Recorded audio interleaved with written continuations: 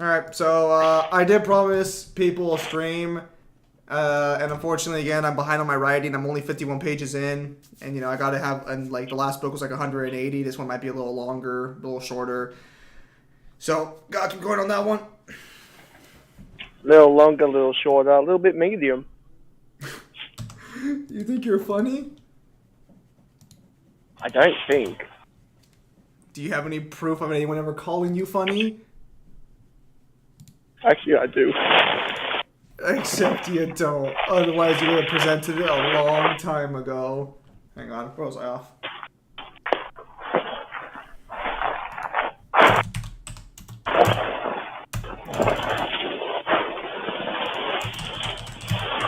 Hey, for your information,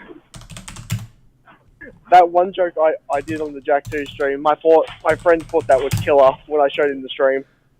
So, Zeb, what do you think of Final Fantasy 16 so far? And of course he did, Kyle. Of course he did. I saw that pun. It looks pretty good, but it just kind of looks like a better, it just looks like a more up-to-date version of Stranger in Paradise.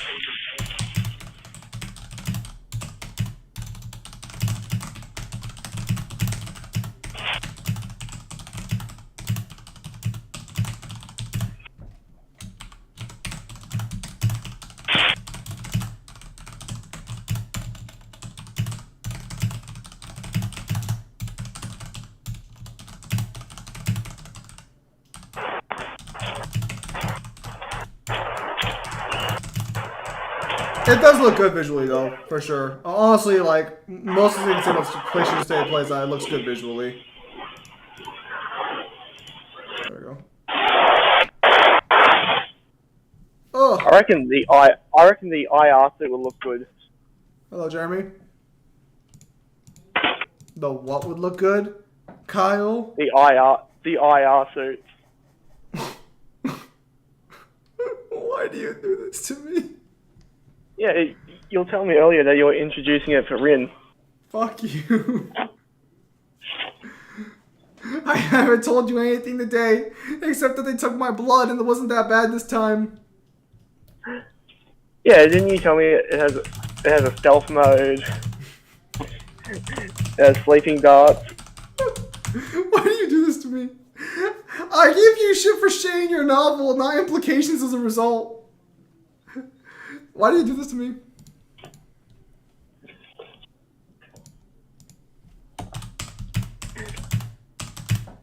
What about the Spider-Man port? You're gonna stream that? Probably not. I still got quite a few games streamed, and Ninja Gaiden apparently got added the Game Pass, so I can stream the Ninja Gaiden games for free now. Or, well, for free, I pay for Game Pass. Is that just going to be an entire playthrough of I wish it was DOA? Oh, of course not. That'd be ridiculous.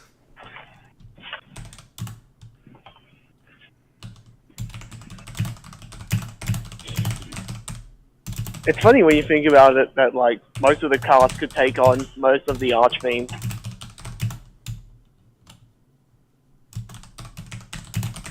Yep. XCR Master Chief. Oh! Oh, what was that? The fucking leaf blower? I thought the sound suppression was on.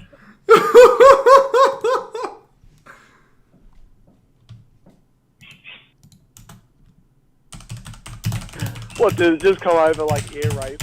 Yes. But you're gonna use that as a pun, aren't you? To segue into your fucking bullshit.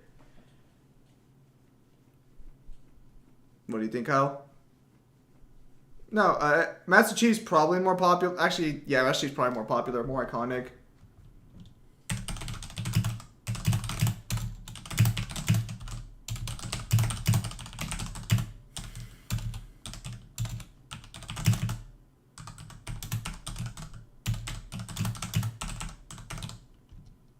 Not white piece of paper, torn piece of paper. There we go.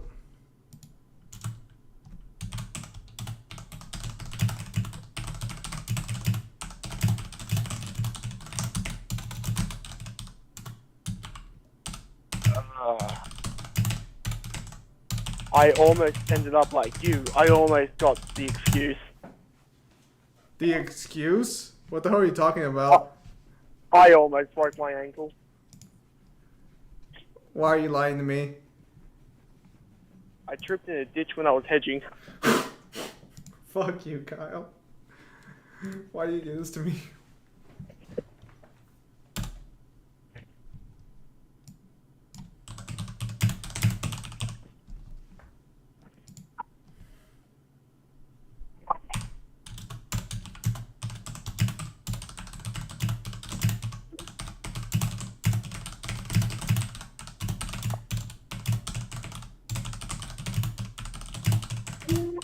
All Ninja Guy games or all 3 XEO games? What game is more popular? The XEO games. Ninja Gai's not that popular.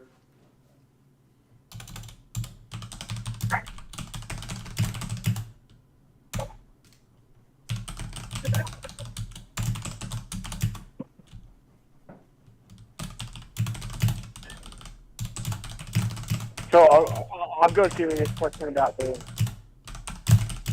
got a serious question? I don't believe about you. Rin, yeah.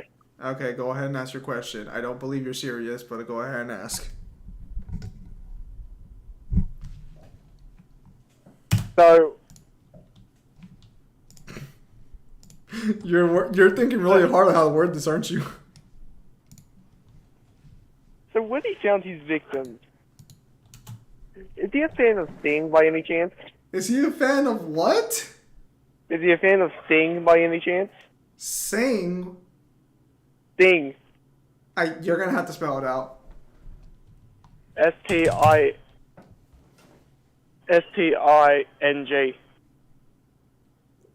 What is Sting? Mention out of place. Oh, the song? Oh, he's a singer. I don't think so, since I don't know anything about that. And, well, most of my musical fucking shit comes from you if I know anything about it.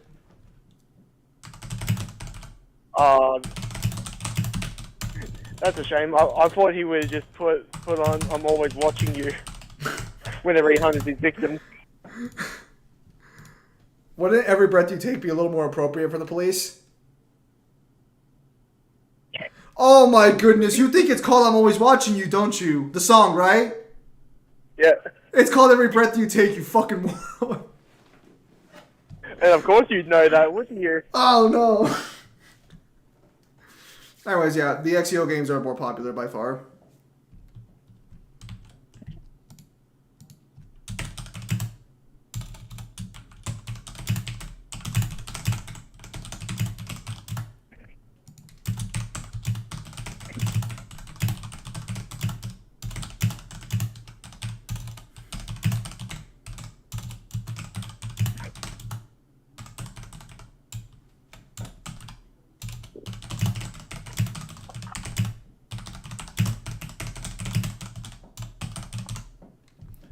Hello, Jet Warrior.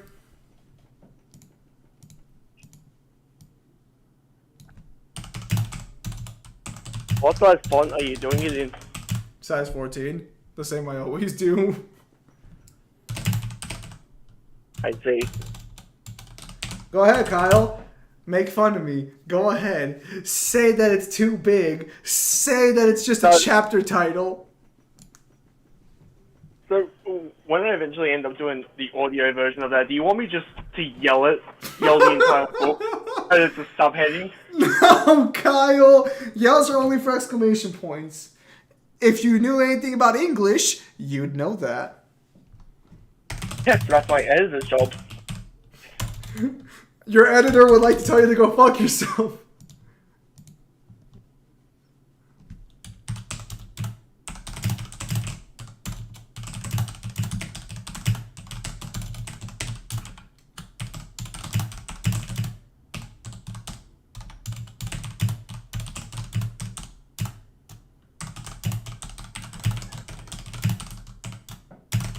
Yeah, no, it's just gonna be a chill writing stream. This time I have Kyle with me. So, you know, that'll be nice.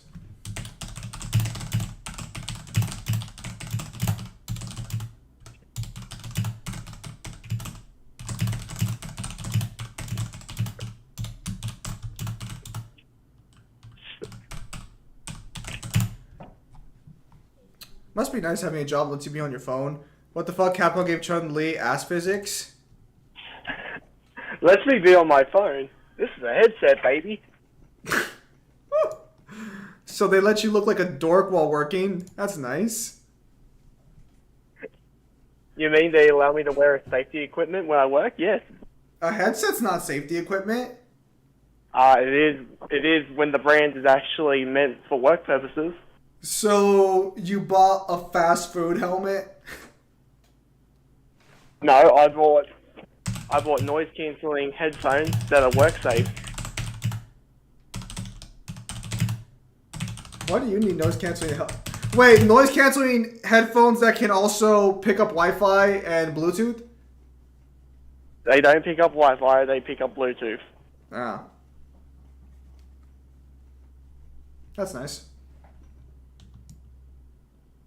Our job is very boring and I need something to continuously speak into my ear so I don't go insane. Kyle, how big is half a kilometer? Half a kilometer. Yeah. 500 meters. I hate you so much. Why?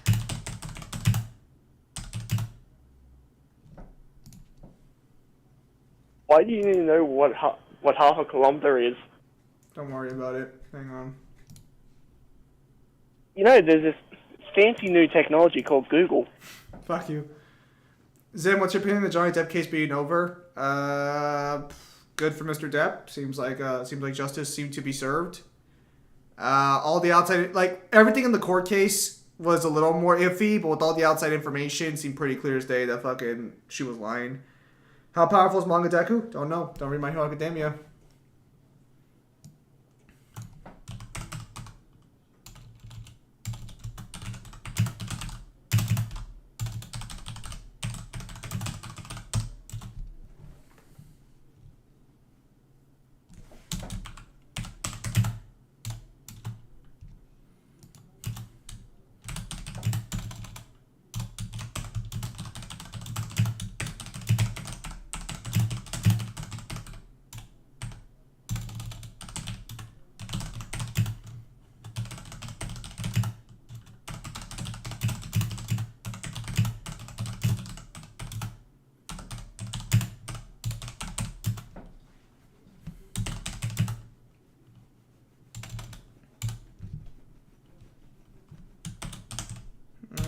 Alright, this part.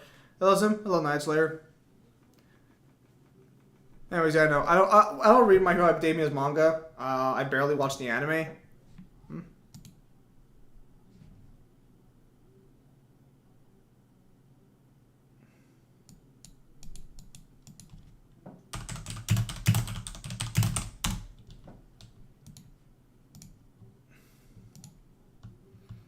The Soul Cinder versus Dark Eater Midir. I don't know what Dark Eater Midir is. That sounds like an Elden Ring spoiler. How powerful is Hyperform from Sonic? Not too sure.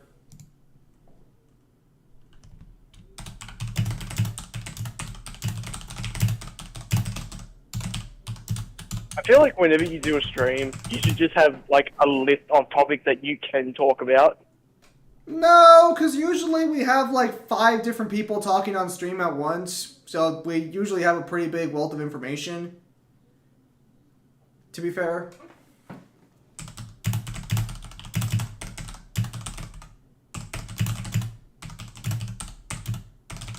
Zim, if you could be reborn into a series, you know, which would you pick? What position do I have in the series? It's a Dragon in the Ring Say DLC from Dark Souls 3. Geez, Zim, I did not beat Dark Souls 3 because I did not like Dark Souls 3. Hey, Zimatorn. Hey, Samaj. Yeah, I'll tell you, you get to be reincarnated in 15 North Star as a woman.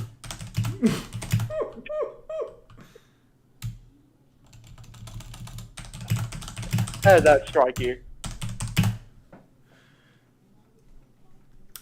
That sounds like a really bad deal. You know who's the first person you come across? Oh. Jaggy. That seems like a really bad deal. I think I'm good.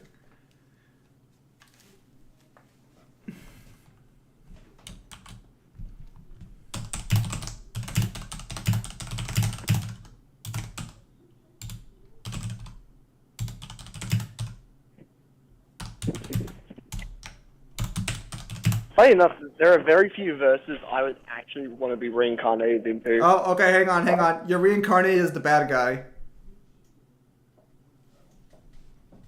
In which series? You can choose the series, but you're the bad guy.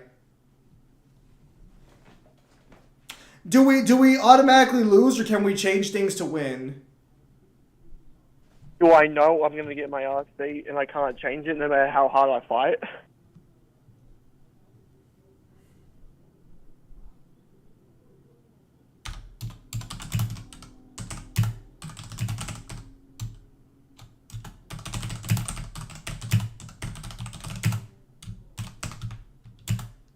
No, bad.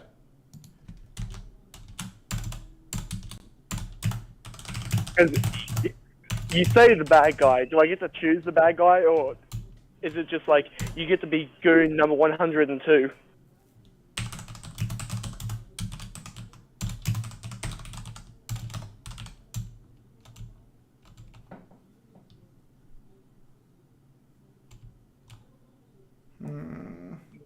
You can change it. So you get to be the main bad guy, and you can change the outcome of the series. I guess just pick a series where the protagonist isn't that strong.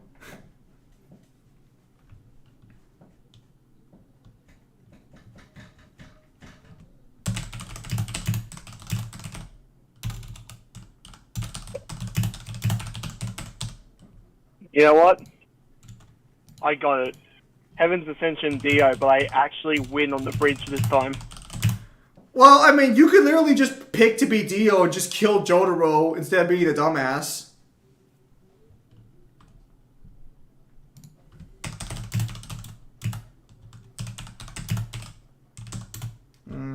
Disrupt Skeleton's whack.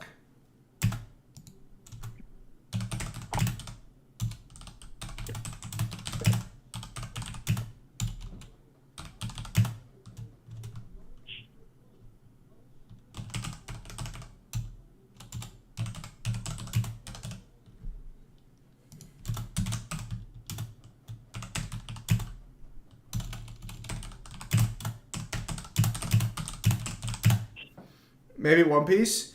Well, it's like, I mean, like, that depends. Like, what villain are you going to be in One Piece, though? And keep in mind, you want to pick a series where, like, you're not, like, directly getting fucked over, if that makes sense, you know?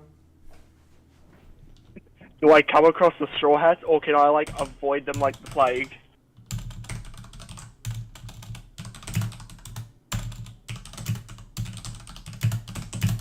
And I reckon there are a couple of villains who have really good powers that in hindsight, if they knew what the fuck Luffy was going to do, the outcome would change drastically.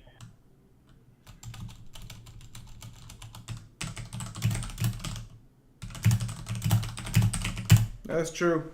I would be Altair from Recreators.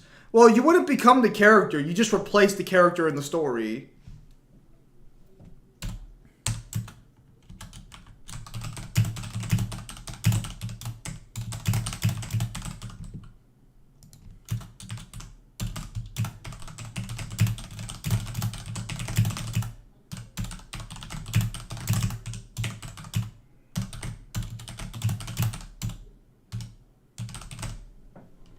Zay, what do you think next death battle is going to be? It's Magneto versus Tetsuo. Durr. Dude, Tetsuo's head looks fucking weird. You mean in general? Or Well, I've never seen Akira, so I don't know, like, at what point his, like, actual fucking, You get the powers of who you're replacing also? Well, I would assume you get their powers, otherwise you get screwed over in every version. I don't know who's at the video verse. Only anime verse or video game verse?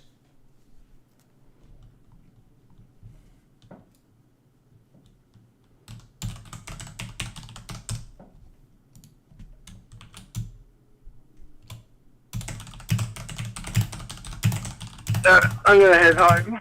So I'll talk to you a bit later. Alright, I guess we'll be alone for next hour. Ryan, streamed by Can't Make Proper Tragic Villain. You joke, but this is supposed to be a proper tragic villain, and I probably am going to fail. But this is just a rough draft, so I'll fix up the details later.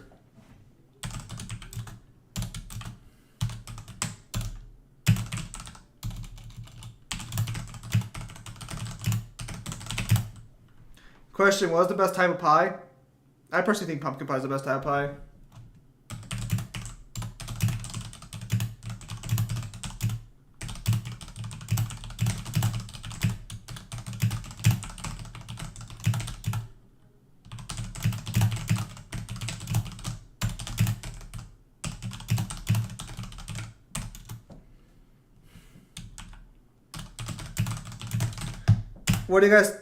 What do you think the mid-season finale is going to be? Is this not the mid-season finale? Still hustling to fix him. Xavier should have had a different protagonist. Wow. Jay Warrior, you haven't even read my novel. Wow.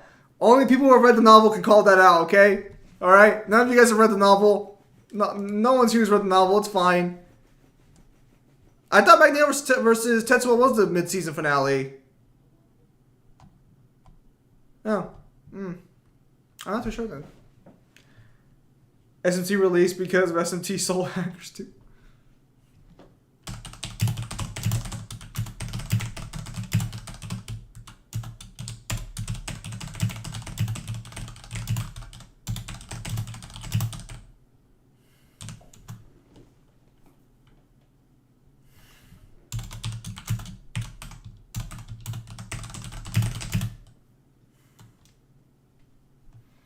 I don't need to read it. I feel it in the force. Wow. Look, Rooster Teeth might want to milk Soul Hackers 2 release. He should have won in SMT 3, yeah. Maybe Raito will be the fucking Raito versus Constantine.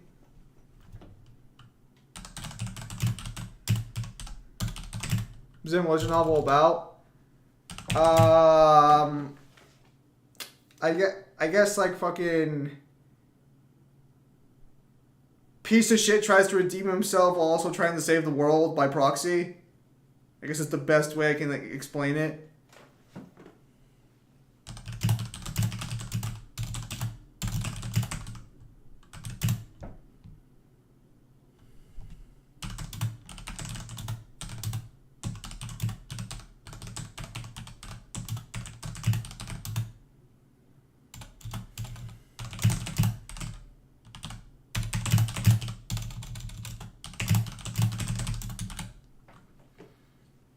Zim's novel is Sarah and Jack ripoff? No.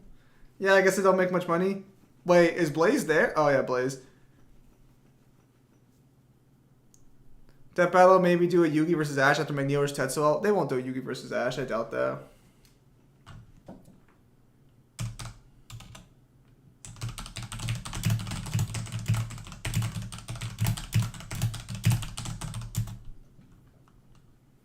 Sounds like a great PG rated movie. Well, actually, it's about no one cares about that. So it's all filled. Pimp Demon, please.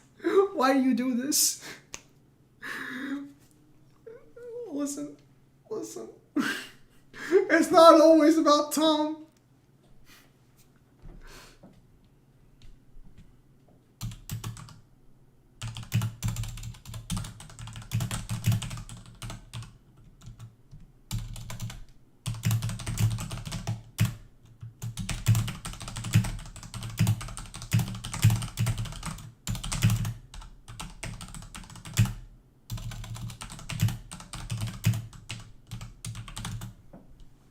Joker vs. Jordan might give good revenue. Nah, I doubt it. I mean, same they had DB cast about it, and you know when they do DB cast 5, basically confirmed for later. No, when it's a DB cast, it's kind of where the fight dies.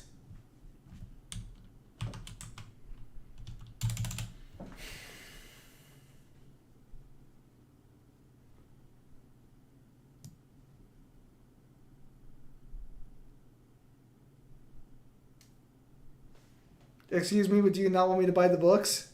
Wow. I'm being held hostage on my OnlyFans. Pain.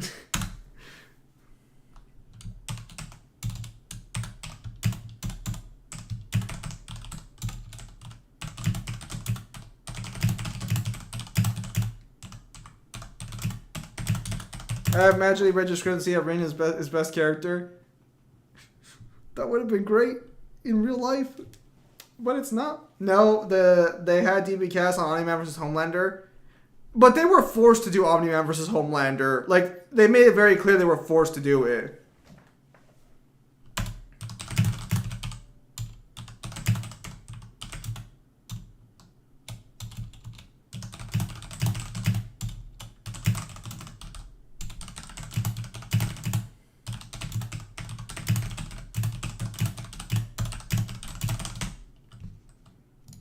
much is it? I mean, Noah versus Aegis. Hang on. Actually, I can just check over here real quickly. Which hand is actually the fucking blue one? It's the left one? One second, guys. I don't know which one of my character's hands is the artificial one. Yeah, it's the left one. Alright, cool. Why is Max from Ben 10 here? His name's Maximilian. If I'm shorting it for now, boo on you, Pimp Demon.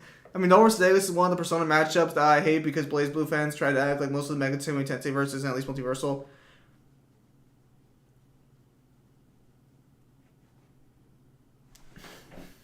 Yeah, no, like, they made it adamantly clear they did not want that matchup. Listen, I'm gonna change the name at some point. I'll probably just give up and call him fucking Connor. That's an Irish name. Connor's Irish. I'll probably just give up and call him Connor at some point. Aegis can't kill Noelle, right? I'm not too sure. I'm not too familiar with... I'm familiar with Persona, I'm not familiar with BlazBlue.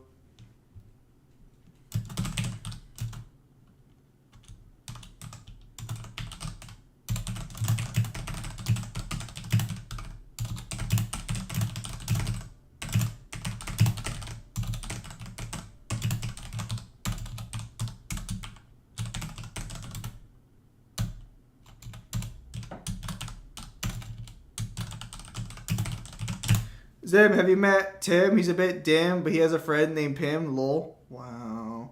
Wow. Image.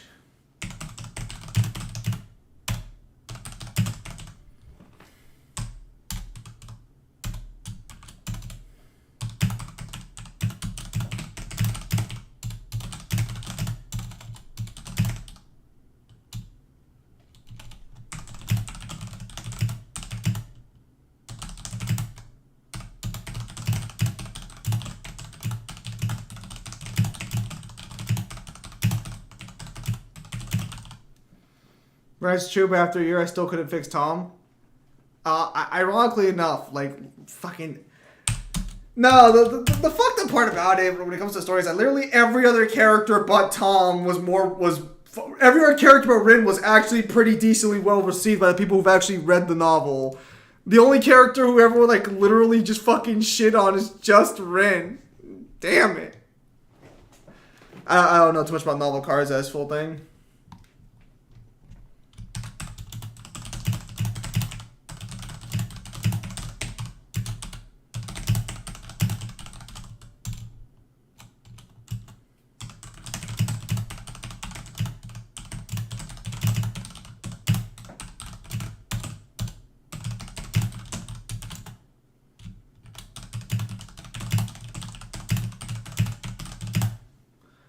Can kill non-Persona 1 to 2 right there, lol. Plus Null is basically the master unit by the time she absorbs Saya. Then again, Nyx is the strongest character in Persona series. Sadly, most C's members don't scale to him. Wait, when Nyx become the strongest... Don't... She's just gonna summon Neo at this rate.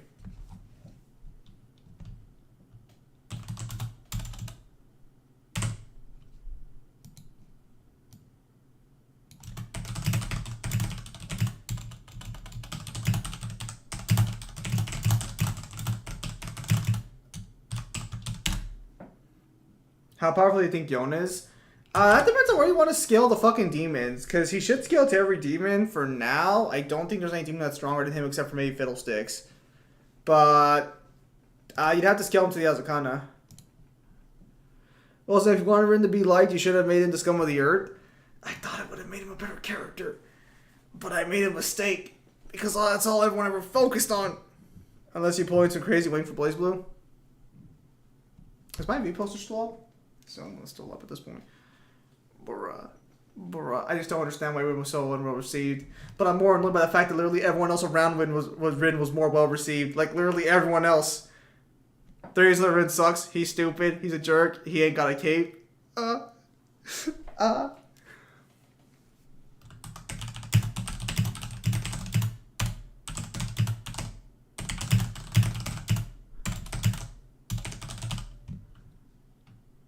No, hang on, I got them.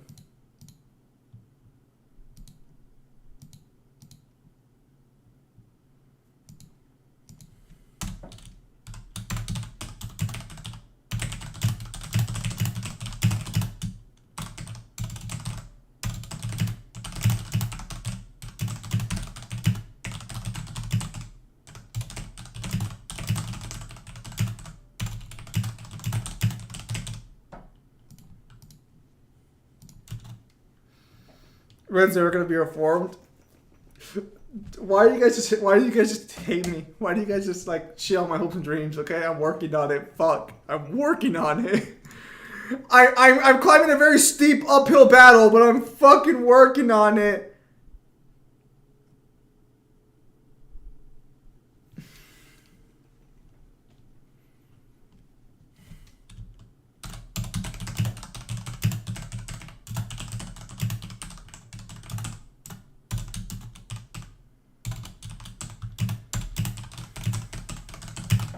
So Kim might have read it. I'm just saying this because of the reaction.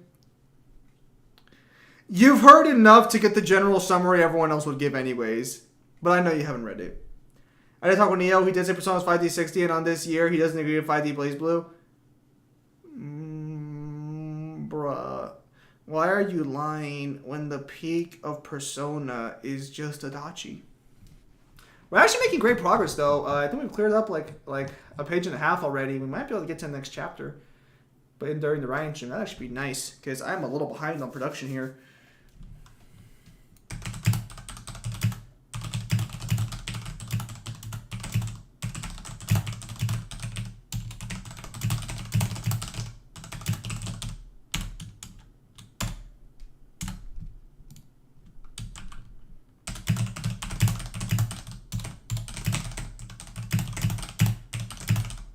Great progress, Tom. I know. You know what, Zim? I'm gonna make my own novel, and it's gonna be about what if Darth Vader got better script. Wow.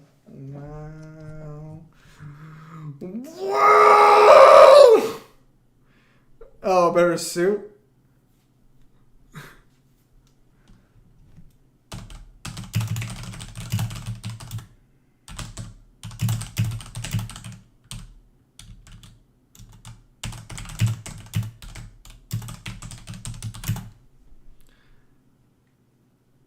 Pain.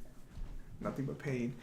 Yeah, it's just a rough draft though, so like it'll probably be different, or either the details will be different, or like some things will be changed for the final draft. So it's like, man, it's fine.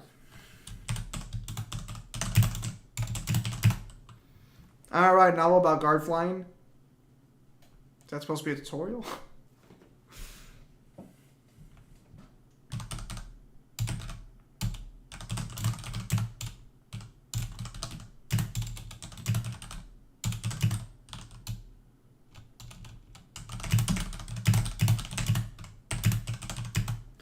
Zim, you're not climbing a steep hill, you're climbing from hell to heaven. Shut up. Shut up. I know you haven't read, you haven't even read the novel. Your opinion means nothing.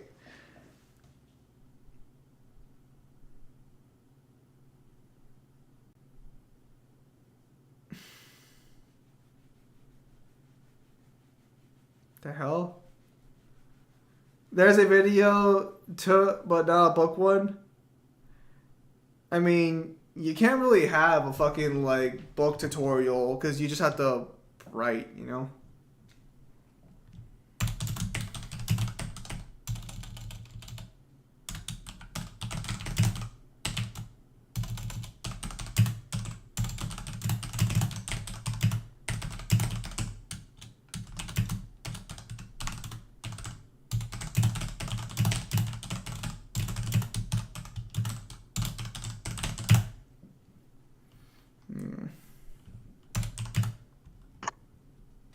Who joined?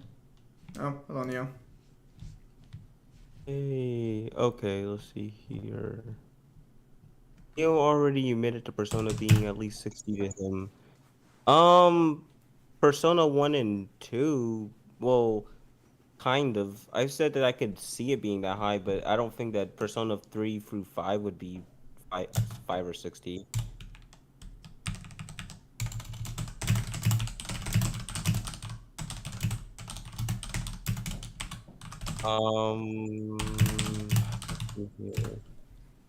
Hi, Mark. Also, not. I guess is not gonna be able to beat Null here as much as I would love for that to be the case. It's not gonna happen. She just has better abilities and just far on. Like I think we've already had this talk before, but like literally, Aegis has almost next to nothing against fucking Noelle here. It's literally nothing.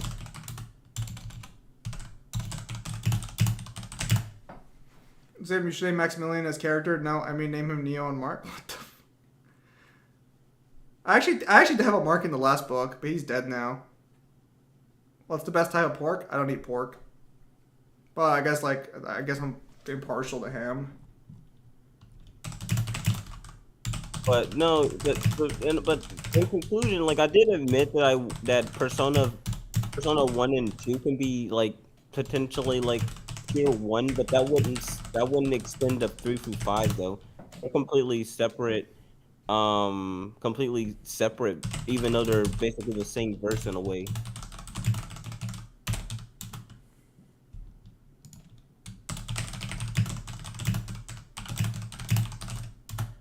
And keep in mind as well too, it was like also keep in mind as well that like what was I gonna say? Well, I don't actually do agree with 5D Blaze Blue. I still have it much higher than where I have Persona, which is 2B.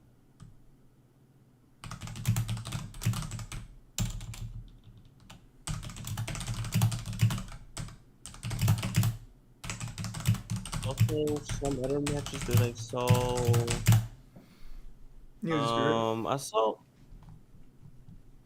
I saw Mega Man.exe versus Dante. Now that's an interesting one. That's probably that's gonna be Dante or just inconclusive for that.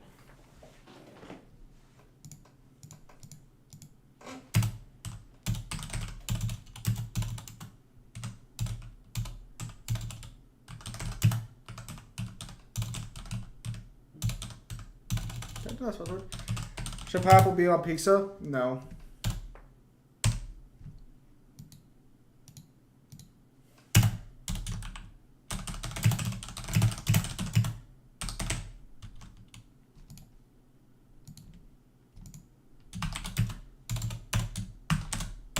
Yeah, that's right. Altair versus Bobo. I don't know what that is. He's from a manga / anime of the same title. It's a parody / joke manga / anime. That being said, Altair would win that.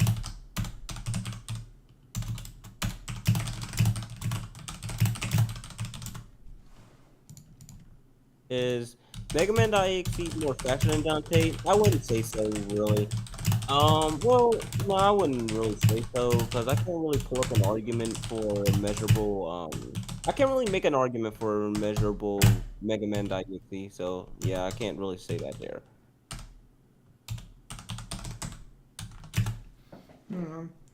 Does that make a plot related to Mangler's doppelgangers? Too diverse of a cast. What are the 10 strongest Soul Series characters, excluding the player characters? Okay, so I'm gonna have to think on this, but I know for a fact that the top 5 for sure would have to be, and probably in this order too. I'd say Ashen One, followed by the Soul of Cinder, and beyond that, I have to actually think. Damn. And here's the thing, I made a video on that before, but it's kind of a bit outdated, or, well, more so, it's kind of like I don't entirely agree with it. There's some elements of it that I do agree with, but not a lot. And so on and so forth, but it's a bit of a hard one. All I know is that the top 2 would just be Ashen One and Soul of Cinder. I think for number 3, I can probably make a case for, like, 2 characters, either Gale or Prime Gwen, but I'm leaning more so on Prime Gwen here though, maybe. Because like Prime Gwen was like vastly stronger than what we've seen of him in as a Hollow in 1. And like going off of some of the stuff about him in his prime, he was like ridiculous. But I don't know. So I know Gwen like at his prime was probably gonna do top 5 as it is.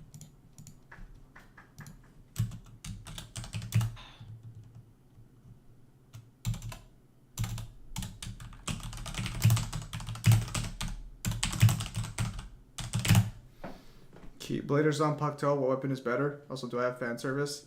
I don't think I do. But I'm pretty sure the Keyblade's the better weapon over Zanpakuto.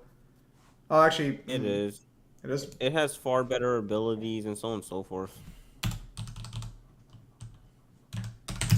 How strong is Bloodborne? I personally scale, and keep in mind this. I'm taking about. It depends because some of like your characters, like for example, the Orphan of Kaz, for example, are like capable of creating pocket dimensions with like moons in them, and also you have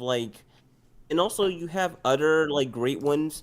I forgot what was the name of the spider one that was capable of like moving the moon and like and making it able to hold its orbit. You have stuff like that, but then on the high end, you have like actual great old ones who are like literally beyond the universe and transcendent in space and time as a whole.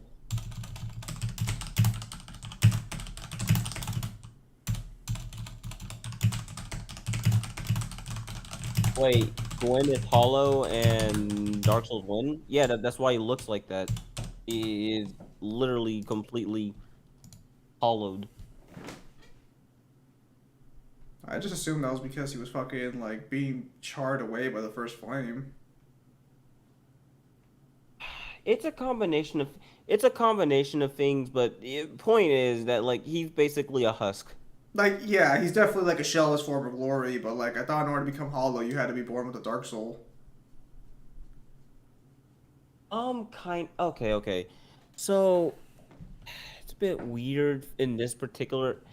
I don't know. I'll have to read through lore just to be sure that was the case. But I do remember it being something of that nature, though. I have to look back just to be sure, though. Well, I think it's generally agreed that Magneto stomps unless. Well, no. Here's the problem here. The only area I would give Magneto is his versatility with his magnetism. Other than that, he basically has nothing on Tetsuo. Like just other than that, there's really nothing else he has. And keep in mind, I'm not even just talking about the universal scaling as well. Already, even before he got comfortable with his powers, him and Akira are more capable of creating miniature Big Bangs as it is, and so on and so forth. And even when they both got somewhat comfortable with their powers, just them being in each other's presence or like quote unquote like combating one another was enough to just basically destroy the planet. And keep in mind, I wasn't even the upper limits of their power either. So it's like, yeah, no, just straight up. And Magneto basically only has versatility because as far as everything else, he's basically outmatched, or just Tetsuya's almost on par with. Like, seriously, I really, and keep in mind, like, I'm saying this as a Magneto fan. Magneto's literally one of my favorite characters of all time. I love Magneto, but like, he's not winning this. Or at least if they do what they're really supposed to, Magneto should not win this at all. But Magneto fought heralds. And I think I've mentioned that before, but like, keep in mind, Magneto has never consistently fought Herald level with his physical might. It's always been through packs.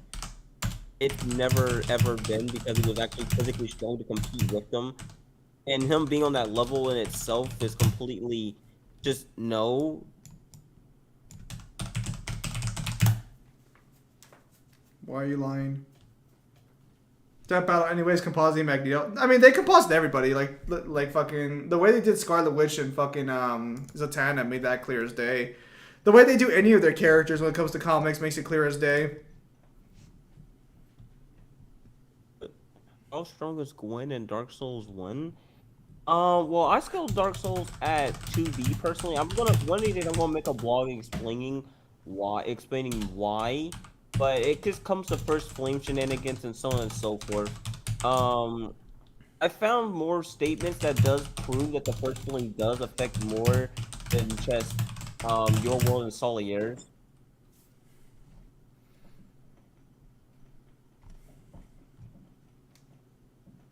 How much stronger is Apocalypse in comparison to Magneto in the comics? Dude, Magneto literally... I mean, not Magneto. Apocalypse quite literally like one of the more stronger mutant characters. Period. There's literally no comparison between him and Magneto. Keep in mind, Apocalypse has feats of also being able to like fuck with hero level characters too. So like, yeah.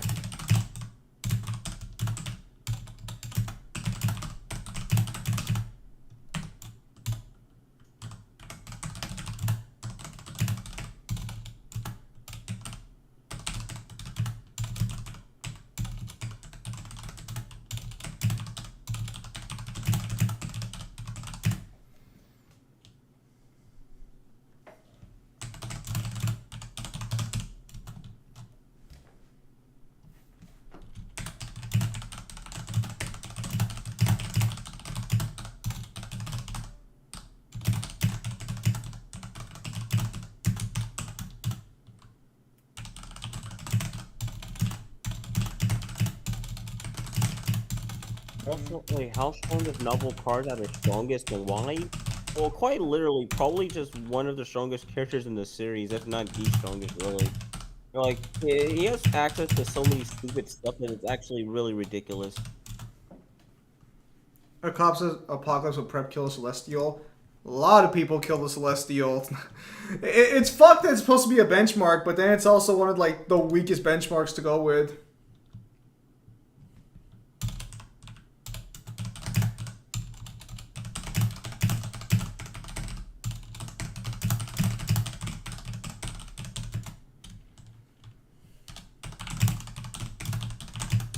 Who wins, Black Adam or Apocalypse?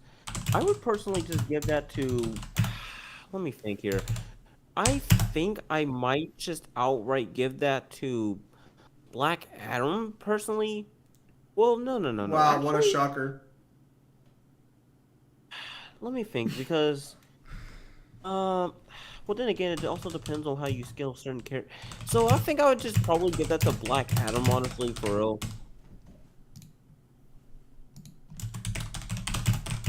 Cause I personally scale like Marvel Herald levels, like characters like Thor and Silver Surfer around like multi-solar to like Galaxy, which is oddly around where I scale characters like Superman, Wonder Woman, and so on and so forth. Hey Neo, does Odin consistently scale above average Celestials or no? No. They literally the entire pantheon, literally his entire, no, not just his pantheon, like almost every one of them had to put their energies into the destroyer armor just to destroy a single Celestial and even stand a chance. And even then, the Celestials still managed to body it. So it's like, no. Odin is far weaker than what a Celestial, which also paints into perspective just how powerful they actually really are within the context of their series.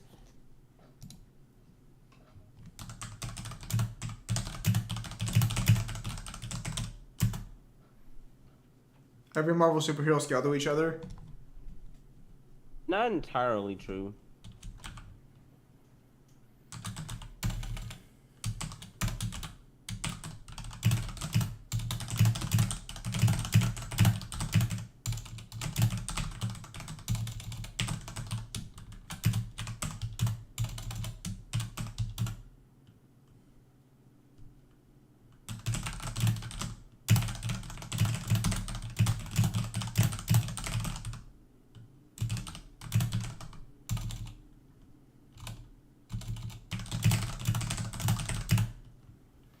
Question: what do you think is the best weapon in the Soulsborne series?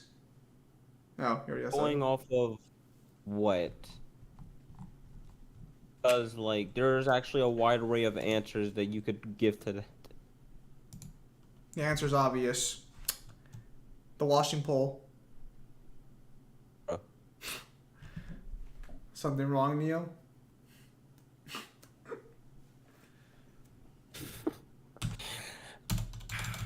I don't know. Like I said, it depends on what your metric is. Because for me personally, I would say, well, then again, it is very personalized. So even then, I wouldn't even say my answer speaks for everyone, and really, likewise for just about every other answer you'll get at that. Personally, I'd probably say for me, either the Moonlight Greatsword or just the Claymore. It's either one of those two for me. I mean, like I said, for me, I think those are probably the two most quote unquote most powerful, best weapons in the Souls game, in like the Souls games.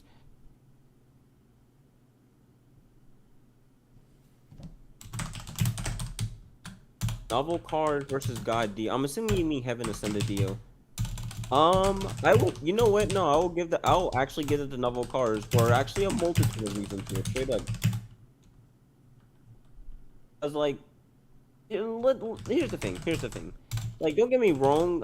Heaven Dio has some pretty good shit on them, but Novel Cars not only has like stupid shit like the Beyond to help and so forth. It also just has all kinds of all kinds of other stuff that Heaven Dio literally has never faced whatsoever. It's kind of just ridiculous, actually.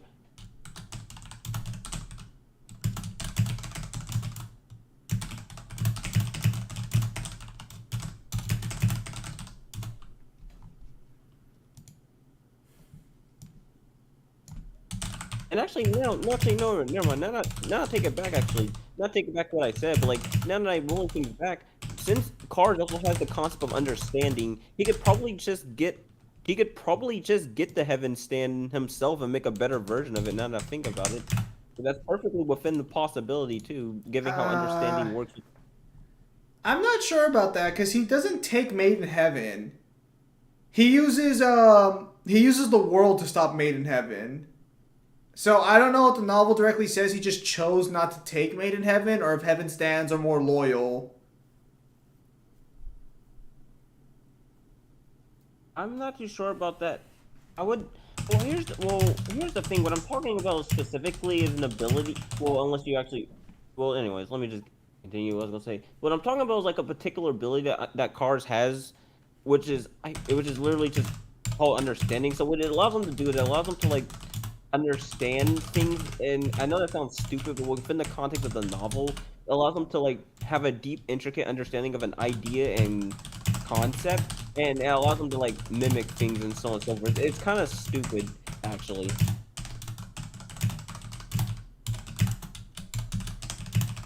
Novel Cars versus Dracula.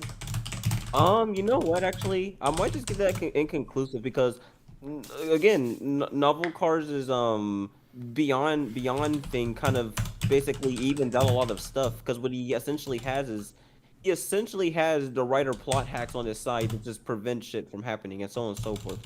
Like it sounds like I'm fucking joking, but that's actually seriously thing in the novel. So I'd probably give that an inconclusive, honestly, or just maybe Dracula with some with like difficulty, but still, nonetheless, it's not one-sided. That's all I'm gonna say.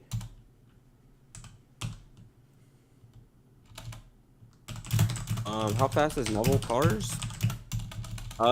It depends. Like, if you're talking about Cars himself is like massively faster than a light plus, kind of. Well, okay, he's massively faster than a light himself, but he can get higher through certain abilities to master faster than a light plus. Meanwhile, like some of his stands are infinite speed. Some of them. Well, yeah, that's really it.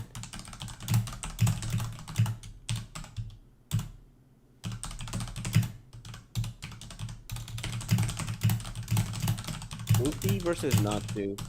Unironically, even though I don't even like Fairy Tail, Natsu would actually body the fuck out of Luffy. It's not even funny with how much stuff with how much recent stuff that Fairy Tail has gotten. Garo versus Yujiro. There's your thoughts on. How fast is Garo from One Punch Man? I mean, okay, so this depends, because Baki has... Well, okay, so is Garo planet level or no? Yeah. Okay, so the best you can get Olivia's speed is, I think, moon level. And even then, like, giving fucking Baki light speed's also a little... It's a little iffy. Because, like, it's based off the statement. I was gonna say because, like, Gaara himself is like at the very least like 4 times faster than light. Well, okay, if he's 4 times faster than light, then yeah, he would just beat Blitz, and he's also stronger too, by the sound of it. I was gonna say at the bare minimum, he's also a small planet level as well. He has like that one feat where he's able to like, bulge out a tectonic plate that got like calculated like small planet. Yeah, no, I don't think Baki is anywhere near that level of scaling. Even then, an equalized fight, like let's say it's equalized it, Garo has techniques that should let him beat Yujiro. Except, well, I guess maybe not because that fucking durability resistance technique just sounds so weird. Just wait till Baki Lightspeed feat gets animated. Well, so Baki's Lightspeed isn't a feat. It's Baki saying to himself that his punch is faster than light.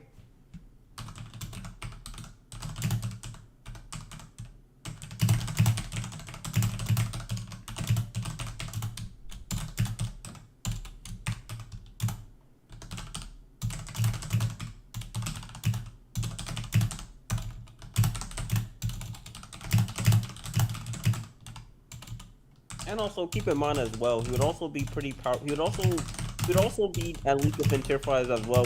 Tier 5 as well because he's basically the strongest foe that Saitama has faced at this point, including the likes of Boros as well.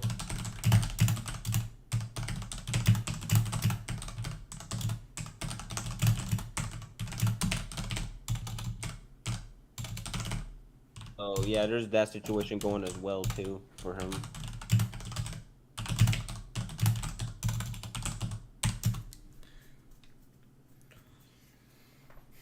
Wasn't that statement during the Musashi arc or Fire Sign arc? The statement was made during the Musashi arc, so it's still a ways away. Actually, speaking of arcs, the regular Ragnarok get a new chapter yet? Haven't checked. Well, because I was gonna say, because Kyle told me the other day that like at least the Japanese like raw seems to be done, because he translated a few panels using Google Lens. Zayma Strong's Raiders from High School DxD. I'm still going through the series. Again, like I'll start releasing videos as I go through the light novels, so I can't really answer that right now.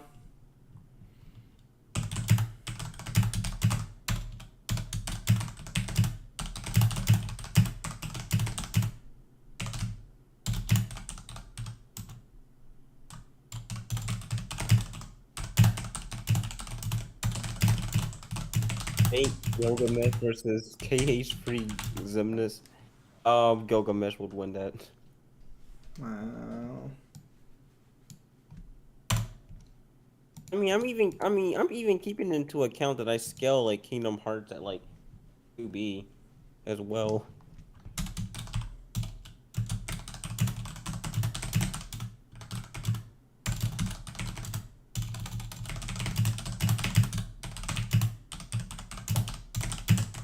Why are you lying?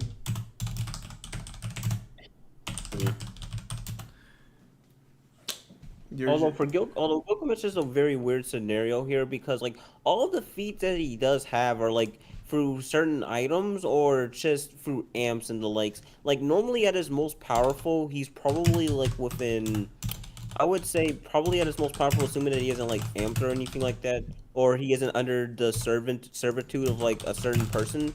He's probably like somewhere within like island level to a small country and the like. But like when you account for other stuff like that, when you account for like the higher end stuff, he completely just demolishes Xemnas.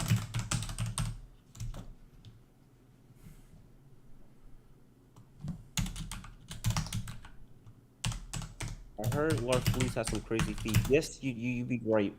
He does. I mean, he should. He's literally the only lantern in that fucking core. You would assume he'd be the strongest. Well, is he connected directly to the actual like spirit of avarice or no? No, not exactly. So the Orange Lantern is probably the most weird lantern ring in the entire series. Like, Yeah, like I know. For one, Go on. I was gonna say, like, I know, like, only one person can use it at any time because they're so greedy, they don't want to share it. But, like, it's because I know that certain lanterns do have, like, the concept monster, we'll call it, inside their lantern. So I was wondering if he had his. I don't think so, but either way, even beyond that, I just like even beyond that, he still has like incredible feats. He's able to overpower like most of the Green Lantern Corps on his own.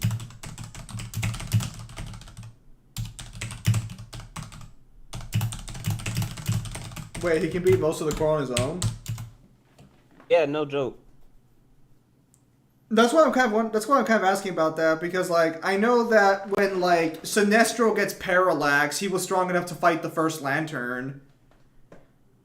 And the First Lantern scaled above White Lantern, like fucking Kyle, so like I know if you get the embodiment you can be way stronger. That's why I was wondering if he had it since he's the only one.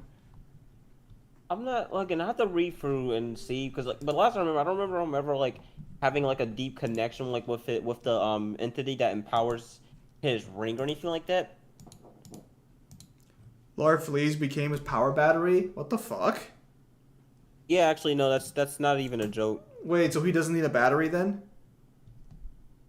Not exactly. Again, this is where the whole Orange Lantern thing becomes so weird because it has so many different rules that just only apply to it.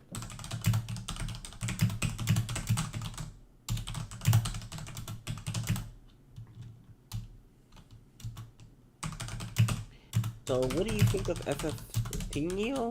I haven't went my full thoughts on it, but I'm excited for it. Obviously, I just do wish that I feel like it would be kind of cool if they went back to a little bit more traditional style, especially since this was supposed to be emulating that traditional 126 universe type stuff.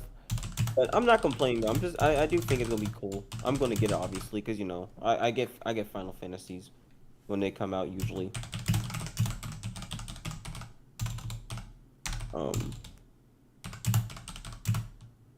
Can Phineas and Ferb scale to the Avengers?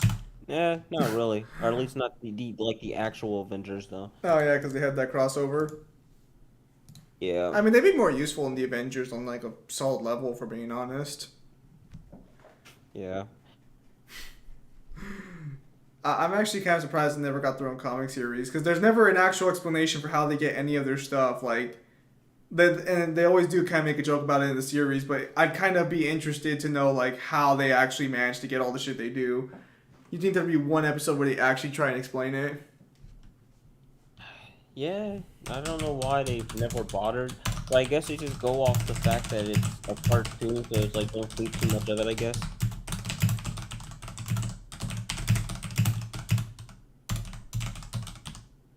Hey Neo, how badly does Purple Heart from Neptunia sold Archie Sonic? I mean, yeah, she just does, that's all.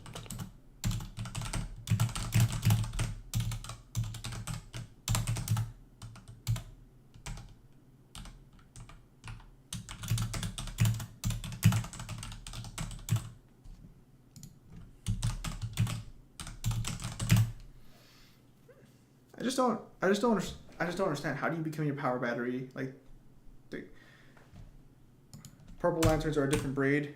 Yeah, Capcom really carried the state of play with Street Fighter 6 and RE4. Absolutely, dude. Capcom's state of play was a fucking joke. And if they don't have any exclusives, they're done in the console war. That's all I'm saying.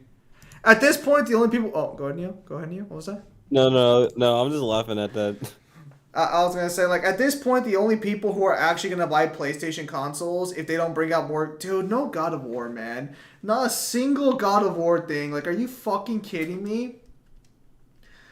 But if Capcom doesn't bust out some exclusives, they're going to fall off. Like, the only people who are going to buy Sony consoles are just going to be the hardcore loyalists. Anyone who's, like, middle of the road is just going to go straight to Xbox or PC.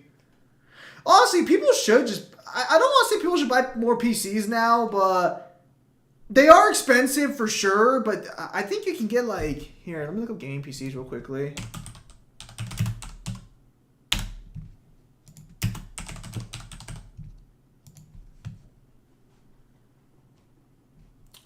Like this right here, $499 Pavlon Gaming Desktop. Probably not the best, but for $500, that's just as much as a console costs now. Same with the fucking Ryzen here. Nintendo and Microsoft are running circles around Sony. It's getting to the point now to where you might just be better off buying a PC. Don't get me wrong, I like console gaming a lot more. I think it's more accessible and more fun, but like... Is the Series X or PS5 like 1K? No, I think the Series X is like. Hang on, let me look it up. Okay, to be clear, the Xbox Series X is being sold in a negative. So it's supposed to cost more than this, but they got permission to sell it for a loss. As Nintendo has the Japanese market, Microsoft's selling. The only reason Nintendo's gonna stick around is because Nintendo knows that their IPs carry their entire fucking like bank. I mean, I guess the games are good. You know, they've been around for a while for a reason. But it's like, make no mistake, like Nintendo understands that exclusives are what's keeping them afloat. Zim practically here in LAN, people prefer PC by mile instead of consoles because practically no one has enough money to spend over $30 on the current video game. But Newton, how do you guys get your games then? Don't answer that question. Nintendo games are good, yeah, you're right. They are. I read the Lark Face comic today, and he beats this guy named Zoom, whose power binds all of creation.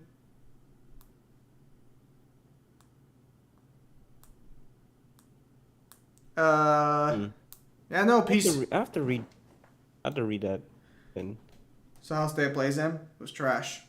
Should have been called fucking this Capcom State of Play. Capcom State of fucking Presentation. That's what it should have been called. I didn't even watch it entirely. I'm gonna be real.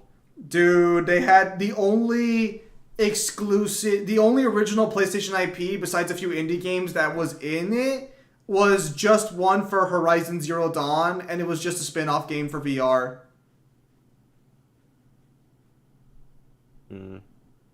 Dude, it was Gohan stronger than Goku and Vegeta? At one point he was, not anymore. Sorry, go on. No, I'm trying to think of what the fuck I was trying to say here in the story. Apex Legends is getting popular here. Oh yeah, I've been seeing Apex blowing out a lot of places. I've been seeing it getting popular in Japan especially. Well then again, I think it's already popular in Japan, but I'm just mentioning that.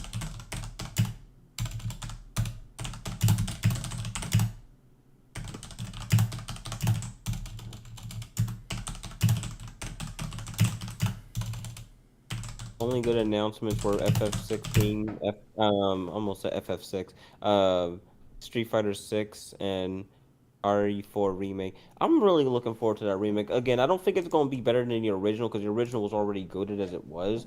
I do want to see how they take it though, especially since it's supposed to be a lot more serious from what I remember.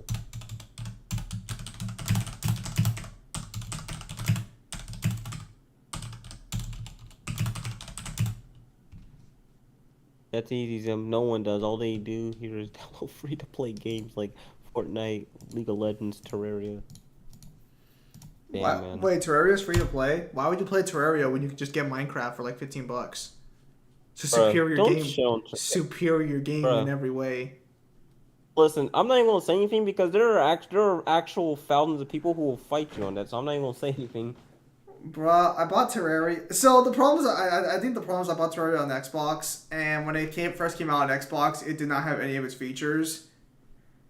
Maybe. I still think it's trash. They have to keep saving.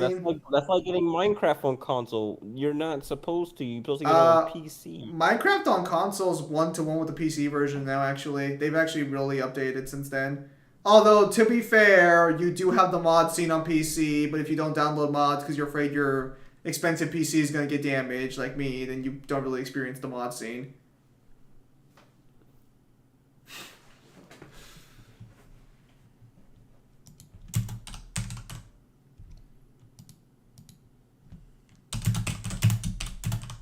Minecraft on console's a true way to play. Please don't speak again. Let's see here. The FF16 protagonist looks like a knockoff of Velvet Crow. Yeah. I mean, I don't know. I mean, the design, in my opinion, is still better than Jack, but it's alright though. I mean, I'm gonna be honest. I think it's a prequel. I think it's an actual prequel to the entire series because I think this is gonna explain where the gods came from. Yeah, maybe. I mean, we'll have to see then. I mean, you're literally playing as Ifrit, and literally all the other main characters are the gods themselves. So if they don't go that route, I would be surprised. Zane, people here don't have $15. The average salary is $400 in Ugaria, but the rest of LAN is less than $200. More than half of that goes to food and taxes. Ryu in Street Fighter 6 kind of looks like Yuzim. He doesn't look that bad. Neo, how strong is Sora? How would I just scale him? And how, well, okay, so you get a wide array of people who scale him differently. You have people like Bobsican who like scale him at like 2A, which is completely fair. Then you have me who scales him at like 2B at most. Then you have Mangler who just doesn't scale him at tier 2 at all.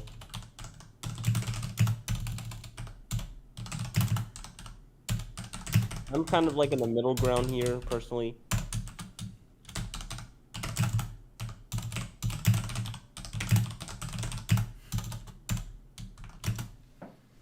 But keep in mind, the 2A argument, Sora is probably multiversal to Elder. Nah, he's definitely not Elderversal, but...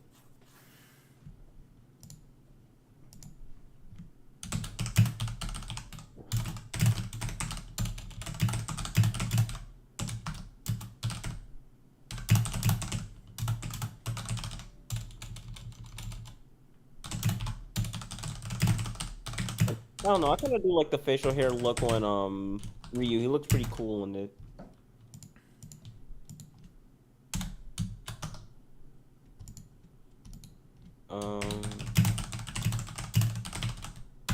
Yu-Gi-Oh! Protagonist Something Battle to- Royale. Who will win? Shit. I'm That pretty sure I would... Oh, go on. No, go on. Oh, as I said, that depends, dude. I'll Can let they you attack talk turn? first. Can they attack turn 1 or no? Well, here's the question. Is he talking about, like, based off their decks or, like, in an actual fight?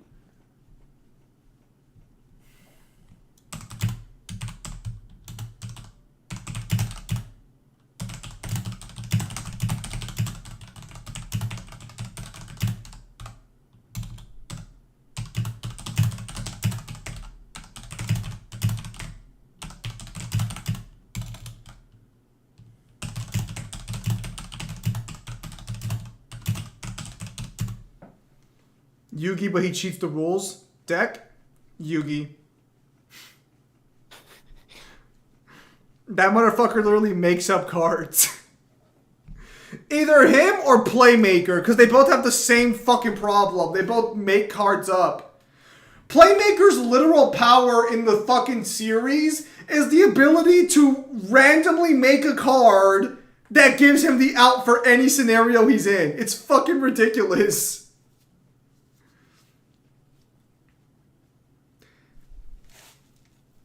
And then fucking, well, I don't think it's his power directly, but, no, it is his power to access the fucking waves. So is Exo protagonist? Bruh, can these protagonists stop fucking cheating? Go ahead, Neil. Neo, do you think the worlds in Kingdom Hearts are their own universes when inside of them? Yeah, they are. They definitely are. There's so much evidence to compile onto that Bob even made like a whole blog on that. Matter of fact, one of them just outright is called like one of them outright is called the universe, I believe. I believe it's Stitch's world. And keep in mind, Stitch's world is not like some sort of outlier, some sort of special world. It's literally just every other type of world, too. And also keep in mind, there's like proof of like other worlds also being much bigger than what they are.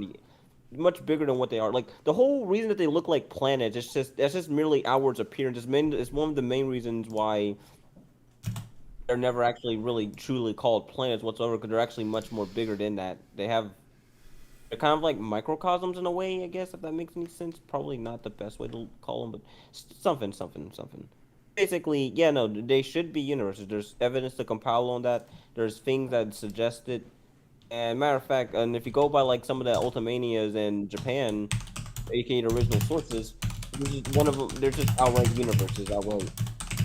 Like if you want a blog, I can link it, or you can ask Bob if you're in the server. I'm not sure if you are, but the point is, yeah, no, you can argue that worlds in Kingdom Hearts are universes. You can make an argument for them.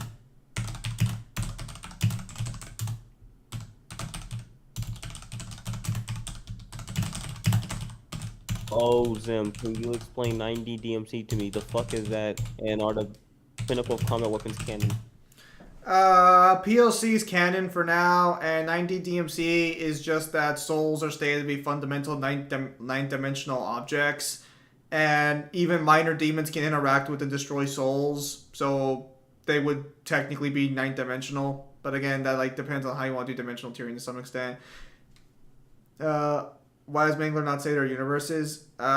He's displayed this before. He was gonna make a video with Excalibur, but that video's been like put on hiatus indefinitely, similar to my Samus Aran How Powerful. Yep. Oh. Just gotta sit. I'm just gonna sit here and let it linger. It's okay. It's okay. You've done a great job as a co-host. You've done well.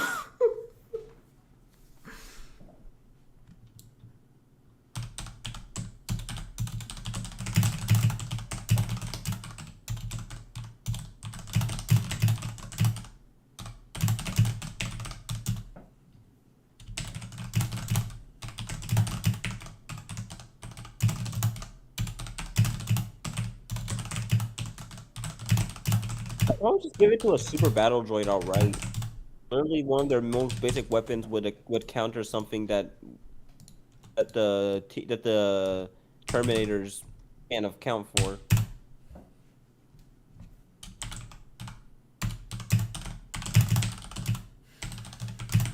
Could nobody kill Dante unless they have access to that or can access that? Theoretically, yes, but it's also a problem that like you would have to beat all of Dante's healing abilities because Pinnacle of Combat makes his healing factor go from like somewhat impressive to completely batshit fucking stupid. At this point, like, because demons can survive without their soul. They don't need it. Like, they can survive without everything. They can survive without the concept of their own existence. Like, no, like, at this point to kill demons in DMC, you'd have to get past, like, 50 different layers of fucking regeneration and immortalities. It's obviously, the numbers exaggerate, but the point still stands. Do you see that AC stuff I brought? So thoughts? Yeah, no, like, I mean, I saw some of it, but it doesn't really help your case all that much because, like, the problem is that, like, you bring up that, like, Haymitch knew about it and didn't tell him right away, but why would he tell him right away when you can just show your son directly that this man's, like, a bastard and to learn to think for himself? Again, the problem is that Connor just literally wasn't thinking straight. Does he just not... Oh. Does he just not agree with them? Or does he think that there's not enough evidence? I think it's a combination of both.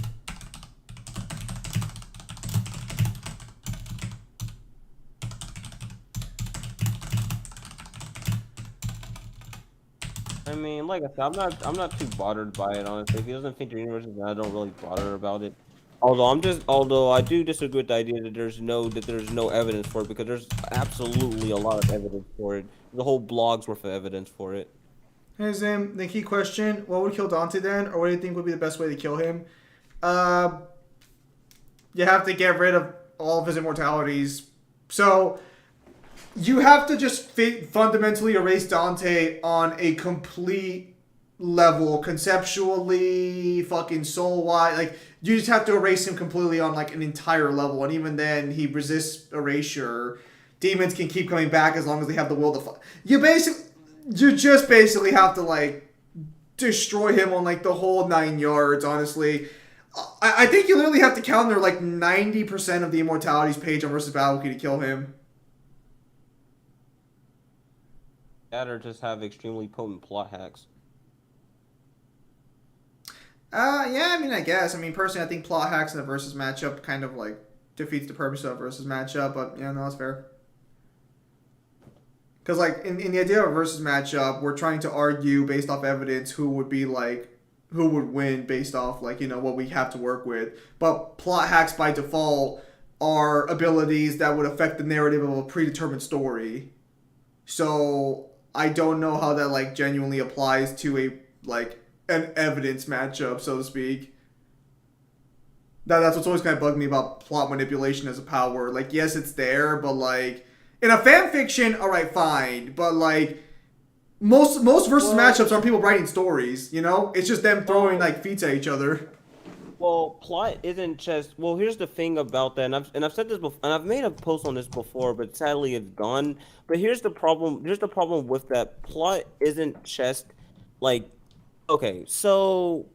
Here's the thing, like that plot in itself or a narrative would encompass a lot of other things such as events and so on and so forth. Like um, it's more than just like a story per se, but it encompasses a lot of other things, or like a narrative in itself, or like a story within the context of if it actually like exists, would encompass much more than just oh this is like for example, if plot were to like actually be something that you can like that actually like physically, well not physically, but, exists, like it's something that's uh, it's something that's actually like there. It would encompass. It would basically encompass everything. Like for example, one of the basic applications of it is, one of the most things that falls under plot is essentially events or narrative and so or something like that. So just off of that alone, you can argue that if you can manipulate plot, you can also, to some of the capacity, manipulate causality. That's just one example of that. What I'm trying to get at is plot is more than just, um, is more than just. Oh, there has to be a story. So if you manipulate that, then the narrative goes like plot in itself encompasses a lot more than just that. That's all what I'm trying to get at here. I mean, I would just call that reality warping at that point because if in Well, I order, mean that is fair, but I mean, but the reason why it's called plot manipulation is to distance itself from that because not all reality warpers can affect a narrative. yeah, that's fair, but it's like at least when you're categorizing again, like you could just say like reality warping, then a little note at the bottom up to affecting the plot of a storyline. You know, if you can manipulate plot, who got free will? The free will fucking characters thing is always a weird thing. Hmm.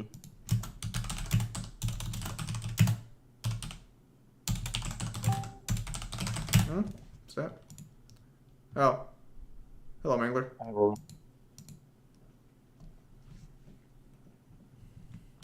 For long. How are you doing today? How are you? We're doing good. Good. Oh my gosh. Why are these zones in the worst locations? According to Neo Old List, 10 strongest DS are Dark Souls. Solaire number 10. Oh my god. Oh, someone actually pulled up my old ass list. No. Hang on. Yorm, Aldrich, 70 Abyss Watch. Cringe. I gotta see this. Cringe. I gotta see old Neo versus new Neo. 70 Abyss Watchers, bad. 6 Madness, Bad. 5 Chosen You put Lord Gwyn above the Chosen Undead? That's Listen, pretty hey, cringe. listen, That's pretty cringe. Listen, no. No, here's my rationale. How embarrassing! Listen. My rationale for this, and this is something to some extent I can still argue here. It's mainly talking about a prime Gwyn, not like the one that we actually fought. That was the one that was pulling above Chosen Undead, because like we don't have anything that would indicate that he could fuck with a prime Gwyn. If anything, actually the contrary on that. No barrier for the Hang on. 4 Lord Gwyn, 3 Slave Knight Gale, 2 Ashen One, and number 1 Soul Cinder. So the part that's just confusing the fuck out of me is, and so normally if there's more context it's fine, but why do you have the people who literally have to beat the person behind, like the Ashen One literally has to beat the Soul Cinder? What the fuck? That was okay.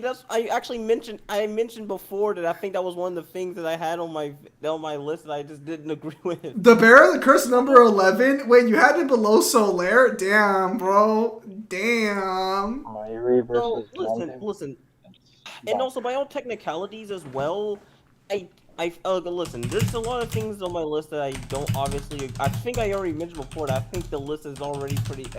I would change it if I could remake it again. Listen. I understand it. I hate the fact that Pimp even brought up this whole list because looking at it actually makes me genuinely physically cringe. I mean, to be fair, it's not can't the escape your answers, Leo. it's not the worst list I think I've ever seen. It's just that he said he had it below Solaire. Bruh, the heresy on this guy for reals. Bruh. So okay. Ryan said plot manipulation is not always an auto win, but that's one of the reasons why I prefaced extreme. That's why I preface potent plot manipulation, because not all plot manipulation is broken. Like there's surprisingly for a lot of characters that can manipulate the plot, it's actually a lot of them actually like used in a way that's applicable to a match or in a way. Because I understand that, like, yeah, no, there's some characters who manipulate plot, but it's not anything significant. But then there's others, like you got like Altair, for example, who can just do whatever the fuck she wants. Well, time for work. Bye. You're welcome, Neil. There's from Demon. Thanks for stopping by. We appreciate it. So, okay. Going off of this real quick. So, one of the things that I will... Okay, so obviously I would change Soul Ascender and Ashen One, because Ashen One's literally superior to Soul Ascender. Two, here's why I also mentioned on the same stream, the thing between Gale and, like, Gwen. I don't know what I would do about that, because, like, by all technicalities, him being able to even stand a chance against Ashen One, I believe around the time he fights Soul Ascender or after, I don't know. But the fact that he's been able to do that technically allows me to make a case for him being above even a Prime Gwen at that point, because literally the Soul Ascender is just every like, you know, Lord Ascender, essentially. So it allows me to make a case for that. I'm not gonna say with 100% certainty, but it allows me to make a case for that. And then behind that, I would probably put Gwen, but I don't know. Those two, I can make a case for either one being number 3 personally. Other than on that, I don't know. I would just have to question, like, I mean, there are definitely some assumptions being made there, but why the fuck were the Abyss Watchers on this list? So they have a portion of the first. So they basically have like a pretty significant portion of the first flame. That was my rationale for that. I forgot what was the reason why I had them so high though, because there's actually much more than that. But I'm trying to remember what was the reason I had them so high. Well, my rationale for them actually being on there is because of the fact that they basically have just a portion of the first flame, or specifically the thing that gives them a portion. It's a lot more stupid than that, but yeah, that's my rationale for them on that. And still, I'm not sure if I put them on top 10 maybe, but they would still be nonetheless really powerful. I was Aldrich below the Abyss Watchers. That fucker was eating gods. Yeah, no. Listen, that's another one where that's another one that I also just really regret. Okay. I mean, I understand, like, totally for an old view, like, why it would be difficult to scale Souls characters, especially when Dark Souls 3 gets in the way, because it's like, everybody's a Lord of Cinder now, but then it's like, okay, but who's an actual Lord of Cinder, am I right? Because then you start determining, like, well, what are the ranks among them? It's like, alright, so are you the Soul of Cinder? No? Okay, so which version of the main character do you fight? And that's your scaling. Doesn't Solaire have Gwen Soul or something? I believe so. Oh, yeah, so Solier... Okay, so my rationale for why I put Solier on my list was he is able to fight against not Hollow, but like basically a fucking former shell of himself, Gwen. So that's my rationale for that, but I'm not sure if that would put him on top 10, though. I know that would make him pretty strong in the context of Dark Souls, though. Question: what do you think is still Dante? What do you think is going? That's the question you answer for Don. I know this is a question you asked them, but I'll throw in my 2 cents here. So, generally, to kill Dante, it depends on what version of Dante we're talking about, because the further you go into the timeline, the worse. I guess the worse it gets for someone who's trying to argue you have to kill Dante, or create a scenario. Because his resistance and his powers just keep getting better and better and better. At his, like, weakest possible stage, so you have to have the ability to negate his regen. Not necessarily his immortality, his regen on, like, 4 to 5 different levels of the highest possible regeneration, and then you have to completely wipe him you have to completely wipe his existence as far as his body, mind, soul, memories, information, his humanity, his concept, power, and then probably also his timeline, in order to, like, remove him. But even then, you'd have to bypass all those layers of his regeneration and then nullify his immortality on top of that. And you probably all have to do it within like a couple attacks. That's just like what it would take to kill him, probably. That's not what it would take to step in the room to like throw a blow at him. The question becomes more difficult. It's been confirmed by Confirmed by Donny Cates at the end of the recent Banner of War comic that Hulk and Thor have merged. What the fuck?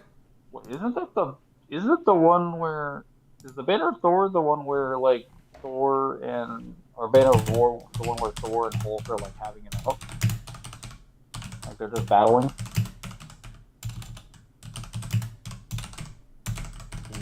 I don't think it's one of them all. No. I think so. Wait, have you heard of the Banner of War comic? Or am I like the only one? I have. I was trying to confirm, is that the most recent one that involves Thor and like Hulk just battling it out in the arena? I believe so. Also, Sparta, that list comes from like an old video that I made. That's where it comes from.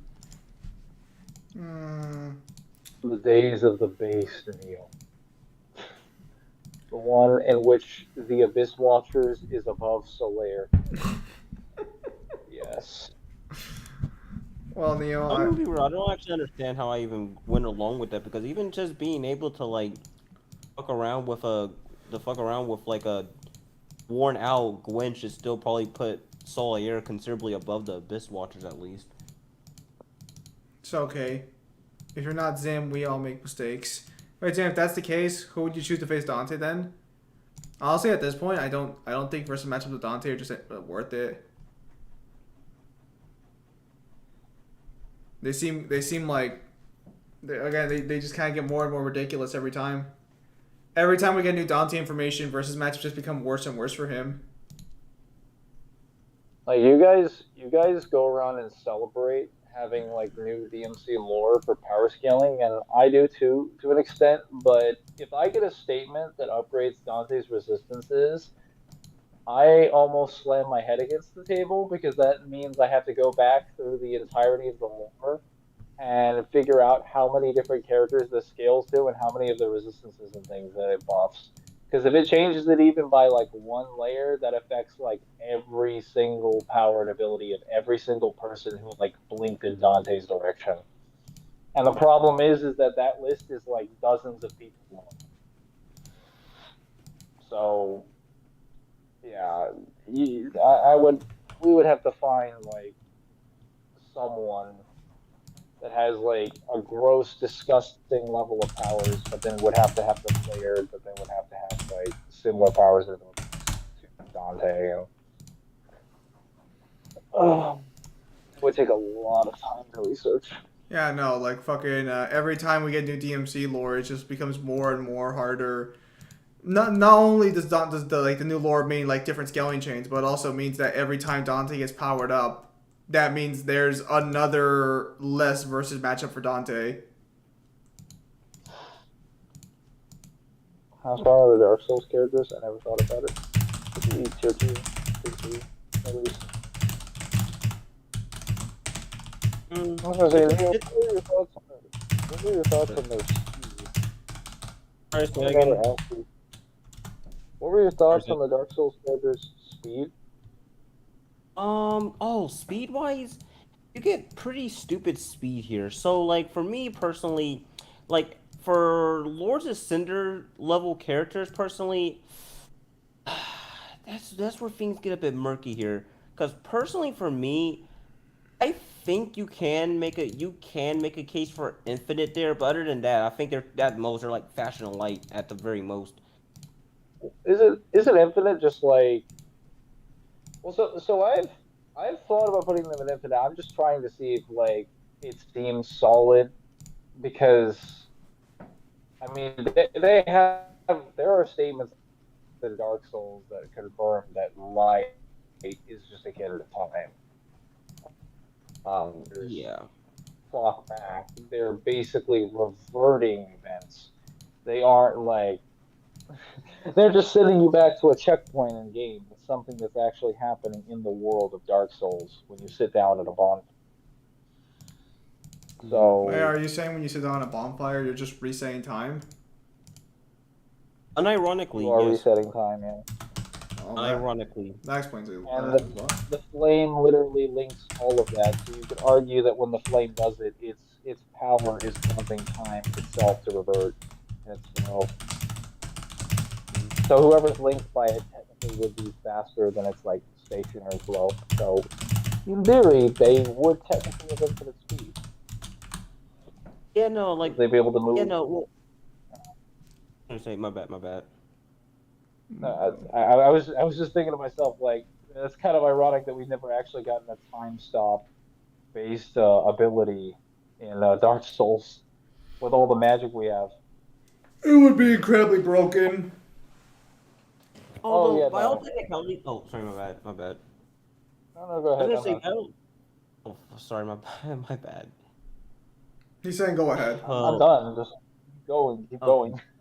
So, what was I gonna say? By all technicalities as well, you can also argue Infinite is somewhat consistent with the fact that Gwen was able to like exist and move in a world that was before light itself as well. That was also even, which if from what I remember as well, was also even just described as stagnant as well, or still something like that of that nature too.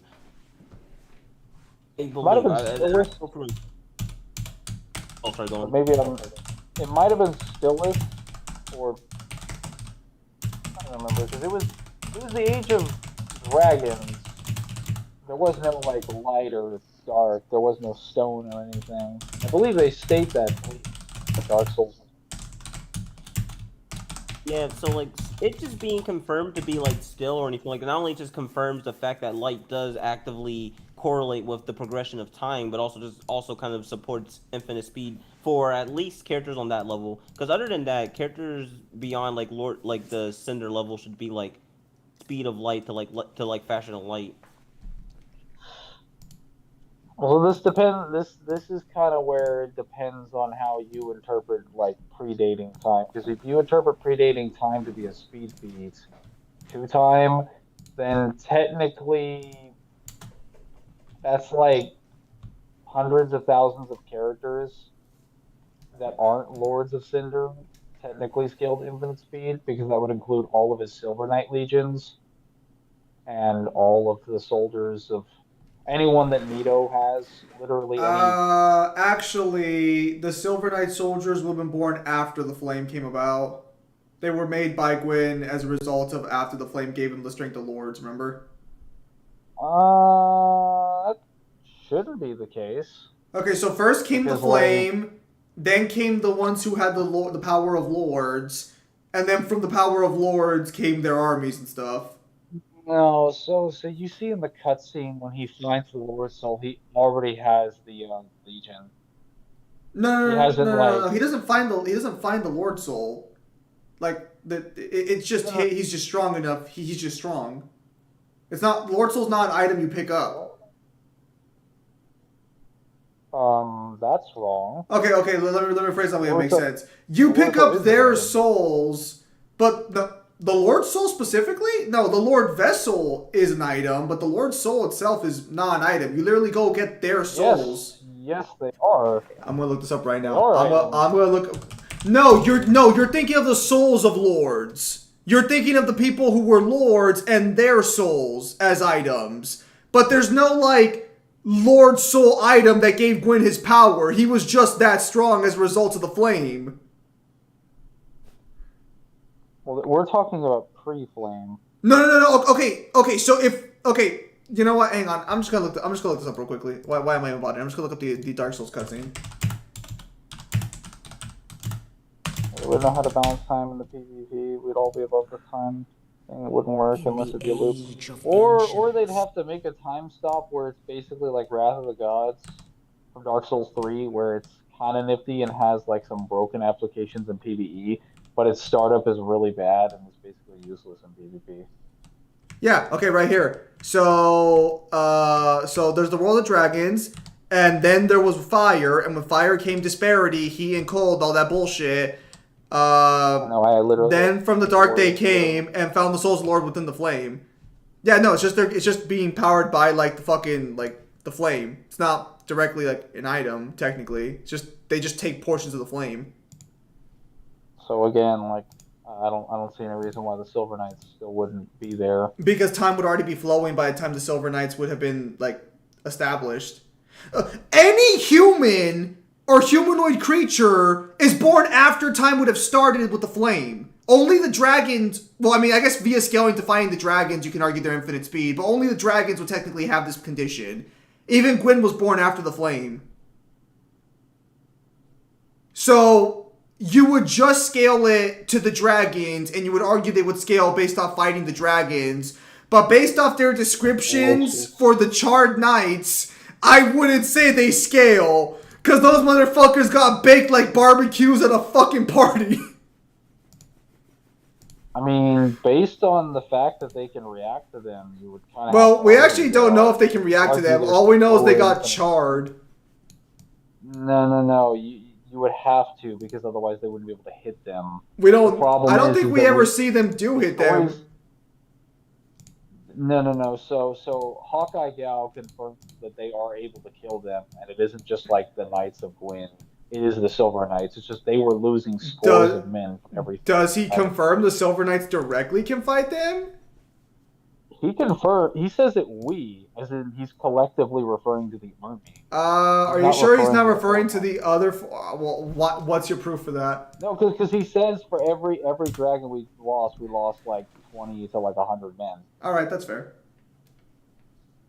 But let's be real here. We know who's doing the real heavy lifting. It was the 4 Knights of Gwyn. Let's not lie to ourselves.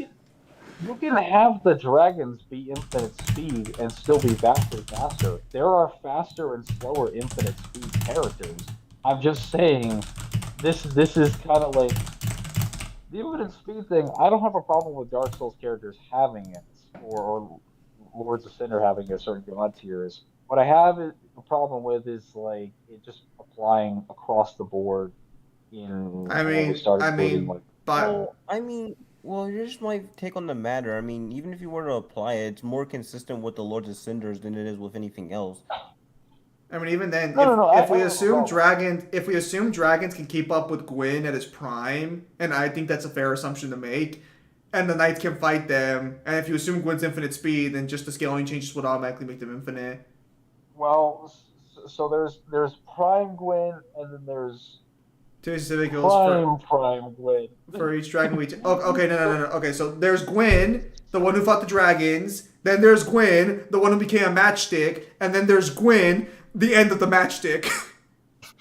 so when people say Prime Gwyn, I am unironically usually thinking of the Gwyn that fought the dragons, because that's when he's at his youngest.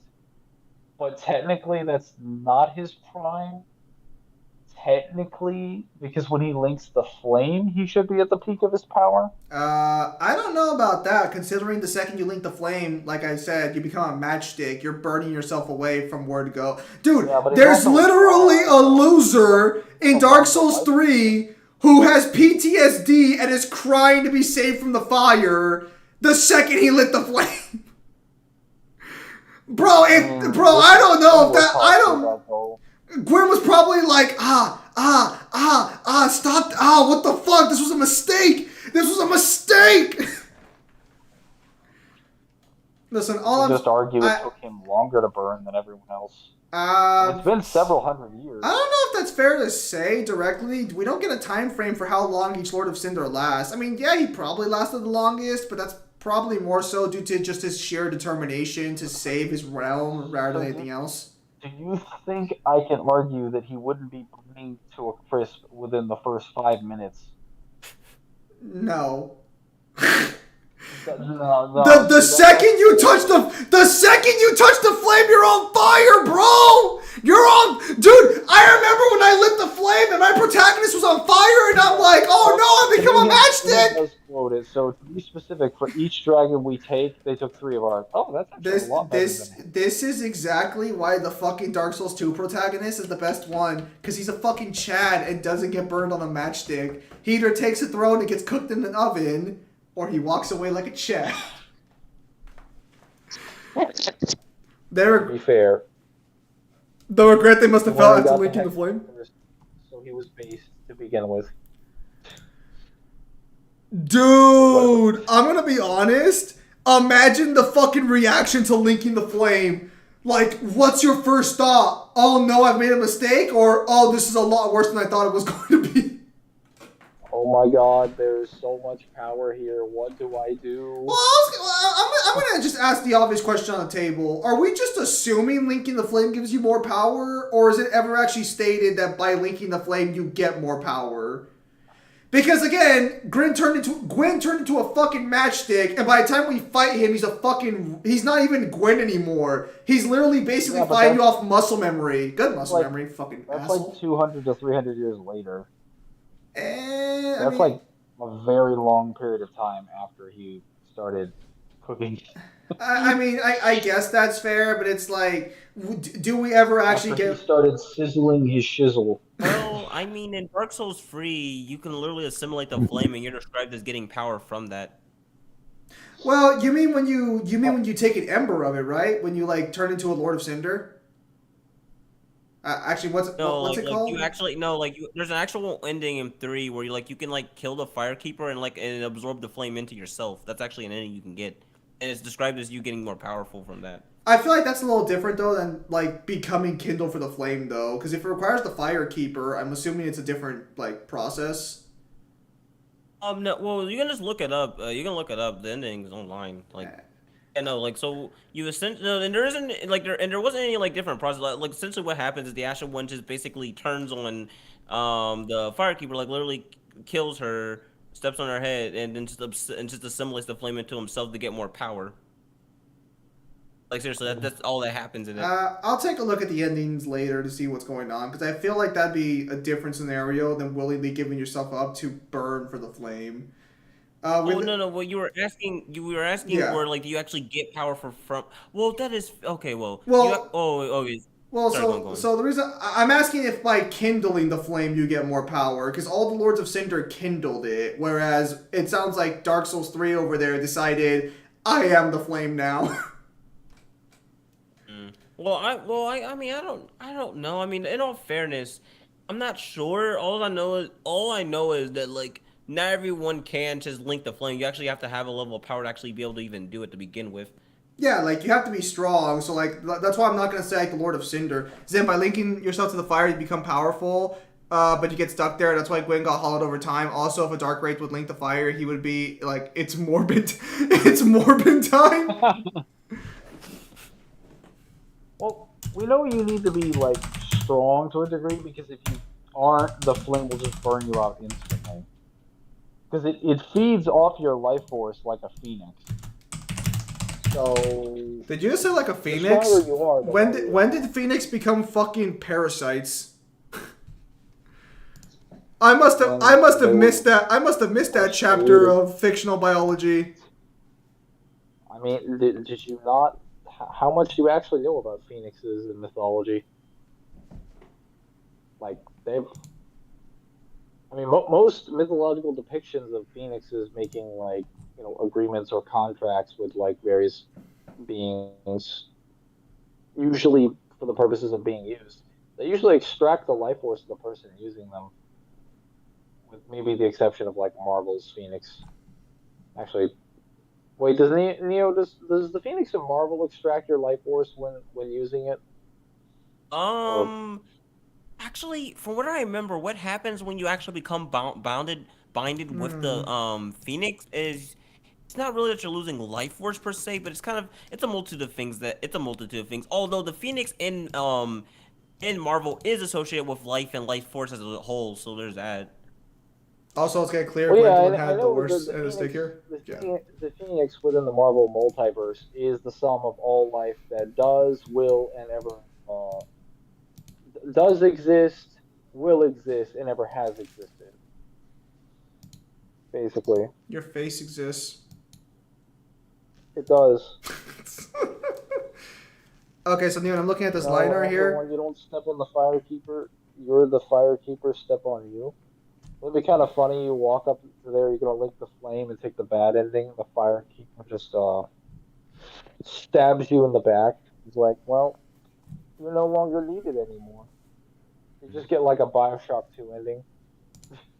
Dante stomping the Phoenix? No. Well, now hang on a minute. Depends on what version of the Phoenix. If you do the Wanked Phoenix, that's like above everything. Okay, so there's the White Hot Rope and there's everything else. Well, no, I was gonna mention because like he's definitely not gonna beat the White Phoenix for sure, or like the White Phoenix of the Crown. Wow, where's the Black Phoenix at? That's the real question we should be asking. Where's my representation? Am I right, homie? If it's not the White Phoenix of the Crown of the White Hot Room, then like What the wait, hang on. So, okay, 5D. wait. So there are two versions of a White Phoenix. No, so the White Hot Room is the location that's used to describe where the White Phoenix of the Crown stands. Generally, Oh, Like, okay. it's basically the core center of where it's located, and it's essentially like a 1A location. Okay, yeah, because I was gonna say Wow. like I don't understand what the fuck you keep saying there because you keep specifying something that I just don't understand.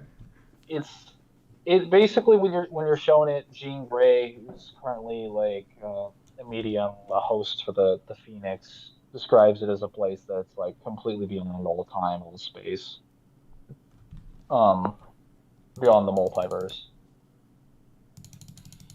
Like her statements very clearly put it, like way beyond. The Shredder Okay. versus Ra's al Ghul. Ra's al Ghul easily.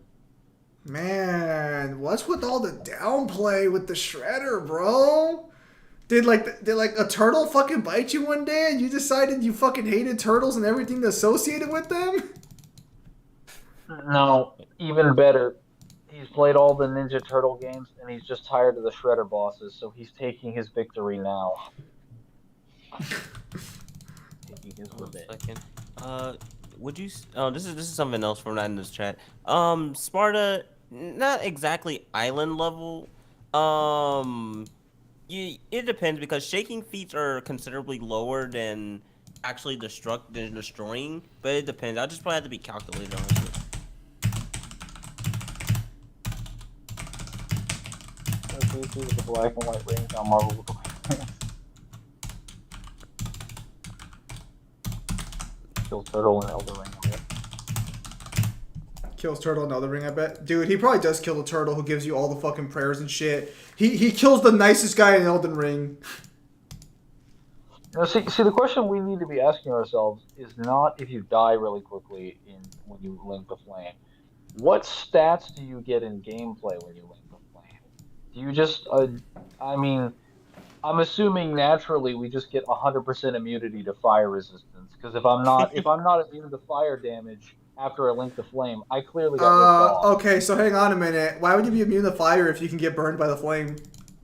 Oh, Honestly. the flame. Okay, so here's the thing. I'm not The- answering. The flame's fire might as well just be metaphorical at that point. If you.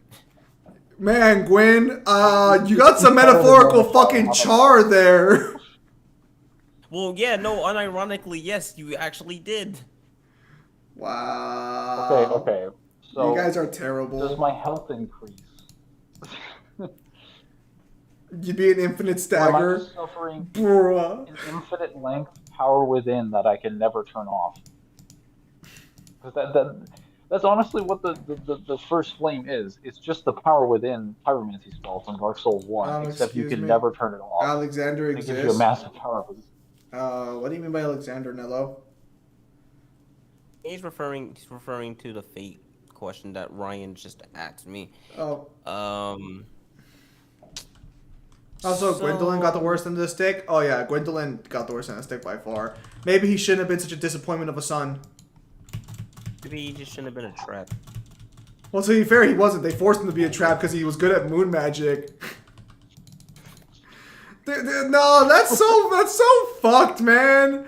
Imagine that you're good at fucking healing magic, so they turn you into a fucking girl and write you as a girl and everything, and then your fucking reward is to be eaten alive by a blob. Listen, all Maybe I'm he just shouldn't gonna- have shot those arrows at me. Wow. I mean, to be fair, I mean, how'd the blob get him if we didn't? listen, dude. This is all this just does is just further reaffirm like Dark Souls is probably one of the worst verses to live in. You're right, because whenever I try to walk down like a normal hallway, like a normal person, Gwendolyn feels the need to shoot darts up my ass. Well, in So fairness, I feel the need to send him to the next world. except he did it, so he got eaten alive. Clearly, I failed. Let's be clear here: the world of Dark Souls might suck, but it's probably still safer than GTA. Okay. Alrighty then. Hey, I'm sorry. The facts speak for themselves. Okay. Okay. So to answer your question, Gilgamesh versus Saber Alter, I mean, honestly, I would probably. So okay. Well, it depends on some factors here. Although generally speaking, I would probably just give that to I'd just probably give that to maybe Saber Alter just outright, honestly. I swear to God, I've been Axis though. It doesn't What matter. happened to Quinn's daughter? Which one? Wow, bro. Well, I mean, one of them ran away, never to Well, be seen again. So I've heard the idea that apparently it's a theory. I don't think it's ever been confirmed that the girl you encounter in Dark Souls 3, like the girl in the black veil who I think does something for you, is supposed to be Gwendolyn according to the theory, but I don't think it's ever actually been confirmed. What? What girl in a black veil? Can you describe where you find her? She's on a bed holding, Her I name? think, like a fucking dead baby. Oh, no. I don't know who that is, but no. There's technically, there's four children of Gwen. So there's Gwendolyn. There's I don't think it's ever named who Gwen's like firstborn is. The You one, mean the the nameless nameless king. king? Mangler, I don't know how to tell Wow. you this, but it's in his fucking name, Nameless, you fucking So the dunce. nameless king, Oh no, here we Gwendolyn, go again. Guinevere, and then I don't remember the name of the Solaire. fourth child, but she's currently what? Solaire, the fourth child. No. Um, she's currently the leader of the Dark Moon Knights during the events of Dark Souls 3. Hang on, let me find out. I say Dark Moon Knights, the Blades of the Dark Moon. Man, if only he had a son or daughter that was connected to the moon that could benefit from being the leader of a clan with the moon. If only. The one who ran away. Oh, I was referring to Guinevere. Yorkshire. Yorkshire. Company Captain Yorkshire. Is it confirmed that she's a daughter of Gwen? She's a. I believe so. Because that name Oh yeah, sounds... so there's a shadow of Father Gwyn and Sister Guinevere, and she also refers to, I think, Gwendolyn as her brother. Oh, well, she's not part of the family then, because that'd be her sister. What? They all refer to them as a sister. They refer to Gwendolyn as a sister, because that's a girl. That's not a boy. What boy would be connected to moon magic? No, Sister Guinevere. Brother Gwendolyn. That's the problem. Actually, hang on. Gwendolyn is a woman. Well, actually, they refer to the Dark Sun Gwendolyn.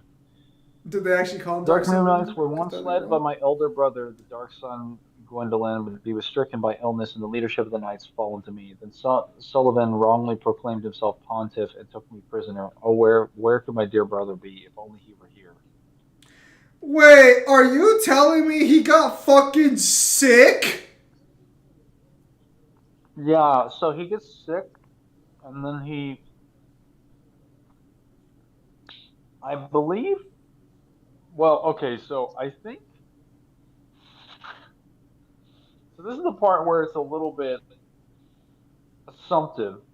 I'm pretty sure the reason she assumes he's sick is because that's what Pontiff told her when he kind of abducted her. When in reality, Pontiff stuck him inside of the Sanctuary of the Deep, or the Cathedral's helm or whatever, and basically let Aldrich eat him alive. Well, I'm gonna just point this out. Like, Neo, can you confirm? it'd make more sense if he was sick first and then Aldrich ate him. Because Aldrich, so he's called the God Eater, but the only God we ever see him eat is just Gwendolyn. Yeah, I think it makes more sense that no. So that's why I'm saying, like, Aldrich is already a Lord of Cinder, right? Like, he was a Lord of Cinder, or am I wrong there? Yeah. Okay. No, he was already a Lord. Okay, so is it confirmed he was a Lord of Cinder with Gwendolyn on his head, or no? Those details aren't really given. Okay, so then, yeah, it would just make more sense to assume that Gwendolyn gets sick and then Pontiff throws him on top of Aldrich. I don't understand why he can't get out, though. He can still fight. Like, you'd think he'd be attacking Aldrich with you. More accurate, he didn't. He threw him into the cathedral. I call bullshit that giant fucking slug got through the infinite hallway. I mean, he probably just went in the front door. Dude, he has matter manipulation. There's no, or at least he has like fucking, I guess, illusion and size manipulation. We'll say, bro, get the fuck out of here. You know what? Nah, he was sick. Listen, Zim. No.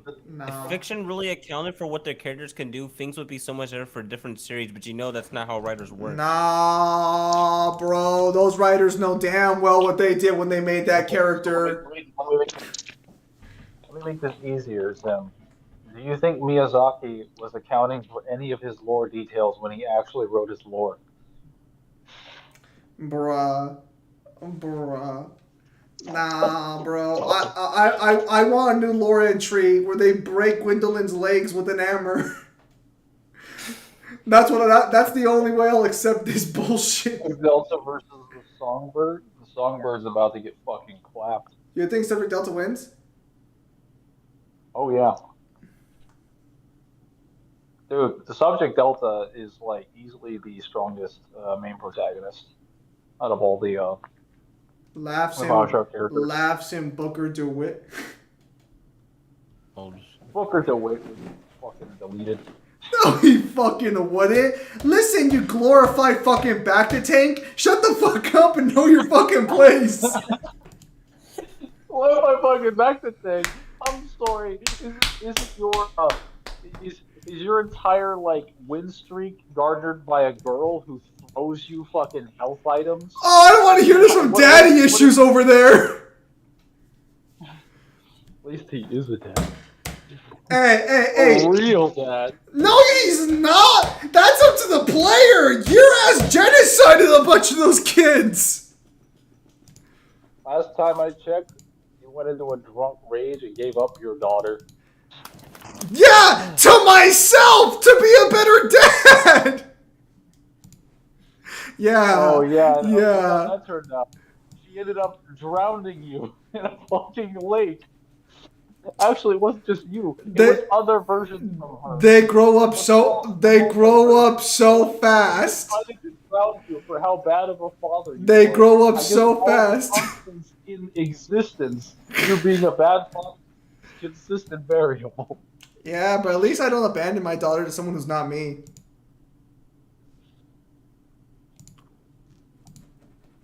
Hey, Wait, listen. At least my main opponent isn't just a female version of myself. What the fuck? No. I'm sorry. If I recall correctly, the big sister is a big antagonist in Bioshock 2. I could be wrong on that, though. It's the big sister is a mutated version of a little sister, not a big daddy. That just sounds like you being a bad father. Oh my god. Do you even provide for your kid, or do they just run off into a corner and provide for themselves? I don't need to provide for. Oh, very convenient! He doesn't have to provide for his children! Very convenient! I can't even feed her or anything. She doesn't eat. Oh, wow. Wow. And that's how you excuse being a piss poor father. I see how it is. But no, let's talk shit about the guy who The actually... only need she, Go the ahead. only, Go ahead. the only need she actually needs is protection, and that's what I provide her. That's what you provide her? You mean... Look at all my, is this... just look at all my defend the area segments in my game. Is this before or after she just goes into a hole and you never see her again until, like, the plot demands her again? She does not become a whore. What? I said go into a Talking hole. about? I said go into a hole because they crawl into a hole. Mangler, they're little kids. I would assume you're not whoring them out, but then again, who's to tell with you? Lord. Listen. It's not my fault that you're evil and I'm good. Also, I have like cooler powers than you, so suck it. No. Yes. Not even your plasmids can suck my powers can suck my dick. No, don't take my line. Your plasmids are trash in comparison to my vigor.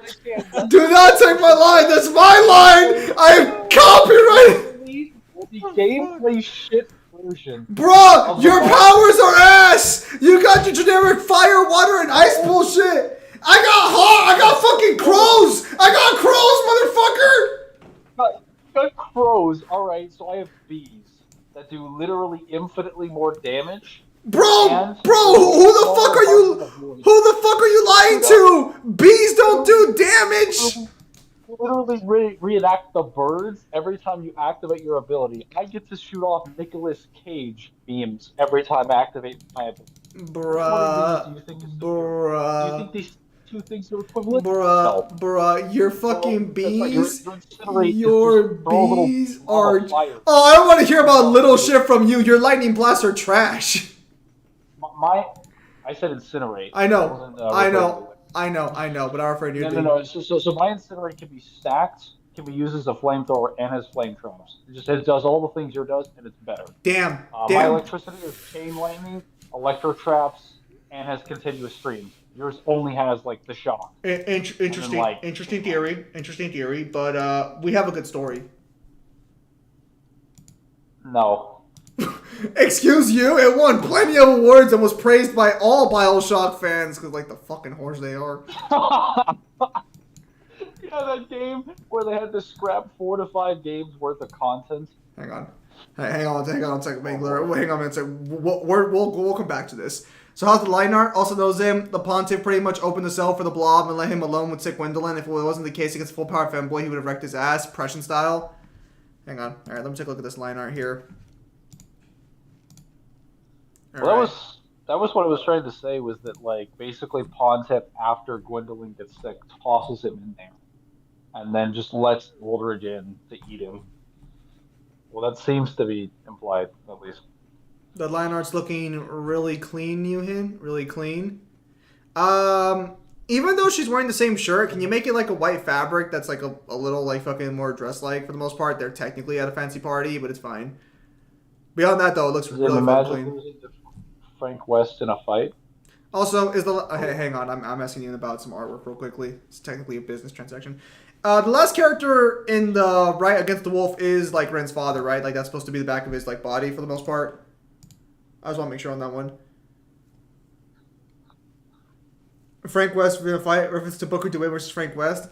Did Booker DeWitt lose to Frank West? Because, I mean, like, we've already established that if you fight Frank West basically anywhere that's a fucking shop, you basically lose.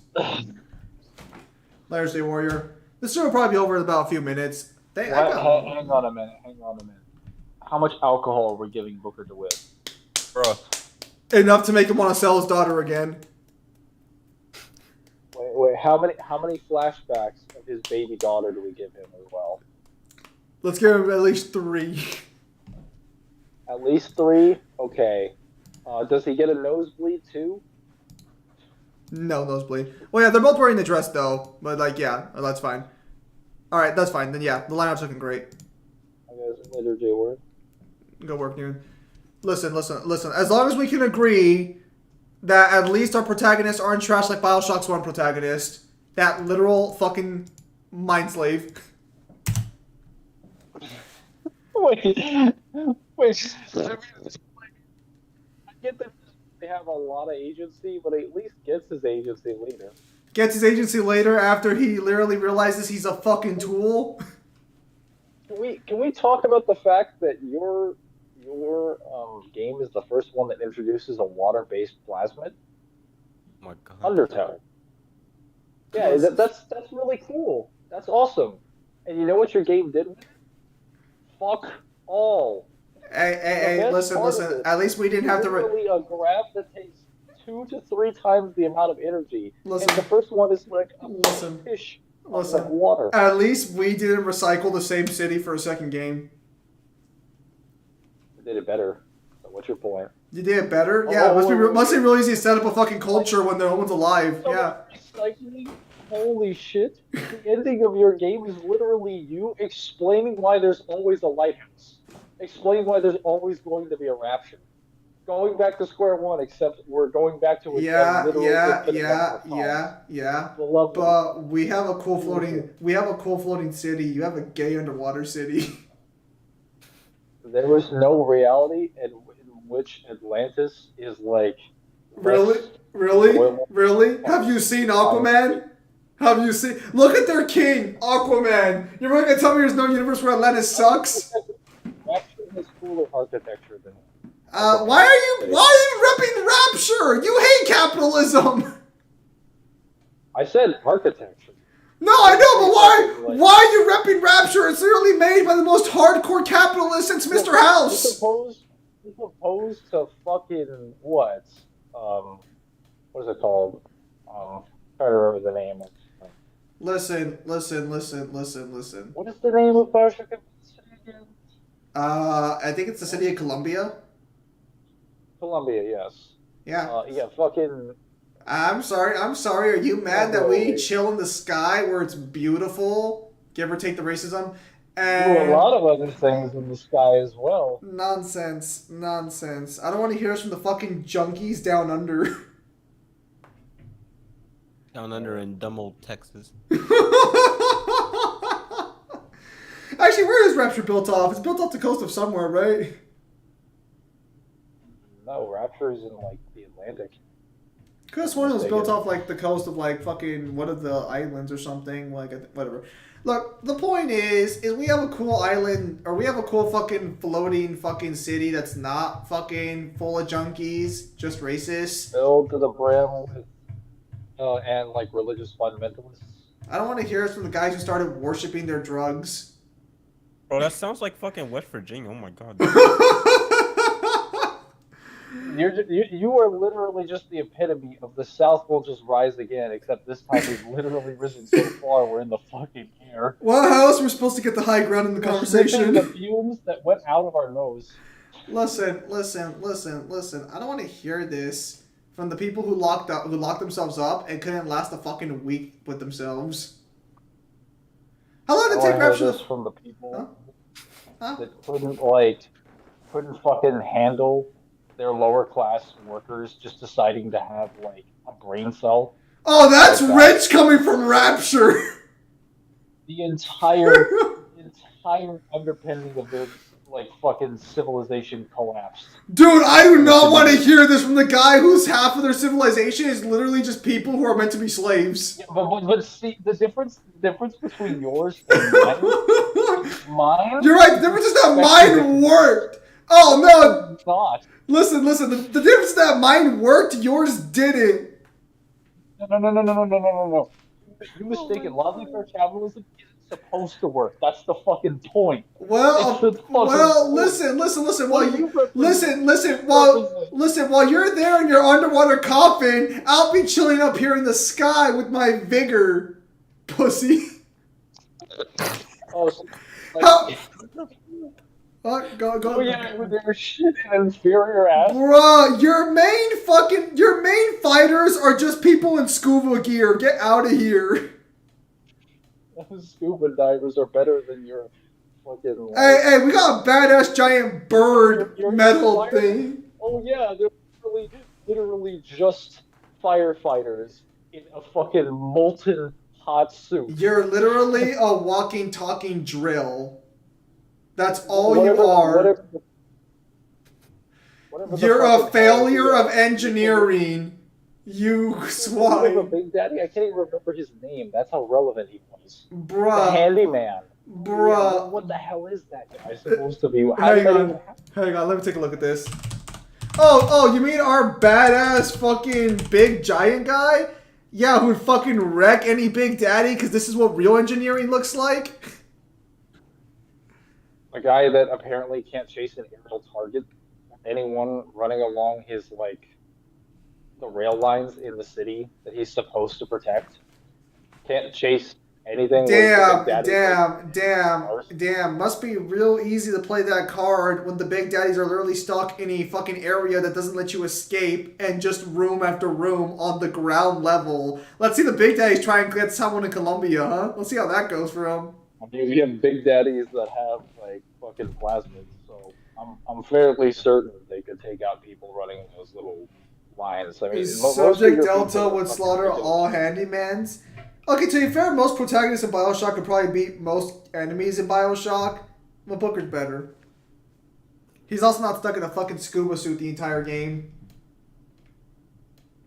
You're right. He's just trapped by his daughter's anxiety and problems. Nice try, but I can play that card too. Listen. Mine has actual development. And mine has cool dimensional powers. What's your point?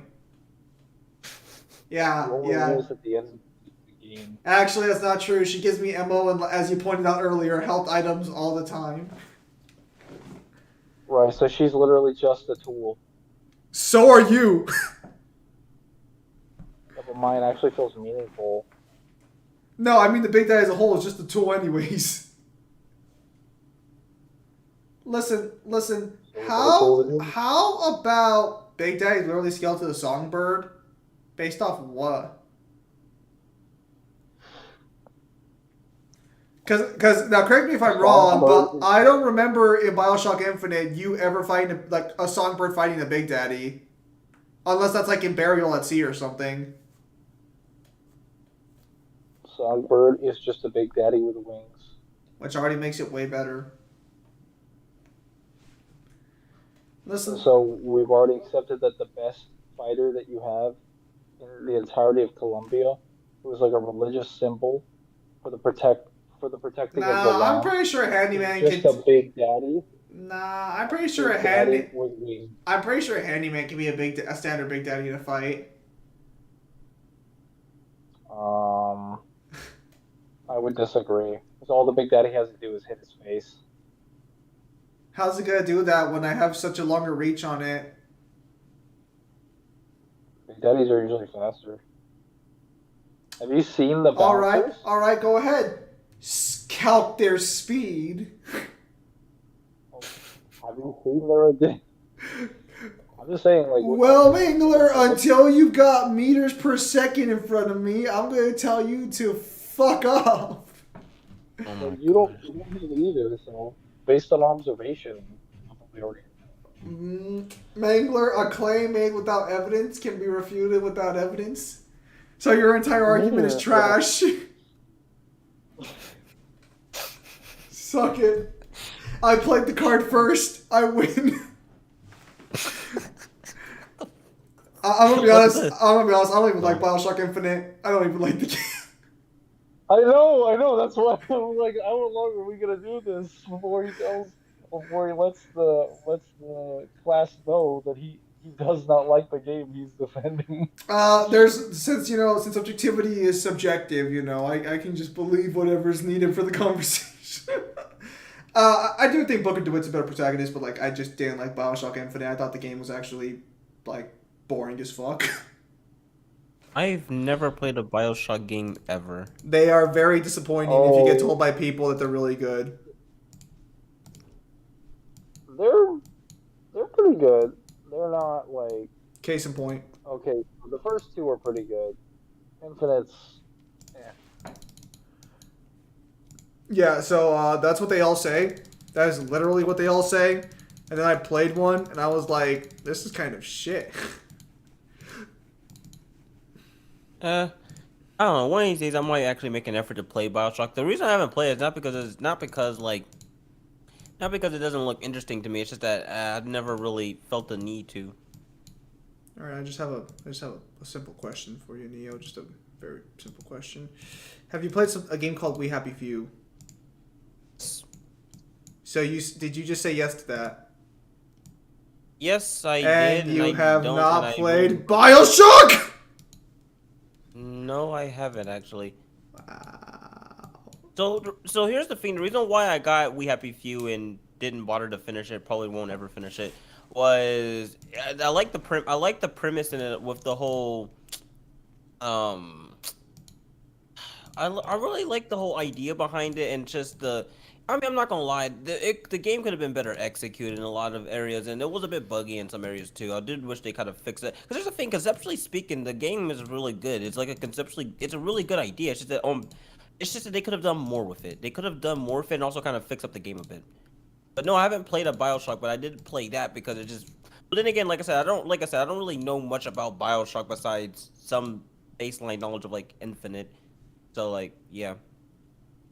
Besides, whatever the hell that conversation was supposed to be. Yeah, so like I'm like borderline blind when it comes to Bioshock. Like I could hardly tell you jack shit about it. That's fine. That's fine. This is why all games are better than most of the time. Those roses, bouncers, rumblers, and lancers. What is that? Willy Wonka's fucking staff?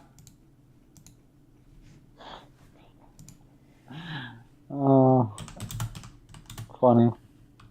Listen. In all fairness, I understand that sentiment for sure. Like literally, most of the games I play nowadays are older titles, and the likes. It's just that like there are some newer games I do like and the likes, and I've even commented on before. But if you were to ask me what I play most of the time it's older games.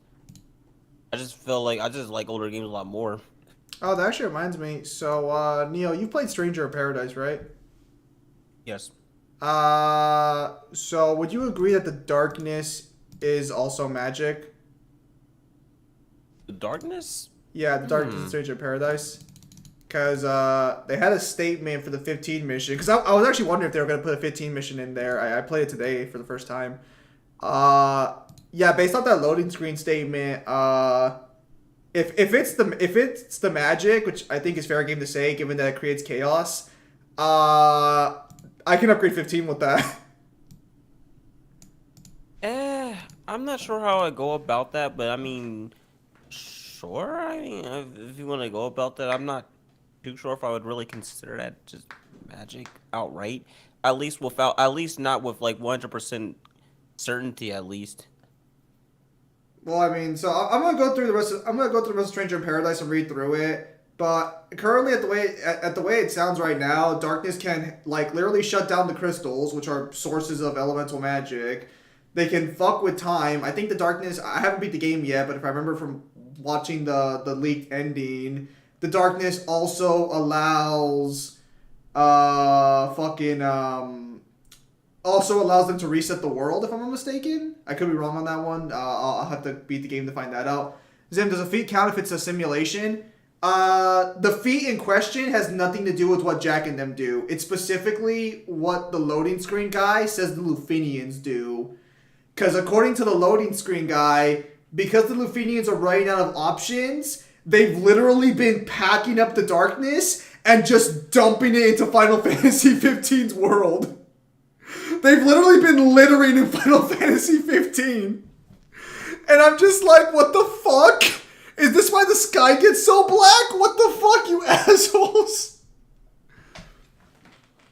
And according to the description, they don't know what happens in that world yet. So technically, if you want to play semantics, you can argue the events of Final Fantasy 15 happen alongside, quote-unquote, Strangers of Paradise. But I'm not going to get into the semantics of time and what an actual timeline looks like for Final Fantasy with Strangers of Paradise inclusion. Because that's just weird. Well, here's the problem. Strangers of Paradise is already a bit of a weird thing as it is, because it kind of already does a lot of things that are just kind of like, for example, I'm sure you may have heard before that like Final Fantasy 7, Final Fantasy 10 share the same cosmology, same universe. Yeah. So, Strangers of Paradise kind of is a bit weird because despite all the insistence by people who worked on 7, despite all the references and despite the fact that literally characters from 10 do appear in 7s, and especially for the remake, because if you know there was a character Shinra from 10 too, Yeah. there's a lot of shit from Final Fantasy 10 that connects to 7, specifically 10 being predecessor to 7, so on and so forth, yada yada. But the thing is, Paradise kind of already does a lot of stuff that's just kind of weird with that. So I'm not too sure about Stranger of Paradise in general. If I'm going to be honest. I will counter that claim by asking: is it ever directly confirmed that that is in fact the same Shinra who would end up making the mecha reactors in Final Fantasy? Like, not the same person, but it's like, is that the direct like correlation? Because the problem with Final Fantasy, and I'm sure you know this already, they reuse names for everything. They reuse the same enemies, the same names. For God's sakes, there's a sin in every single universe.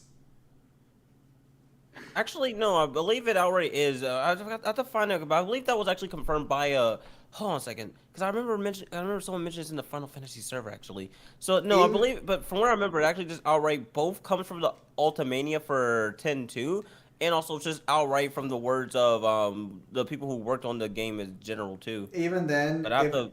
if that's the case, I would just argue that Dissidia kind of like makes that not valid, because Dissidia from Word Go confirms they all come from different worlds and shit. Now, granted, maybe if maybe if like Rufus Shinra shows up, they might retcon that in Opera Omnia. But like Strangers of Paradise trying to become Pinnacle of Combat. No, Strangers of Paradise is like a pseudo love letter to the series, but the way they go about it is they yank in so every single mission or main mission is an area ripped out of a separate dimension, but the dimensions are literally just the other Final Fantasy games, and they all correlate to the number that the game comes from. Like, Final Fantasy VII's area is literally a Mako reactor. Final Fantasy 15's area is literally the castle Insomnia. So they're directly ripping it from these dimensions and then dropping it in there. And Dissidia kind of confirms they all appear from different universes anyway, in different worlds. Or at least they've never confirmed that any of the worlds share the same thing that aren't directly connected. Here's the thing about that too as well. Dissidia also is kind of a bit weird as well, because if you can account for things like After Years, which actually came after Dissidia from what I remember, that outright just confirms that 1 through 6 outright are just the same universe but different planets. So like it's kind of weird all on the map, honestly. If that is true, because the After Years is an Opera Omnia. Like, we already have several kids from the After Years as playable characters in Opera Omnia, but they refer to themselves as worlds. But I guess then, if that's true, then wouldn't that that would nerf 1 through 6, wouldn't it? Because that would severely hamper the scope. Well, not necessarily. Well, nerf in what way? Because characters like XDeath and the likes, they still affect the entire multiverse and so on and so forth, and yada yada. That's fair, but it's like, so like, for example, let's go Final Fantasy 1. So like, if we assume Dissidia scaling, ignore that for a moment. You said, I think you mentioned at one point you would scale Final Fantasy 1 without other things to like low 2C. Yes, there's a character who literally is just the concept of time and space and literally embodies time and space across the verse. Now, I know who you're talking about. It's the hidden boss in the secret dungeon for the Lufenians, right? It's like fucking, like, I forgot what her name Cordonia. is. Yeah. No, I know what you're talking about. So then, like, well, okay. So then I'm assuming then you would only scale people who are related to the Void then, or I guess like fucking fighting Cordonia over there as low 2C then? You wouldn't scale any... Well, where do you scale 4 to? 4 just scales to like... I personally scale 4... Well, here's the thing about that. Well, here's the thing. If we were to go with the idea that they're all the same planets, really not much for the scaling really change. Well, no. That's a lie. Not much in terms of like who can affect the cosmology really changes and the likes. What does kind of change though is, for example, we know that 1 through 6 now shares the same system of magic, which to be fair was always apparent, but like it's just more so now it's just outright more direct. But also too, what else was there?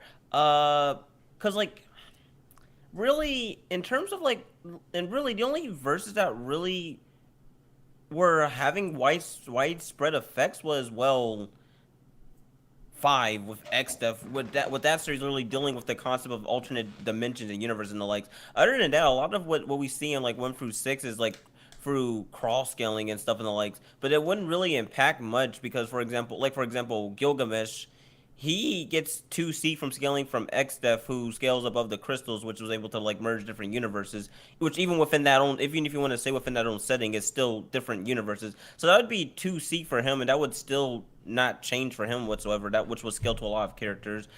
Really, the only universe I could really see that gets affected by this is well maybe 1, but even then, like, still, I guess I'd have to bring up the next. Gilgamesh. Sorry, go on. I guess I'd have to bring up the next obvious question is like, wouldn't we just assume Strangers of Paradise just retcons that information then? I mean, sure if you want to go by that, but like, I don't know if I would say that that's entirely true though. Still, I mean, I don't know, cause like, Final Fantasy is admittedly very iffy when it comes to its grander scheme of cosmology and the likes, and it's like, I mean, so to my knowledge, Stranger of Paradise is meant to be the canon backstory of the Garland. It is meant to be like his origin story for the one that we get in Final Fantasy 1. Where I'm at the game now, he's also starting to become more warmongery now that he's lost his desire to kill chaos. Truly, he's lost all his character development. But like, yeah, no, I mean, this would seem like a pretty clear-cut case of like, it just got retconned. Unless we assume the Lufenians' word for dimensions is planet, but that would be disproven by the fact that they affect like dimension 13, 15, which is... I'm still surprised 15 showed up. They come from... Well, Lufenians themselves come from the moon. Like, that's where their origin is from, the moon. But... I'm assuming that's explained in 4, right? Yes, it is. Is that after years or just the main game? Oh, actually, the actual main, like literally, you go onto the moon. No, in the game. Yeah, like I've seen the in a nutshell for Final Fantasy IV. Dude, Zim, just read what you're writing. You might want to turn down a little bit of the amount of fucks in that text. Oh, this is just a rough draft. This is just the first draft. This is just me throwing shit on the wall until it sticks. The second draft, I'm going to fix up the dialogue, fix up the story points, fix up the tone and shit. This is literally just to get the skeleton in there. So the fucks will probably be removed because Rin didn't swear in the first novel. I am going to make him swear in this one a bit. It's like, it actually makes him easier to write, but like, I'm going to tone down the dialogue. So take this with kind of like a bit of a grain of salt for the most part. I don't know. Yeah, maybe, I don't know. I don't know. Truth be told, it's a bit weird. I mean, if you want to go by that still, then okay, sure, but still, not much really changes for like yelling. At least for 1 through 6, not really much changes, honestly. Besides maybe 1, but that's all I can really foresee. That. Oh, Zen, what I meant to say is that if you fight a person in a simulation, does that count as a feat or not? Well, it depends on the context of the simulation. Like, if the simulation directly states it can accurately recreate somebody, then yes. If not, then, well, probably not. No, I mean, like, yeah, I mean, that's fair. Like, it's clear the after years clearly made shit a lot more complicated than it ever should have. No, listen, I've said this before, that after years it's dumb. I don't, like I said, it's dumb for what it adds to it, because, again, in after years, what it asserts is that there's a being called a creator, or this alien race of beings who literally drop crystals on different planets to flourish life and to progress evolution, and among those universes, we see that it's literally all of 1 through 6. Also further evidenced by the fact that we see the fact that they sorry, go on. I call bullshit. Emperor should have killed him when he took over heaven. I don't listen. I don't listen. I don't listen. I don't even know what was their thinking. Because like, if you want to go by that route, literally, Final Fantasy is a result of aliens, and that's stupid. And I hate it's dumb. Well, to be fair, that seems to be the route they've taken with Stranger of Paradise as well, since the Lufenians control so much of Final Fantasy I's world. I wonder why. It is kind of weird. Well, the funny thing about the funny thing about them is like, even within the context of the original, they're like really advanced and like really. They're probably like one of the most advanced races in the series, aside from the creators themselves. It's because they suck. Lamau, Neo, if you think that is mega dumb, just wait to hear the CD drama of Final Fantasy X that thinks shits in the entire cast of the game. Don't, man, listen. But yeah, no, that's the whole situation with After Years. Essentially, just these race of beings decided they want to throw crystals on planets and to record history, further evolution, give power, which is implied to be magic, and so on and so forth. And they just happen to do it with like random planets and the likes. Among them, 1 through 6 was them. It's weird. It's dumb. Is that the other guys the Lufenians talk about in their journals? Because the Lufenians talk about a higher power that helps them do this shit and reset the world in their journals, from what I've been reading. Is that supposed to be the creators then? It might actually be a reference to them, actually, come to think of it.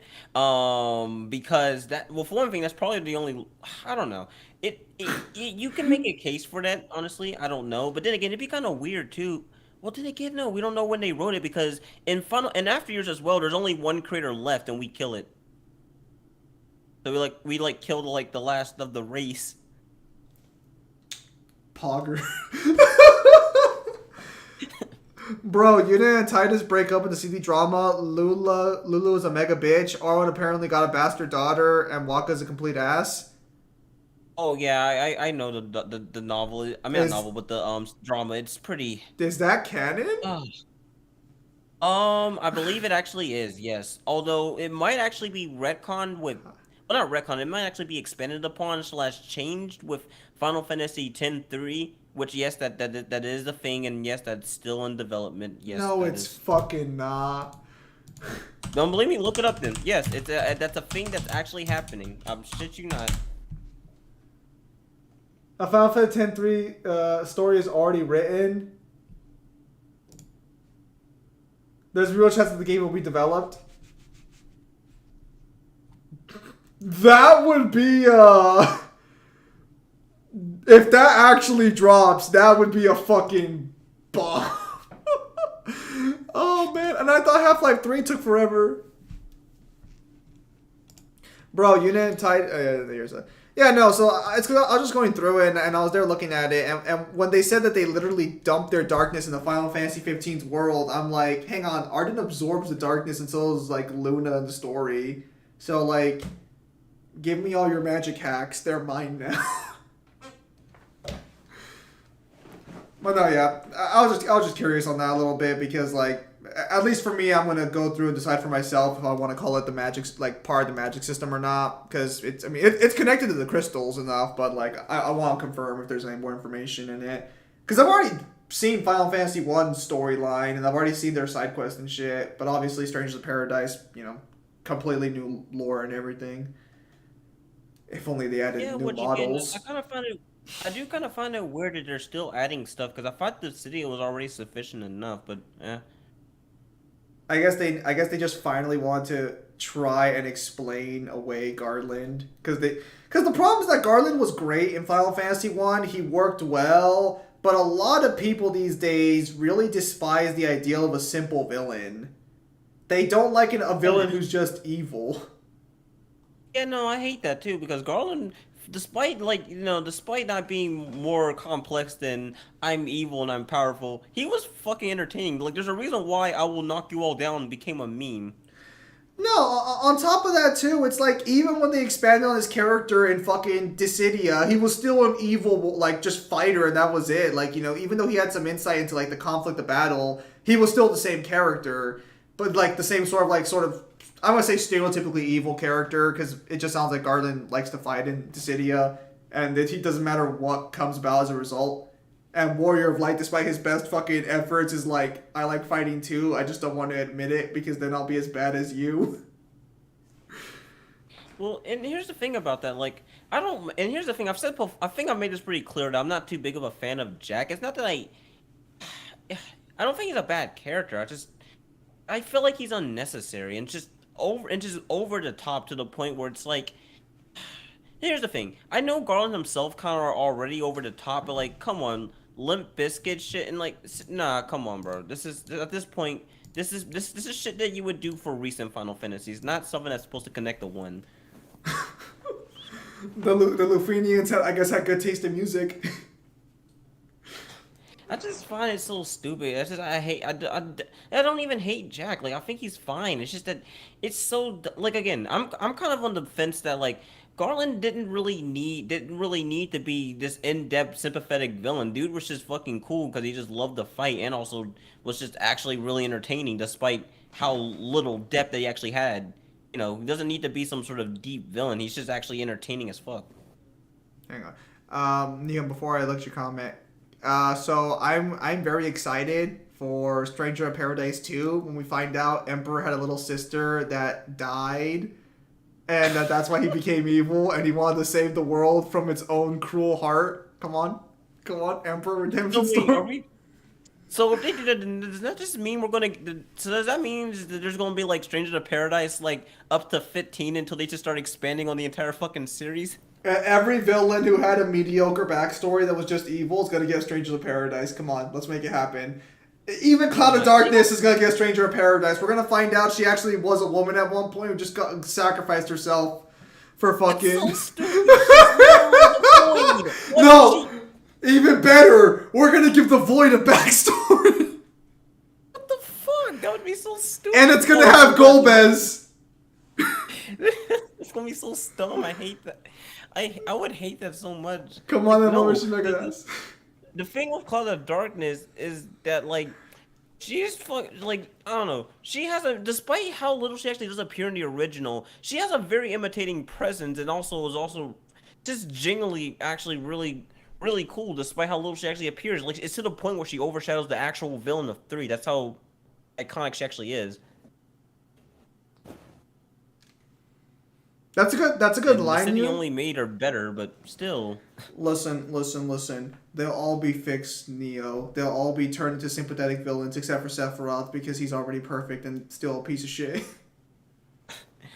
I mean, in all fairness, and I'm kind of on the same thing with Emperor. Emperor doesn't need listen, Emperor does not need an extreme, well, he can have a backstory, that's fine, but he doesn't need to be some sort of sympathetic villain. What made him so interesting is that he's just fucking evil, and he has no reason to be, he just is an asshole. I want, if they do make an Emperor game, I want it to just be that one day Emperor is just a random, like, clerk worker, and he's like, I want to take over the world.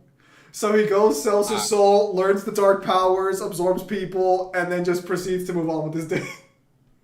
Nothing special, just random guys like, I want to rule the world. I mean, in all fairness, given what 2 is like, basically how it's like this fucking borderline, well, this like kind of allegory and shit for like politics and like, I would assume that he just pulls a Hitler and he just basically convinces his forces and shit. Even better, he wears a MAGA hat that says "Make this realm great again." It's a DLC pre-order. No, but yeah, no, because like I was just going again because I'm close to finishing Stranger Paradise. Really, I really like it. The way it tells its story is very bad. Like the cutscenes just come really suddenly with massive character developments. But like overall, I like the game. No, I don't hate Stranger Paradise, and like Stranger Paradise was actually fun as hell. I love the game. It's just that, nah, man. It's just like this isn't even the thing with Stranger Paradise, but in general, I don't mind Final Fantasy being connected to a multiverse and the likes. Like I don't mind that. At the end of the day, I feel like the stories themselves should still be self-contained in a way. Like again, I don't want all these different universes from different worlds crossing over and like I don't want that because I feel like for some of these it just completely it's not the point, honestly. Like for like okay, like for example, I don't want like fucking dumping 5 shit into 6 because they already stand their own, and not to mention it kind of just complicates things more beyond what it needs to be. and the like. It's just really, again, it's not something that I'm opposed to. It's just something I just find really annoying on the like. I mean, one is an exception because it's not only the start of the series, but it's kind of just meant to be like this D&D setting where it doesn't really have much to it. You just have 4 warriors of light, and you're just giving a task. There's not much to Yeah. there's not much. There's not much that you. There's not really much there, so you can expand on it You're there, right. sure. But the rest of them are literal fucking.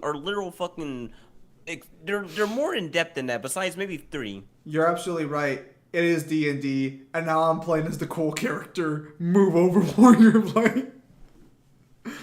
But no, that's the problem that I have with that. Like, I don't mind if they do that for like 1 or even 3, for example. But like 2 and the rest of the games are like elaborate stories with elaborate characters that aren't just like self-inserts. Like you aren't playing as like some sort of random warrior mage or anything like that. No, you're playing as an established character that actually exists. Let's Well, not you're lie playing to as an established ourselves. character.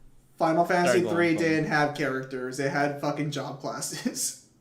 Yeah, no, that's the reason why I said free. Okay, maybe even free is acceptable here too. But even then, I say to maybe to an extent because while the main characters may not be established characters, the world still in itself has elaborate people that do exist and so on and so forth with like motives, just not them themselves. That's fair. I don't know. That's my thoughts. That's my thoughts on the matter. Like I know I'm gonna sound so purist as hell right now, but like this is how I feel about that, honestly. No, that's fine. I understand that. I think that's part of the reason why Stranger in Paradise, and I think this goes against the game's detriment a little bit, didn't bother bringing in main bosses from the games as well. Because like they just have you fight the generic Final Fantasy enemies, but put you in like other Final Fantasy locations.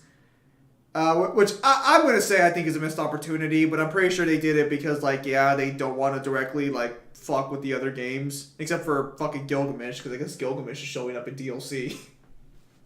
Well, Gilgamesh is kind of an exception because he's a traveler. Right. He just goes everywhere. Main theme of Strangers of Paradise, Shadows Rising, got me mega banging. It's pretty good. But I got even more base take. So I was going through the files for the Slovenians. Apparently their memories transcend space and time. So Bruh, no. how about you take your little trash ass physical representation of space and time, and you're now weaker than the Four Fiends. Have fun. Beautiful. Let's see. And oh, I wasn't gonna say, but yeah, damn, I literally forgot. I literally forgot, but nah, nonetheless, it's just that's how I feel. That's how I feel about Final Fantasy. And like, I don't mind crossovers, and I understand that canonically it is a multiverse, but I don't feel like you have to constantly remind us for that. One and maybe 3 should be like the only universe where they pull that off with, for the reasons I explained essentially. Yeah, that's fair. Again, I doubt we'll get another Strangers in Paradise anytime soon. But if we did, Emperor, come on, let's give him that backstory I just gave to you guys. You guys don't care about direct good lead narratives. Final Fantasy 15 was the game that got me in Final Fantasy. I think for me it was. Everyone's gonna say it was 7, or at least a lot of people are gonna say it was 7. I played 7 a little bit, but I didn't really come back to Final Fantasy till 15 because I was like, oh, it's a new Final Fantasy game. I'll check it out. Those games seem kind of cool. And then the rest were nothing like 15. I'm actually funny enough. Okay. So my history with Final Fantasy is actually rather elaborate. I've been with the series for quite a while. As you can probably tell, the first Final Fantasy I played was the classic one, so I was already accustomed to that. However, what was I gonna say? Come on, don't forget on me right now. No, actually, like the first Final Fantasy that I actually did play, was 4 actually. It's the first Final Fantasy I ever played, and it's one of my favorites. Period. 4? Yeah, no, that's the first Final Fantasy I've ever played, and it's also among like some of the more earlier RPGs I've ever played as well too. Final Fantasy 4 is one of my favorites in the series, and it's one of my favorite RPGs of all time, and the likes. So as you can already tell, I already have like a lot of fucking connections to that as well. And the thing about it is just that Is I- that the it game would that make- corrupted young Neo to becoming a JRPG fan? yeah, actually, it was actually one of the pillars to that. If you want to know the games that really made me the RPG fan I was, it was that game, It was actually that game. What were the other two that I played that made me really absolutely love them? Shit. I don't remember what was it. Cause no, it wasn't. Cause surprisingly, it wasn't. It wasn't Megami Tensei 3 actually. That came right as I started to get addicted to RPGs actually. Poor young Neo had it all, a life, freedom, and then you did this.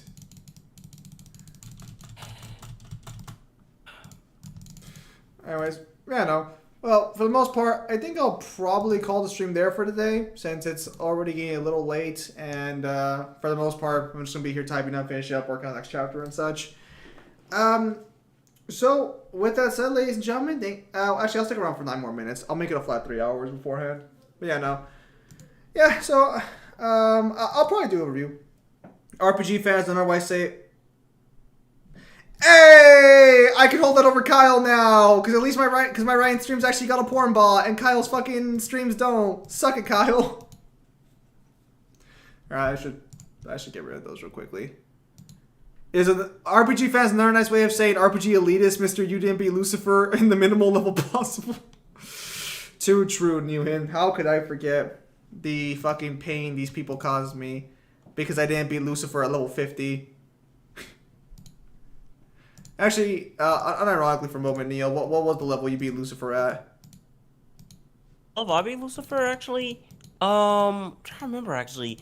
I'm trying to remember what was the least in one playthrough that I played. Cause I have fought him before while under level. Don't do that, but I have actually.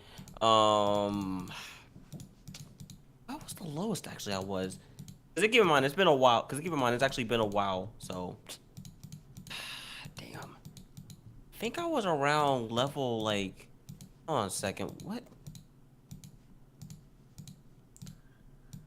It's okay, boys. We got rid of the spammer.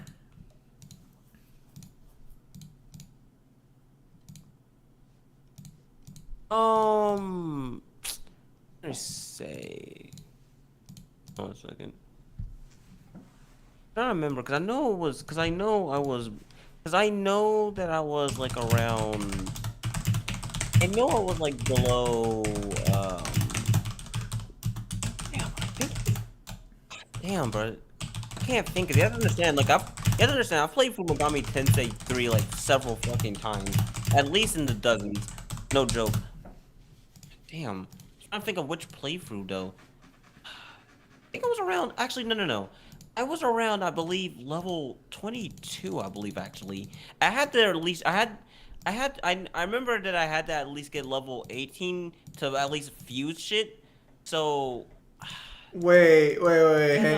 Hang on. Are you telling me you think, or you're claiming that you beat fucking SMT3 at level 18?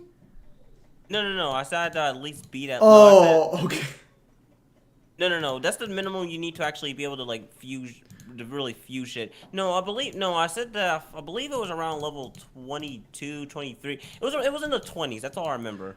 I was gonna say that is still, I will say, impressive from someone who's actually played the game, that you could beat it at that low of a level. That sounds fucking. Now, granted. It wasn't. Now, granted. The only reason, now, granted, there were some reasons I was able to even pull that off in general, because like I would never try that ever unless I just actually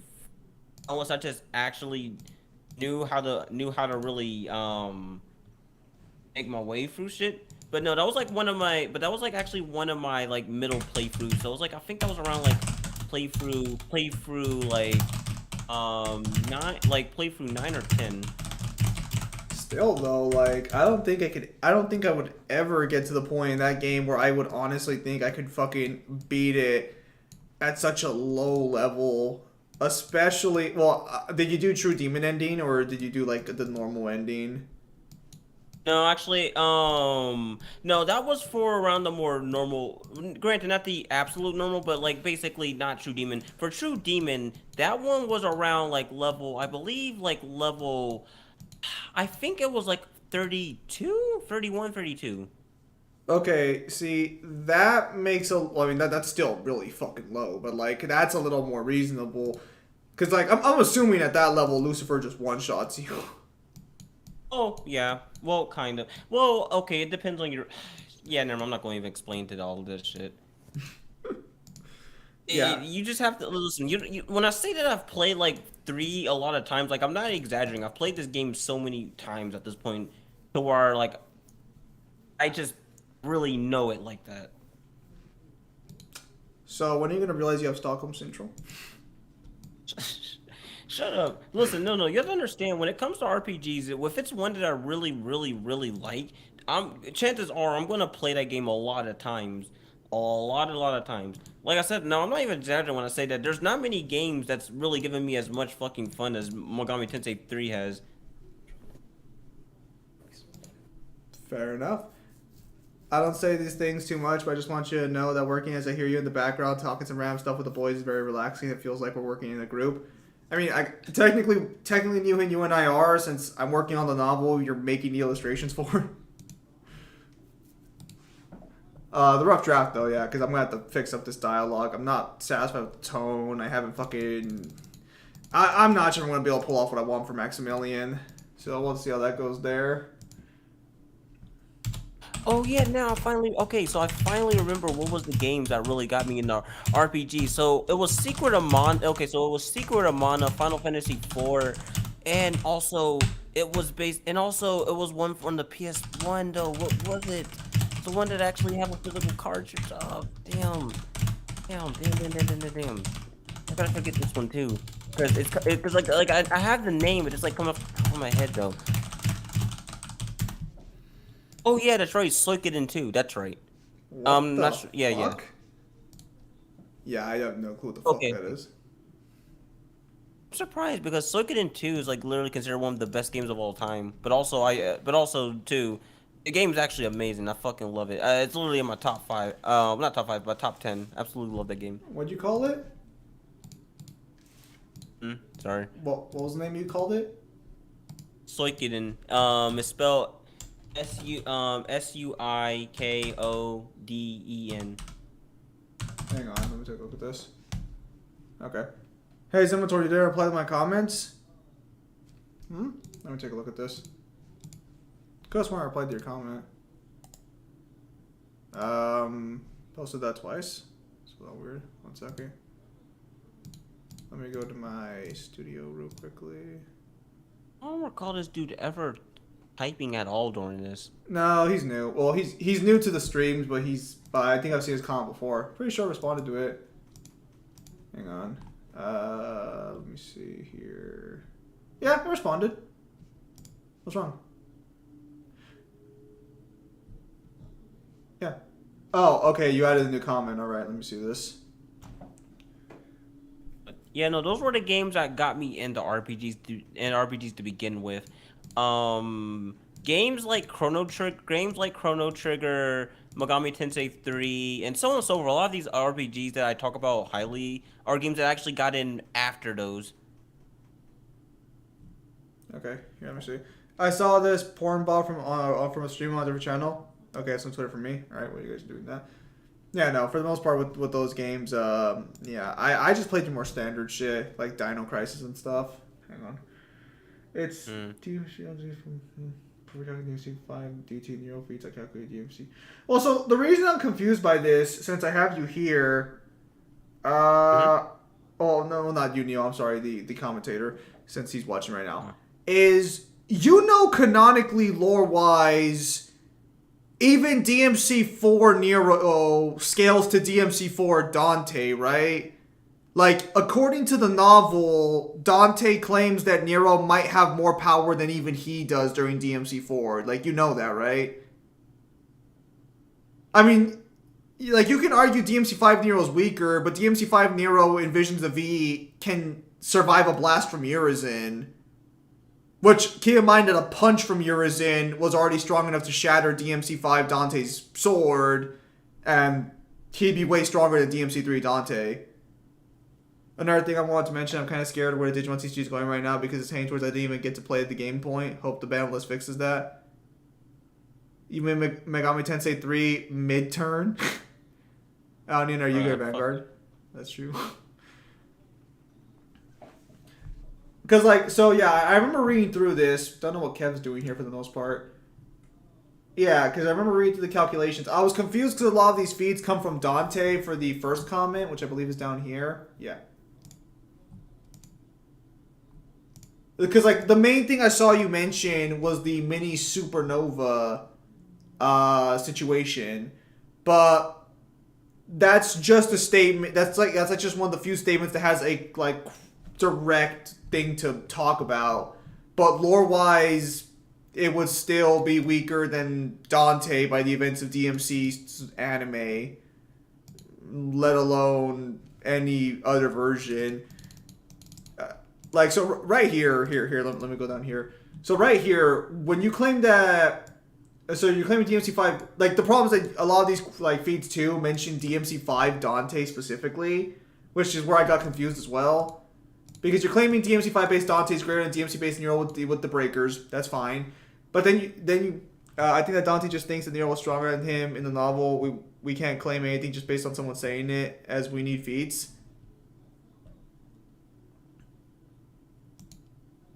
Okay, I have still not watched it in the comic stream, but hang on.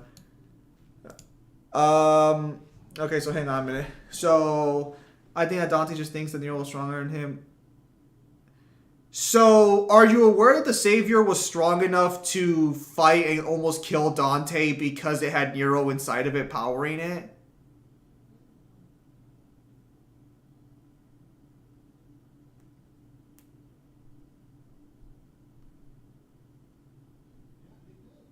Also, regarding the situation with statements here for a minute, I believe, let me check here.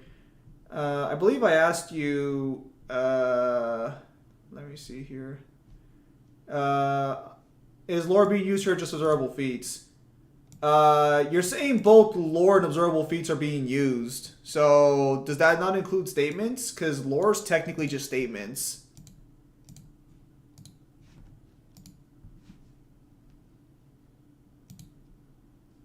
I mean, you could make the argument that DMC4 Nero is... Because the problem, too, is when Nero... Like, then we also got to talk about Sin DT for a minute. You mentioned observable feats, but we can't calculate the velocity at which Dante and Virgil are going at each other, because they would be vastly beyond, like, finite speed at this point. So, like, if you believe that Nero's stopping their attack from word go, that would be unquantifiable in terms of, like, anything. And being able to square up to Sin DT at all... Even if we assume Sin DT gets weakened. Yeah, but Dante was able to prevent that from his Dreadnought mode, and there was actually no guarantee a Savior Beam could have killed Dante. The guarantee is that Dante had to use Dreadnought to survive. Like, it was too fast for him to dodge, and he proceeds to use a technique that he never uses for any other attack that makes him invincible. He's not showing off there or anything. He's deliberately doing it because he has no other option. I don't know how... I mean, I guess they could directly say it would kill... Actually, does it say it directly would kill Dante? That's true. Dante can Dreadnought like it's DT.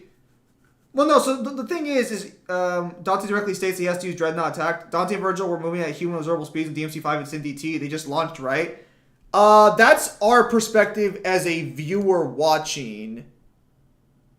Like, that's how we see it because that's how the game wants to convey what's going on. But technically, they'd be way faster. Unless you're going to argue that Sin DT is slower than Alistair Dante now. Like, this is the problem when you get to, like, these Sin DT, even fatigue would be measurable to high infinite. This is the problem when you get... Because DMC looks relatively tame, and then when you learn about the actual lore and everything, you realize that it goes batshit crazy real fucking fast. But even then, Sin DT would... Like, again, so you have Mach 1000 here, which is why I asked... Or not Mach 1000, you have... What's your velocity? you have 100 kilometers a second velocity wise, but if you believe their velocity is 100 kilometers an hour or 27,000, if that's what you think, then how much speed would you think Dante and Virgil launched at each other? I mean, technically it'd be immeasurable. Dante after DMC3 can fight Pluto, who's stated to be able to move so fast that he literally... Here, let me see what the actual quote says. 1 second. Let me go ahead and check this real quickly. 1 moment, please. There's a scan for this. Hang on, where is it? I think it's right here. Here we go. So where is it? Where the fuck did Mangler put the POC scans at? For fuck's sake. Oh, should be. No, What no, channel you're looking in? no, no. I'm looking over here in like Mangler's server because it's a little faster to find scans this way. Hang on, here we go. It should be right here. Pluto. As a demon lord with more power than his hunters, his speed is faster than theirs, allowing him to travel and bypass the dimensional axis of the time stream, giving the illusion of teleportation to the naked eye. Yeah, so DMC3 Dante would already scale above that. No, it's fine. And then on top of that, Dante can fight the Ripper, who can cover the entire demon world in a day. Like, he can cover every inch of the demon world in a day, and the demon world has multiple statements of being infinite. Even then, though, like, if you want to... This calculation would assume they're slower than lightning speed, which, again, that would be suggesting that Dante's slower than even baseline DMC3 Dante by the events of 5. Like, this number should be way higher, like, at least a light speed, for sure. Again, the problem is that, like... It's a thing with like cinematic timing, I think it's called a little bit. I don't know what the exact term for it is, but the problem is that what we see in cutscenes is meant to convey things to us as someone watching. So, while some characters do go crazy fast, DMC's lore would suggest and confirm that the more power you have, the faster you are.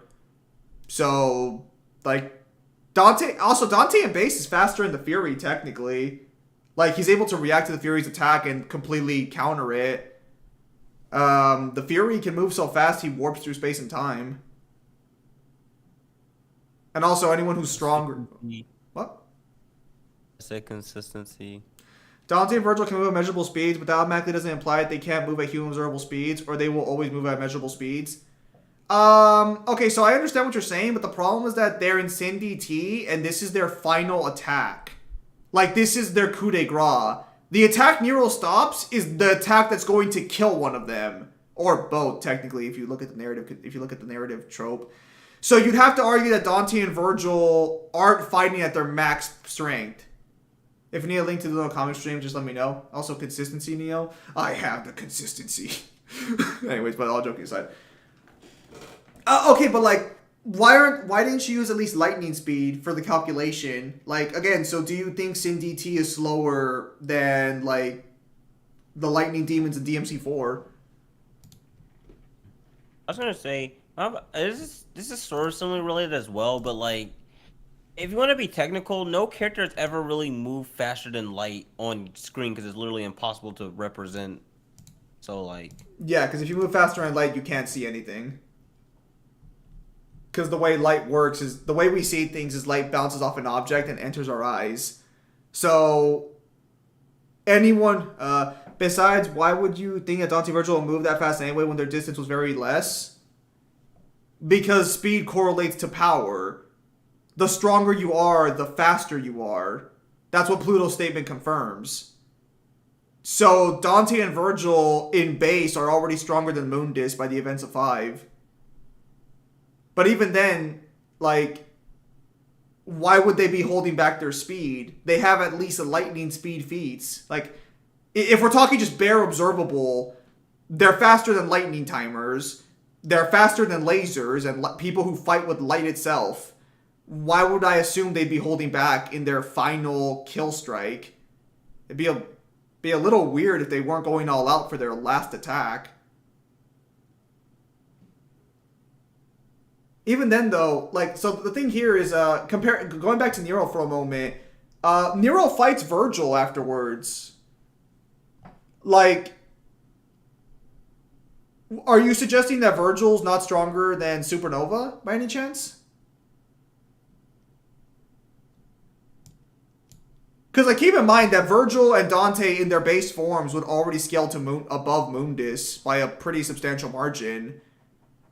And Nero at his weakest point killed the Blitz. Damn it! How the fuck did the bot get back so soon? 1 second.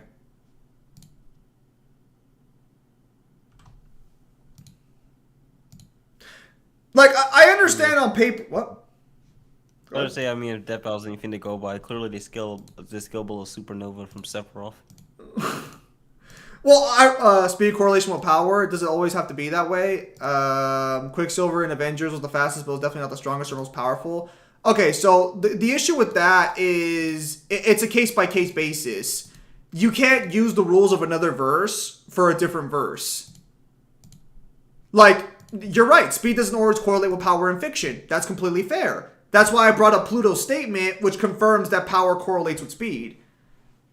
But again, Dante and Base in DMC3 and even later on can dodge lasers and dodge lightning. Why would I assume Sin DT's any slower than at least lightning speed? Because the calculation you give is 100 kilometers an hour. That is... Here, let me look up lightning speed kilometers per hour. Oh, so that's why you asked me that. Okay. Yeah, because I was like, km per hour. Is, the speed of lightning bolt is 350,000 kilometers per hour. You're doing 100. Like, why would I assume that Sin DT is slower than base form Dante?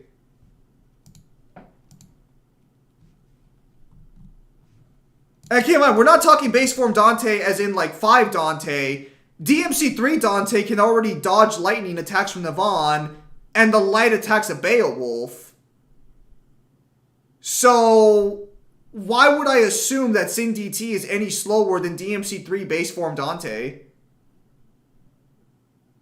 Although, to be fair, if you want to argue cutscenes, we don't see Dante... Well, actually, we do see Dante react to Beowulf in cutscene, but we don't see him... Well... We don't see him dodge the attacks, to be fair, in cutscene, but he'd have to if he beats them in a fight. He also speed blitzes Nero amped by Yamato. Well, like, I was just wondering what, like, okay, so this was the one that caught me off guard. I understood this argument down here. You're using DMC5 Dante's feats to show why he's stronger than Nero, so you prove why DMC5 Dante is stronger than base Nero. Perfectly fine. And then you come over here, and then you come to this feat where I was just so confused about the momentum situation. Because the number for the speed you give is so low. Also, the mass is a ton. I don't think that's wrong. I didn't say that Sin DT is slower at line speed, but I'm just saying that they turned in Sin DT and then launched at each other at human observable speeds. Don't you think that also makes sense? Well, the only reason... Okay, so if DMC5 was the only game in DMC, I think that's fair.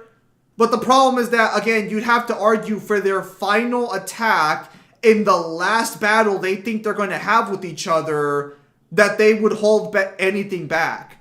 It's literally confirmed they're about to kill each other. Like, why would they be moving slower than what we can confirm they can move at? I understand it looks slow. I get that, but that's because it's to show the audience what's happening in a way we can see it.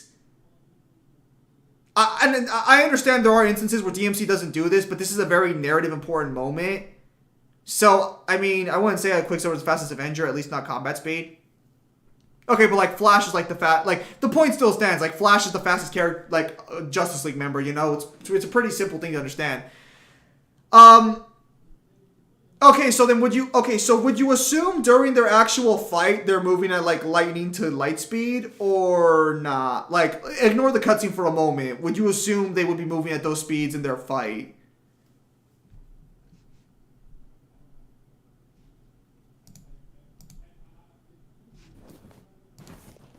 We'll close that off for today.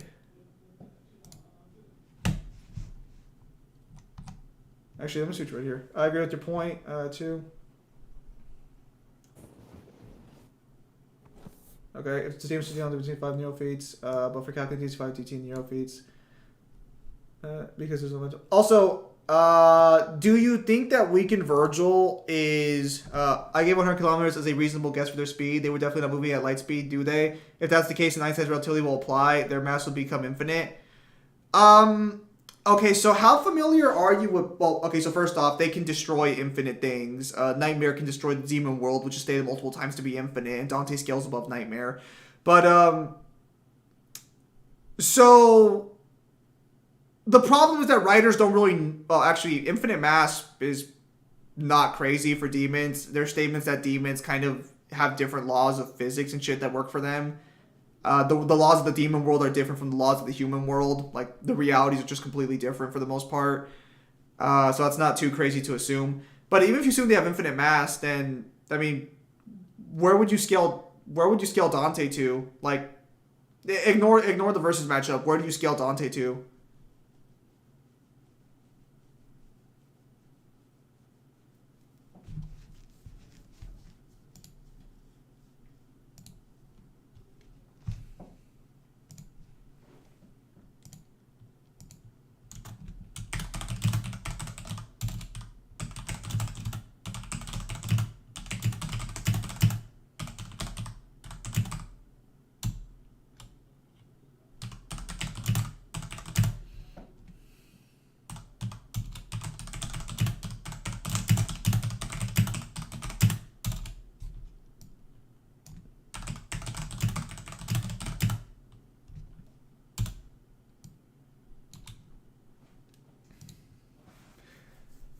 Also, I've stuck around a little longer than I was expecting, but, you know, if we can piece this out, that's fine.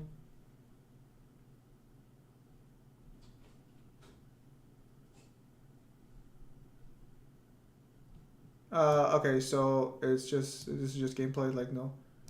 Okay, so I see right, 2 minutes ago. Oh, you just got on. Power and speed are two different things, don't they? Can we actually use Nightmare for power thing and then just claim that he will also be that fast? Hang on. Let me reread Pluto's statement again. As a demon lord with more power than his hunters, his speed is faster than theirs. So the statement directly says because he has more power, he's faster than them. Nightmare can destroy Demon World, but has not shown how much time. The Demon World's an infinite space, though. It also has multiple space times in it. Okay, but like, so I also asked, like, where do you scale Dante? So, like, could you answer that question?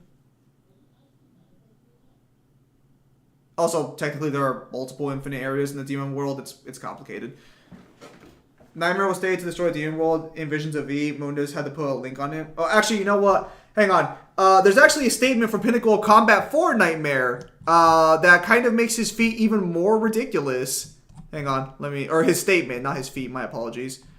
Hang on, let me see if I can find it.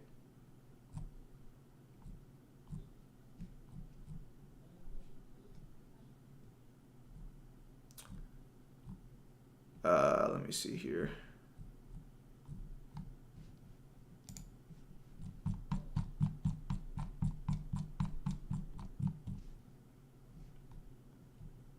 What the hell? Where the hell did he put this shit? Okay, let me check a look at this. Hang on. There's actually a more blatant statement in. Hang on.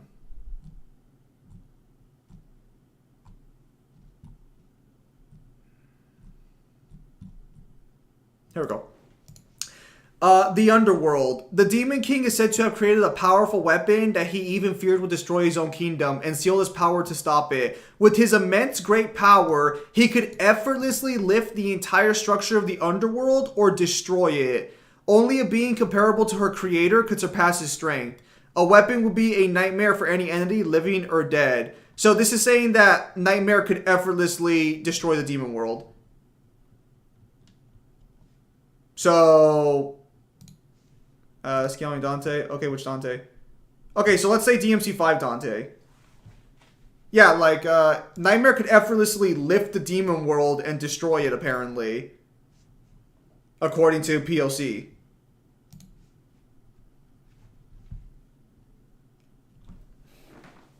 Also, time frames for destruction only really matter if it's not higher dimensionality, or you wouldn't break through space times. Because in order to destroy the entire demon world, the demon world dimensions are separated by space times based on DMC3's like Samsara, unless you don't do dimensional tearing, in which case it's still destroying infinite space.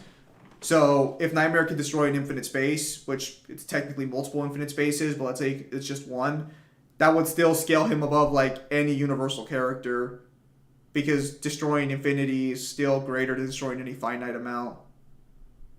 Unless like Neo, since you know like more math and shit, unless that's wrong.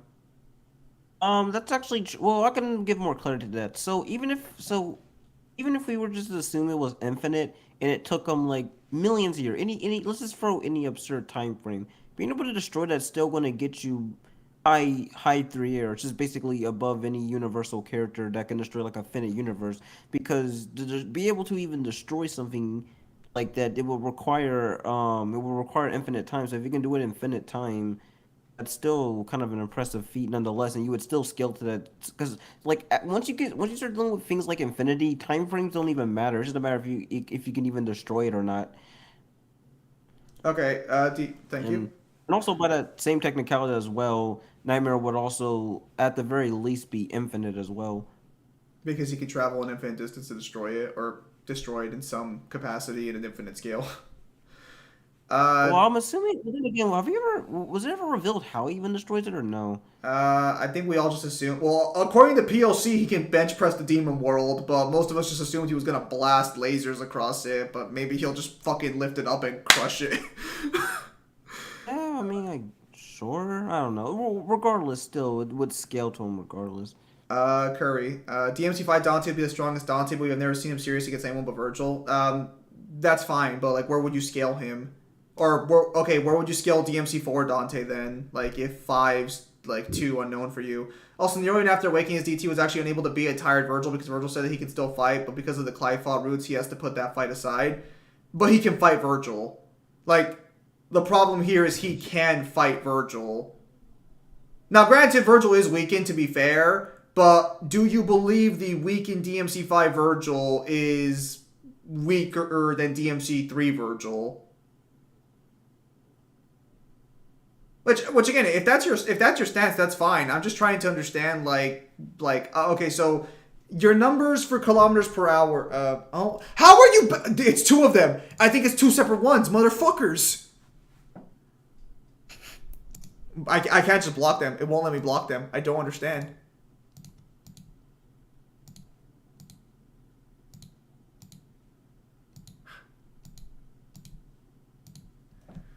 Alright, that should go some more time. I agree that Nero's scaling is definitely up for debate after he gets DT. You can definitely debate where he actually scales to in reference to Dante and Virgil, and where he scales to in general. I think that's fair to say. Most of us would scale him above Urizen, but that's just us. At least above Chair Urizen. But, you know, that's fair to argue against. That's fine. Because to be fair, again, like, there are variables that aren't accounted for. Absolutely agree with that. But that's why I'm asking, like, where do you scale Dante? Because, like, the reason this guy asked you, like, Kev, why he asked you if,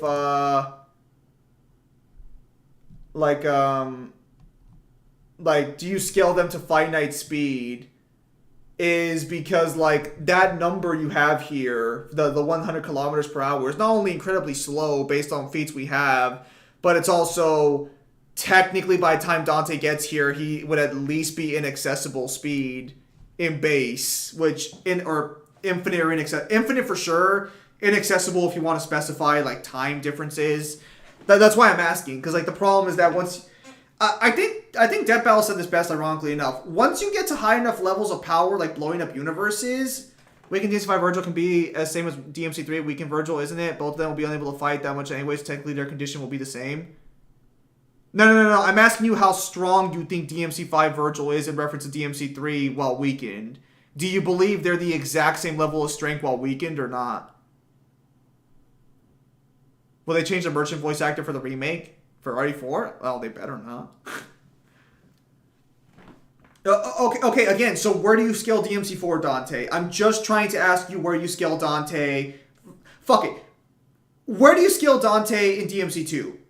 Let's do that. That's a pretty solid one, pretty easy to work with. Even though he doesn't show his full power, where would you say he scales to? Let's use DMC2 Dante. It's because I'm trying to understand where you scale Dante to, because it sounds like you don't scale him probably above star level.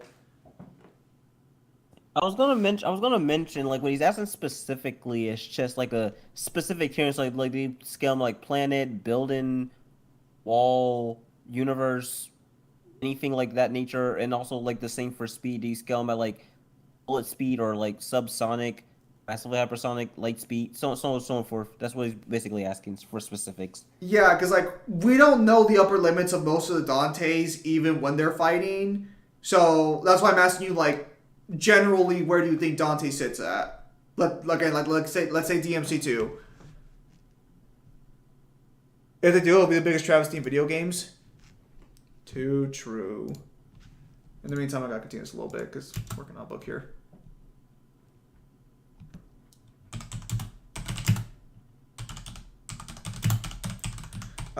They can be at the exact same level at weakened strength. I would scale DMC2 Dante at Universal Plus because he was able to destroy Argosax, which even Sparta wasn't able to achieve. You scale Sparta to Universal Plus too, though, right? At least because he did seal like the two universes apart. I mean, that's fine. I'm not gonna like attack you or anything over that. Like you can be honest. That scaling's fine for Dante. It's a little lower than where we have him, but you know, that scaling's fine. That's not like it's not egregious or anything. Okay, so the reason I'd ask about the same level of weakened strength is that the bar is so much higher now. So let's say Virgil and Dante when they fight are star level. Dante and Virgil, by the time they fight each other in 5, you said Uni Plus, would be infinitely stronger than that if you assume like they start at star level in DMC3. So why would we assume a Virgil who's infinitely stronger than his like lesser counterpart would be just as weak as him when they fight? But keep in mind, like if you do scale DMC3 Dante to star level, Virgil could literally have all 4 of his limbs chopped off, his eyes gouged out, and couldn't sense anything, and he would probably still be infinitely stronger than Virgil in DMC3 if you start them at star level. Because Uni Plus is an infinite distance. You technically can't fall an infinite way down. Again, I say technically because Nightmare can destroy an infinite. When infinite gets thrown around as much as it does in DMC, it begins to lose its meaning a bit. They're fucking fiction writers, honestly.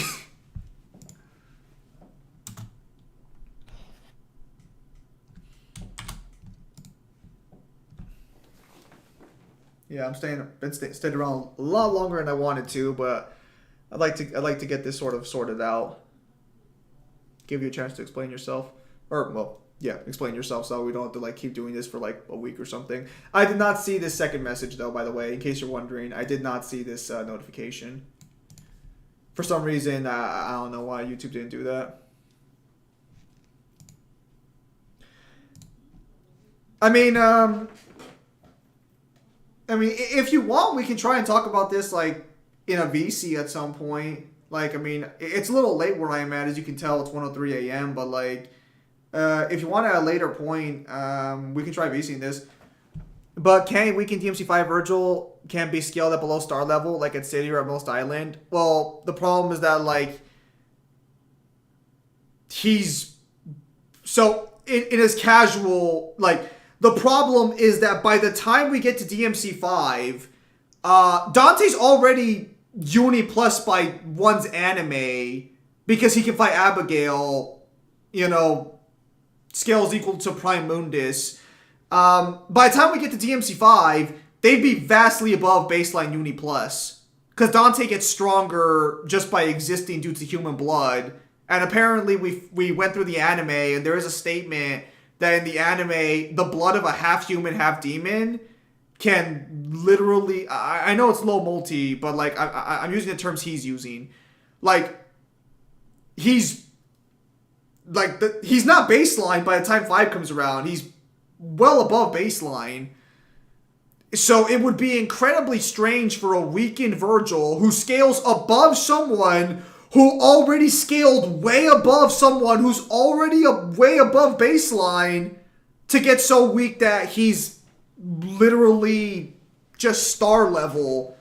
Again, technically by default, once you become Uni Plus, you can't ever get weaker than Uni Plus, technically, in a, like, versus matchup scenario. I'm sure there are stories where it happens. Like, I'm not saying it's not, like, something a writer can't do, but for the purposes of, like, power scaling, we would never assume they get weaker than, like, 4th dimensional. Which would make them infinitely stronger than anything in the 3rd dimensional space. Unless you don't do dimensional tiering. But, you know, that's up to the individual. Again, like, so the problem is that it's highly unlikely because Virgil sin DTs during the fight. So even if we assume base Virgil, let's say base Virgil's just as weak as DMC3 weakened Virgil, let's say that. He sin DTs, which should still be way stronger. Okay, can you agree that if I say that DMC3 Dante can also fight with DMC5 weakened Virgil just like DMC5 Nero? Again, the problem is that, and this isn't inconclusive, so you can't say that, and technically it's not wrong, because we can't confirm how much weaker Virgil got when he fought Nero. It would just be incredibly strange if he got that weak. But in Sin DT, he should still be way stronger than even Mundus, and technically DMC3, Dante, and Virgil couldn't beat Mundus at his full power. Sin DT by itself should already scale above Demon Kings, even if we assume Virgil's weakened, because it's a transformation into a stronger form. But, like, again, yeah, so you can say DMC3 Dante can fight a weakened DMC5 Virgil in base. I don't know about Sin DT, but again, it depends on if you believe he got that weak. Which is technically, it's technically, like, not invalid to say, unless you scale weakened Virgil to Nero, but you scale Nero below DMC3 Dante. Again, so, like, you could have differences in scaling. I think it's a little bit of an estimation to assume he got that weak. Because again, even if he's just Uni Plus, you're arguing he gets infinitely weaker at that point. Because the difference between Uni Plus and even High 3A, which is infinitely greater than Universal, like, there's still, like, that's like two infinites you're jumping there, you know? Like, that's a massive drop in ability.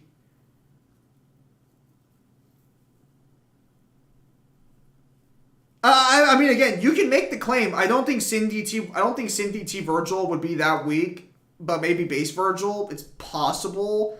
I don't agree with it, but it's certainly possible. It's just that, like, because, like, I noticed up here you said something about statements. Like, that's just Dante's statement. Yeah, but that's Dante who knows his own power, and based off seeing Nero's feats of demonic power, or his, like, feeling Nero's energy, stating that Nero might be stronger than him. That's like saying that if Goku says someone's stronger than him, we don't assume Goku's right if they never fight each other directly.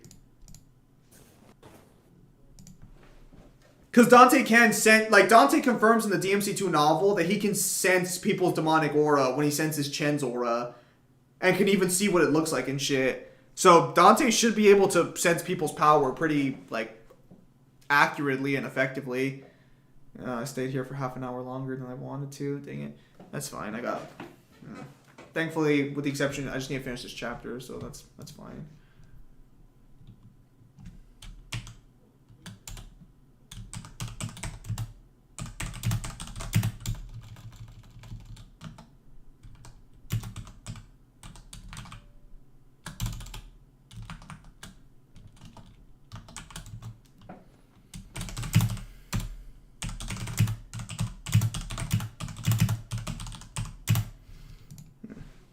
Do you think that... hang on.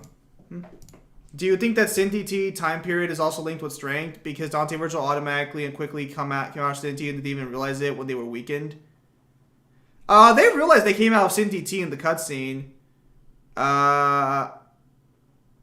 Like, they realize they came out of it. They look down at Dante and they're like, they look down at Nero and they're like, what for? They react to Nero. Nero just beats them to the punch. Also, you think Cindy T time period is also linked to their time period linked to their strength? I'm not sure on that one. Because I know what you're asking. What Mangler and the other guys argue on my server, the people like who show up in the videos and do power scaling with me for DMC, they argue Nero drained the Cindy T energy because of the fact that like Nero does have the ability to drain demonic power based off DMC4's feats of him like just draining like powers from objects. I think maybe they just weren't going to stick around in Cindy T that long. I think maybe like they were at their limit and they didn't have enough energy to finish the fight. Like if they didn't strike each other, they weren't going to. Well, it's because Virgil kind of just Cindy T's afterwards. So, but that's due to demonic power and pain and shit. It's possible, but I think I think the more solid argument is Nero just absorbed their power technically, or at least absorbed enough power for them to lose their transformation state. Because Nero has been shown to someone be able to do that. Also, you can't say Uni plus to star level for 5 Dante and Virgil when weakened due to them cutting down a tree that created the verse while being weakened. Oh, yeah, that's true. Virgil does state... I'm tired, bye. Alright, thank you, Neil, for stopping by.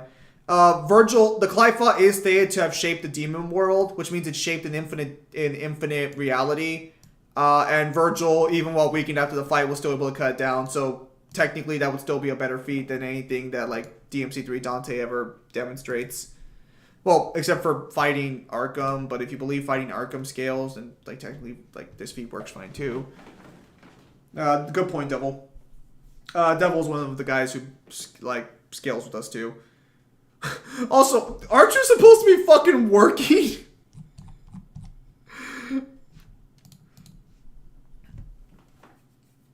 Yeah, so they're but oh, it's like I hope they don't know this Devil. It's because like again they're way stronger at this point, and yeah, no, Devil's right. That tree feat should put them above like star level for sure. yeah, because especially with Virgil mentioning he's more than capable, even in a fatigue state, upon quote unquote getting beaten by Nero, that he's more than capable of handling it on his own. Yeah. On top of that, like, this isn't just being beaten by Nero. He also had his fight to the death with Dante, too. So this will be Virgil in a very fatigued state. Virgil did go to Cindy T, but it's only in gameplay and not in cutscene. Can we treat the gameplay as canon? Because if that's the case, Nero shouldn't be able to use D-breakers in the gameplay. So the reason we can call it canon is because there's dialogue in reference to it. Also, there's actually references to good. going DT in the fight. Also, it's a scripted transformation. Yeah. So Virgil will always transform into Cindy T in that fight. Like, unless you cheese the game and insta-kill him, which apparently is possible, Virgil will always DT in that fight. What? Devil? It's highly possible and very satisfying.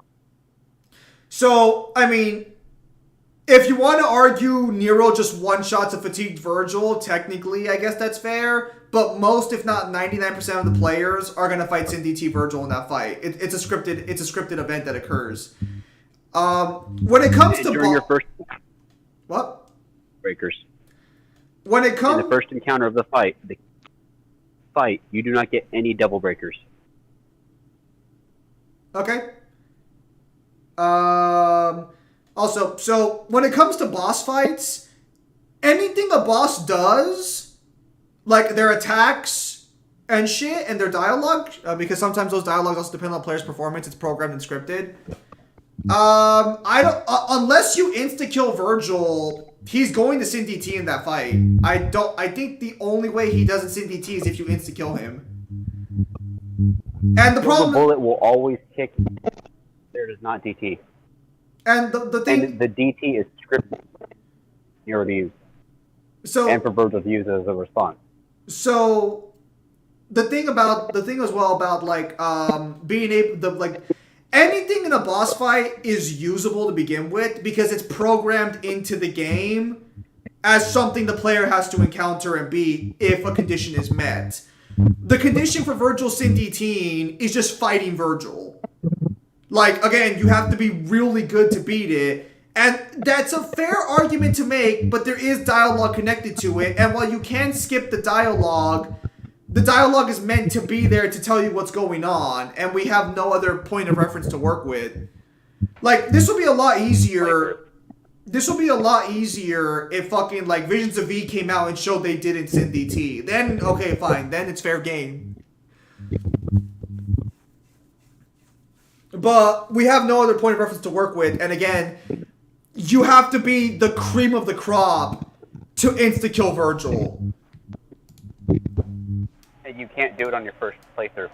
And according to Devil, you can't do it on your first playthrough. In fact, you know what? I bought DMC5 for PC. I'll restream it again. I'll go through the game real quickly, see if my PC can run it. And we'll see if we can beat Virgil instantly in our first playthrough. Because that would be the most accurate version of the fight, since it literally gives you a DT bar that always refills. And is also, I think, the only one that actually makes it logical, like actually keeps it one-to-one with the narrative. Because I don't think it's possible to skip that DT, like that Sin DT in the first encounter. Any replay is not like DMC5 mixes story and gameplay a lot more intimately than most games do. And when Virgil shows up for the final fight against Nero, Nero gets an infinite DT bar to demonstrate that he's overflowing with power to stop them. So it's very one-to-one. Go ahead. Nico State fought the Sin Devil Trigger variant of Virgil. Who? Oh, Nico? Nico, she states. Yeah, Nico states Nero fought Virgil in his Sin Devil Trigger form. How he got out of it alive, she'll never know. Hang on, Jill states if he plans to fight Virgil, she'll need to craft more Devil Breakers. let me take a look at this. Virgil DMC wiki. Let me look at this description. If my sound's muffled, I apologize. It's fine, mate. Don't It's worry. a very bad. Yeah, no, it's fine, mate. Don't worry about it. Because Devil's at work right now. Hang on, is it file? Yeah, I think it's under file. Let's look at this. Yeah, gallery file. Virgil's true form. Hang on. Where did we go to this? Here we go. Enemy report, boss. Description. Solange Dark Knight, lady. Syndicate. Let me look down. Virgil's true form. He always thought man stop influence power where he shows God's power now. Gets the payoff of his power in his forming model. The source of his power is stored in his arms. Made his true form Yamato. Okay, here, let me go send DT over here. Are you on the character profiles or the boss profile? I'm on the character profiles, on the boss profile. Should be on the character. Okay, let me look at character. Send DT. You can instantly kill Virgil by using red orbs. After Virgil kills you, the revival mechanism has also changed. That's not... You can't instantly kill Virgil with red orbs, can you? Can you instantly revive and kill Virgil with red orbs? If you use all of them, yeah. Wait. So you're telling me if you revive in the game, you can pay all your red orbs to kill him? It'll take 75% of his health bar, yeah. That's not insta-kill then. Yeah. Okay, yeah, Virgil's got himself a devil form. He just absorbs the amount of skin. Let me look at the translation. Oh. With that amount of power speed, it's just not telling how strong he is. It does not state that... There we go.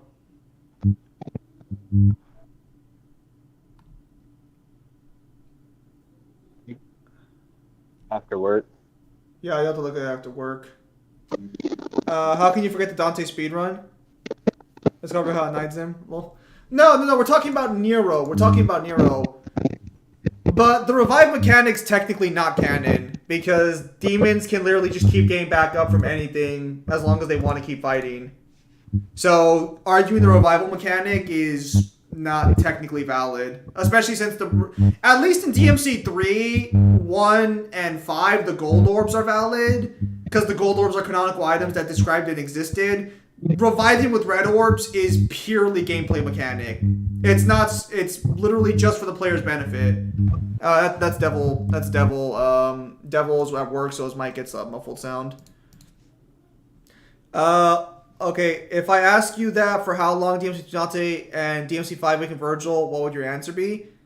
I mean, yep, but sorry, I'm not saying insta-kill, but I am saying that you don't even need anything, not even DT Nero to beat Virgil in gameplay, and Virgil never turns in DT.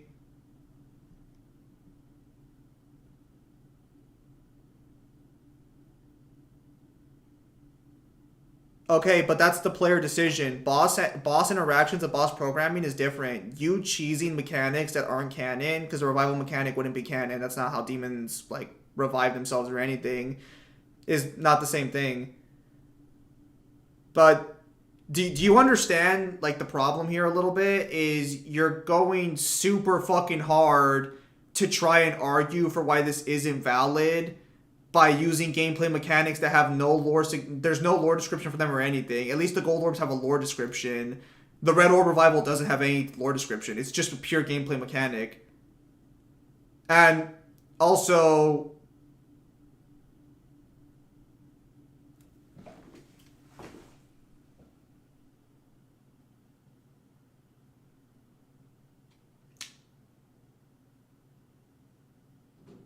do you want to bet on that? Hang on.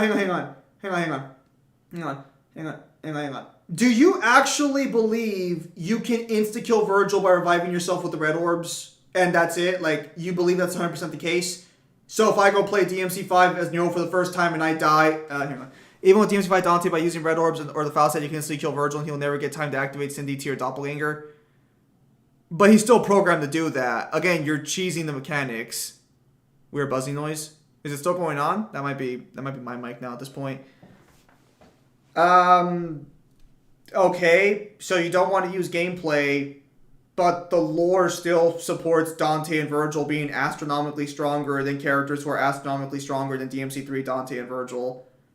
If you really hate gameplay that much and boss interactions that are programmed into the game that much, with no counter evidence. The reason, like, for example, I point out God of War Kratos has a limit to, like, it, like, being petrified, not because of its gameplay and that's the only time we see him break out, but because the novel states that he has a limit to how many times he can get petrified.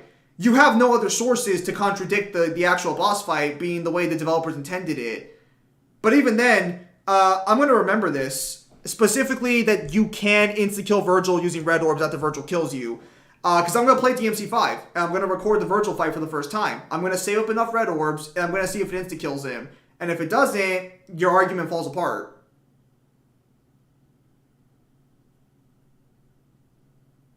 That's gameplay cheesing? Okay, but like again, like, okay, let's ignore gameplay then. Virgil is still astronomically stronger than characters who are astronomically stronger than DMC3 Dante. Like, The scaling chain just keeps going up and up. Like, lore-wise, there's no reason they'd be weaker than DMC3 Dante. Like, at all. Even base 2 Dante's vastly stronger than technically Sparta DT Dante. Have Mangler Kyle or I stream it. Actually, yes, Virgil theoretically gets one shot by Red Hot Knight. No, that's true. Yeah, Dante can use Red Hot Knight and one shot Virgil. Virgil and Canon fights Nero right after. Yeah, so, well, actually, if you take canon at face value, you don't technically one-shot Virgil with Red Hot Knight, because Virgil will always knock you flying back. So, technically... Also, Dante's injured and weakened in the cutscene. So, only one question always happens in Dante Virgil fight, regardless of anything, and that is the last slash of Virgil gave Dante, because it happens when Virgil's totally defeated in gameplay. I mean, I'm going to be honest here. I've, like, literally Mangler and Devil showed up to my stream 3 years ago with these exact same arguments. The problem, like, I'm just going to be upfront. Even if you don't like the gameplay, like, arguments, fine. Let's say the gameplay's, even though the boss gameplay AI and abilities is perfectly valid because it's programmed by the developers. Let's say it's not valid. No, you guys came in with basically the same fucking arguments when we first met. You guys, like, he's not arguing boss attacks aren't canon. He's arguing that boss interactions can be skipped, which is the exact same shit Mangler argued. Like, this is literally what Mangler started with. But no, lore-wise, they'd still be way stronger. And the feats would be fighting people who are stronger than other people or comparable in strength to them. But then again, so like, what statements are valid in one art? Because you didn't like Nero's statements, so do you just not accept statements in general? Or like, what's the situation there? Oh my goodness. Dang it. I'm gonna try and finish this. Well, I mean, I'm already here at the end. So I did reach my goal technically. Oh, so not my argument then. I went with moveless, not entirely canon, which was very wrong. Yeah. I was kind of hoping to finish that chapter today, but I could take care of it. Oh, well, tomorrow I go to work. Fuck. This set my plans back a little bit, and I was doing so well on pacing too. I could have gone to like 3 pages into the next chapter. DMC3 Dante, DMC5 Weekend Virgil. How much time DMC3 Dante can fight him? That's up to your opinion on where you think Weekend Virgil scales to. Because, again, I can just argue Weekend Virgil would still be stronger than DMC3 Dante by, like, a pretty substantial margin. It really just depends on your personal opinion on that one. If you think he got that weak, that's up to you. Lore-wise, Sin-DT should still be stronger than even Mundus, but, again, at the end of the day, it's going to be up to you on that one. I don't think so, but... fuck me. Yeah, okay, so I go to work tomorrow, I'll come home, I'll finish the chapter, yeah, I should be relatively on pace still. These last 2 days have fucking set my schedule back super hard, and I was making great progress today too. Fuck. It's fine. Streaming tomorrow? I don't think I'll stream tomorrow. I think tomorrow I'll just be writing off stream, listening to some music. Oh yeah, there is a new Diablo game that came out, Immortal. Yeah, it's a mobile game. It's the mobile game they talked about.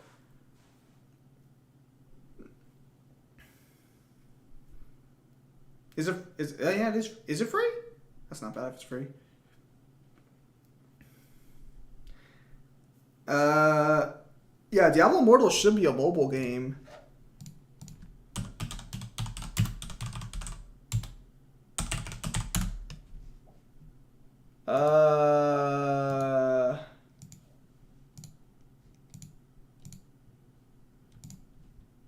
Yeah, it's a mobile game.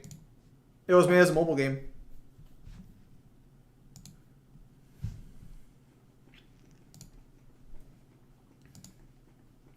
Yeah, my dude. Personally, for me, the scaling chain's so high up, I don't think DMC3 Dante compares. I'm fine using Dante's statements in 4 to suggest that Nero's comparable in power to him. Seems reasonable. This might just be a difference of opinion on what you're willing to take for evidence for scaling or not.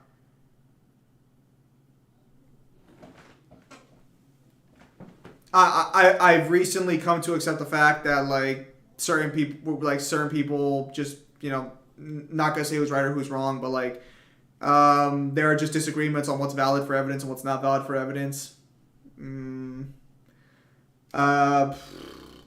We've been here for like an hour, and I feel like we're not any. That focus, bro. We've been here for like an hour. Literally, I was supposed to end the stream an hour ago to work on their stuff, but it doesn't feel like we're any closer to like a consensus here. So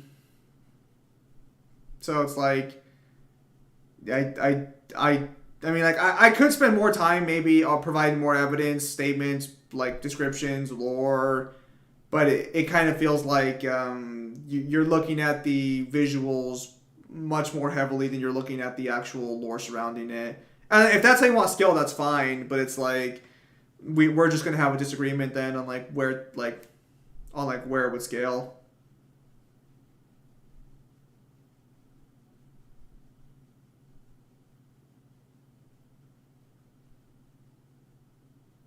Because again, I don't want to say you're outright wrong with the whole DMC3 situation, Dante versus like 5, but it's like at the same time, it's like Nero should be vastly stronger than anything DMC3 Dante fights, even by force purposes. But again, that's based off statements and such, so it's like it depends on what you want to take as valid at the end of the day. I don't think, like for example, you probably don't think statements are valid based on what you said, but like I wouldn't say cheesing a gameplay mechanic with no lore behind it whatsoever is a valid argument. Do you guys not have phones? Ah, Jeremy gets the meme. Jeremy gets the reference. I might give Diablo Immortal a try.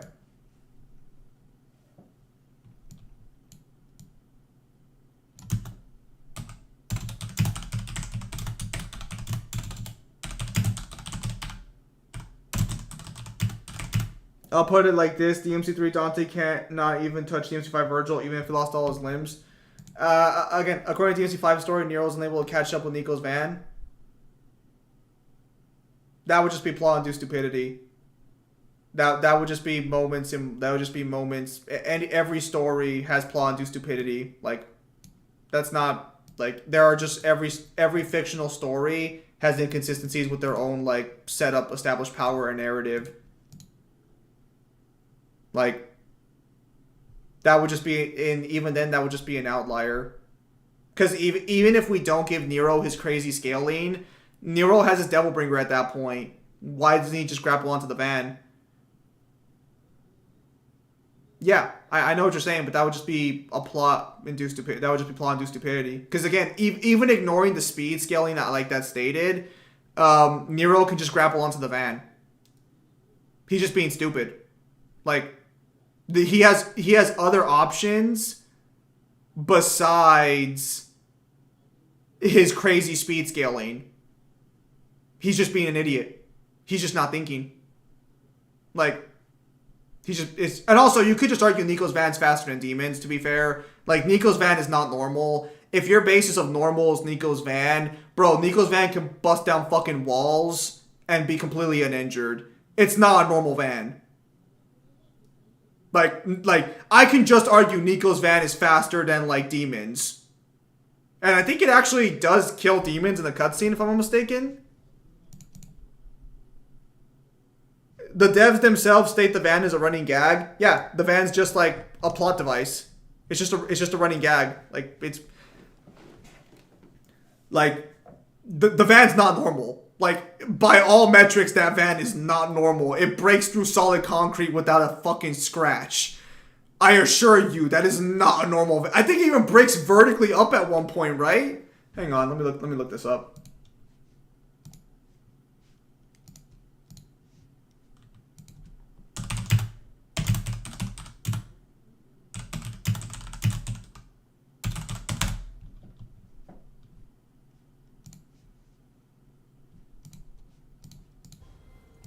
Hang on.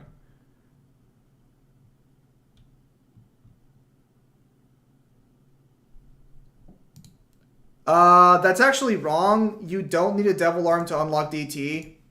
Hang on. Like, okay, so here's Nico. Okay, let's take a look at some Nico van scenes for a moment. Okay, so this is like the most normal Nico van. That would have completely like fucked up your suspension. This van would not be going anywhere like this. Hang on. Alright, let's look at this one. How does the van get on the roof? Like, there's an ocean over it and it just falls down. Oh, this one's silly, if I remember correctly. Also, right here, I see you already. I'll be there in a moment. She's nowhere visibly near V. Where does she see him? This van is not normal.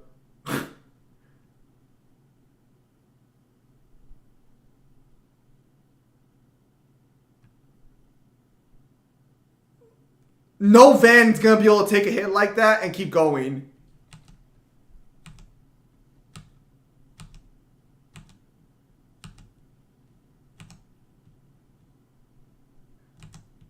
Hang on, let me see.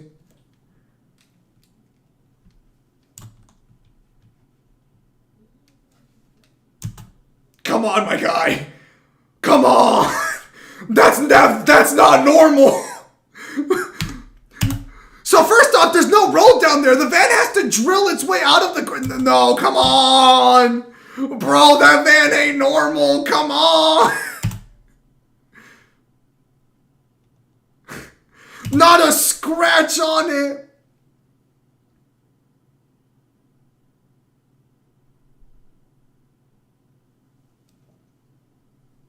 The point I'm trying to make is that if your argument is that he can't catch up to Nico's van, that's not a normal van. I can just argue that van's faster than fucking fuck it. I can argue that van's faster than fucking lightning speed for sure.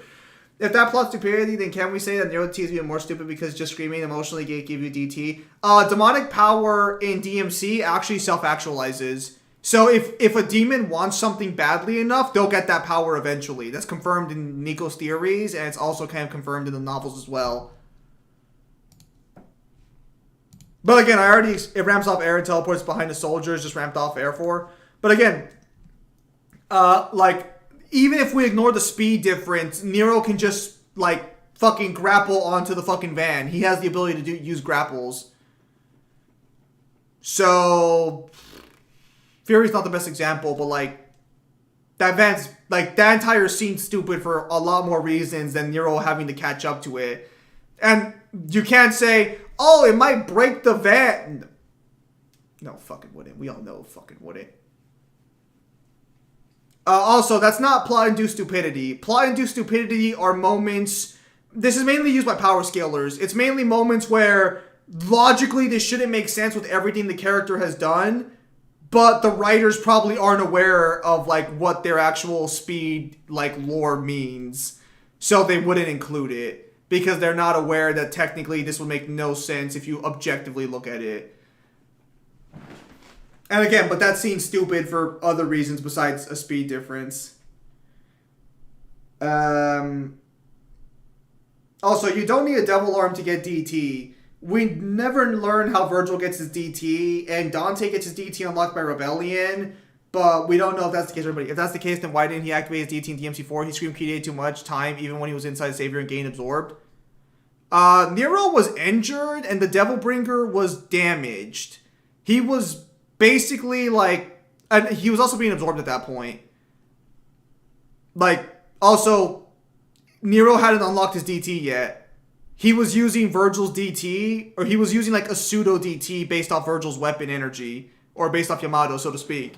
Nero hadn't unlocked his real DT yet. He gets his real DT in 5 when he wants to save Nero or Dante and Virgil.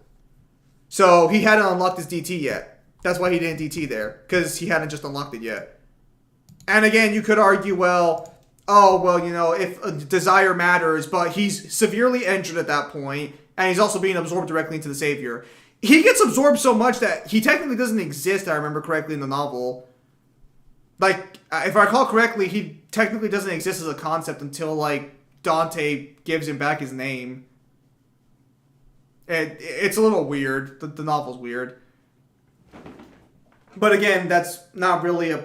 Also, you could just argue that, Nero's not aware Credo died at that point. Because one of the things Nero brings up in DMC5 is Credo's death specifically. So you could just argue Nero is unaware that Credo actually died until after that events have happened. You also don't need Devil Arms for DT, since normal demons in DMC use DT and they don't have Devil Arms. That's technically linked to a higher difficulty that we can't confirm is canon or not. We can confirm Desperation Mode is canon because the bosses in DMC4 all go to Desperation Mode, I think, on any difficulty, but I don't know if DT you can argue is canon for human demons, so to speak.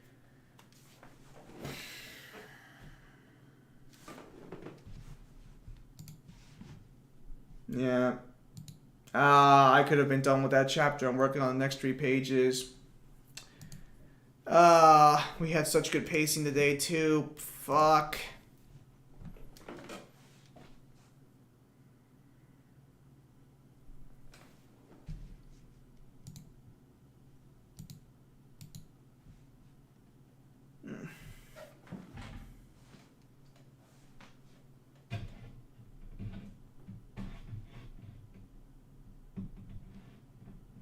I mean, there are other arguments you can make for stupid shit too, like why didn't Rebellion absorb fucking Yamato when fucking Virgil stabbed Dante, etc., etc. Like, I mean, there are claims you can just make for that shit.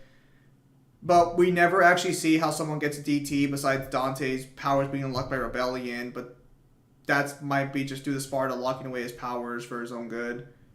And also, I think Dante DT's in DMC1's novel, which is a prequel. No, he doesn't DT then. Devil Dante. Yeah, I'm pretty sure he doesn't DT in the first novel.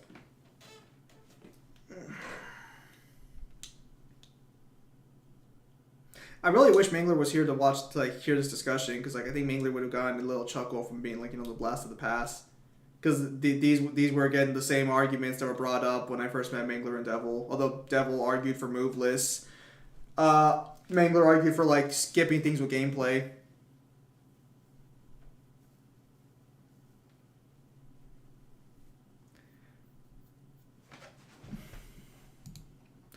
Oh, I was a lot more aggressive back in the day too, though.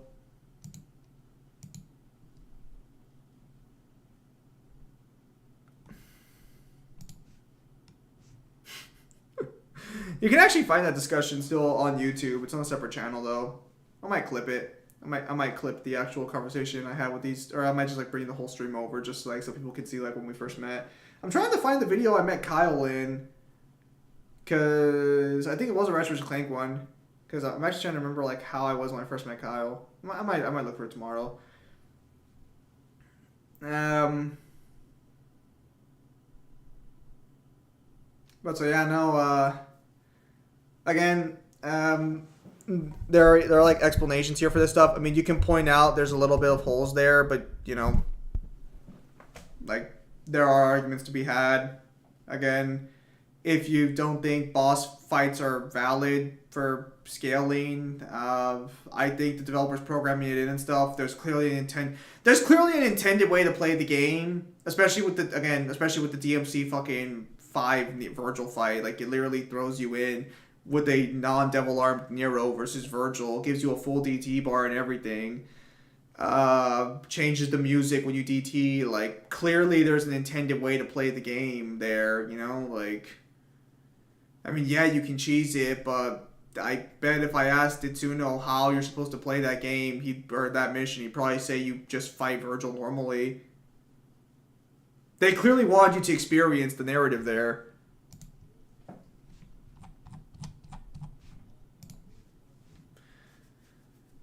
But again, I'm staying I stayed the extra hour. I didn't want to because you showed up. I figured be easier to have this conversation this way. Again, it still kind of just feels like at the end of the day, it feels like you just have different standards for what you would accept as evidence. And not only do I work tomorrow, so I work a little early in the morning, but on top of that, it's kind of like, you already scaled like DMC2 Dante to Uni Plus. I'm assuming you scale 4 and 5 like at least to Uni Plus.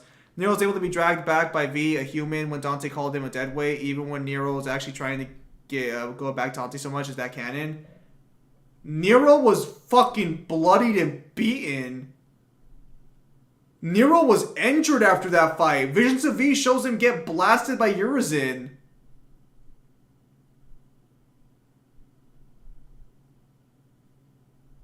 Have you read Visions of V? Actually, just answer this question. Have you read Visions of V? Here, let me show this before I leave. We can find that pretty easily.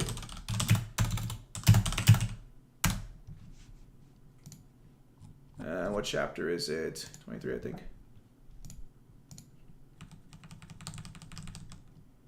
No, it's not 23. The fight would have already happened at this point.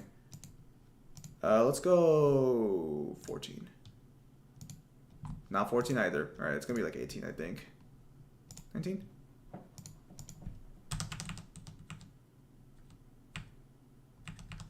Hang on.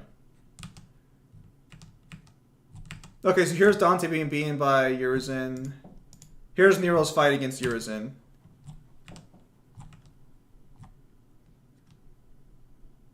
So there's Nero jumping, slices on the Crystal, Crystal stops him. You know, he's trying to fight him, can't really do anything. Nero gets smacked by Urizen, bleeding badly, his bones are broken, and then Urizen blasts him with an energy strike and sends him flying to the ground. This is the Nero that V holds back. A bloodied and beaten Nero after Urizen completely fucking eviscerates him in like 2 hits.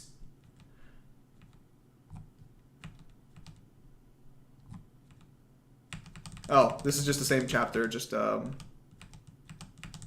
the same one. So when Nero becomes weakened, he became enough to be comparable to human rights, so why can't be the same for weakened Virgil in DMC5? Maybe also became that weak, could fall by V. Do you think V is weaker as like just a normal human? I mean, V's strong enough to blow up Nightmare. V by himself you know what? Again. But please read Visions of V if possible. I highly recommend it. Hang on.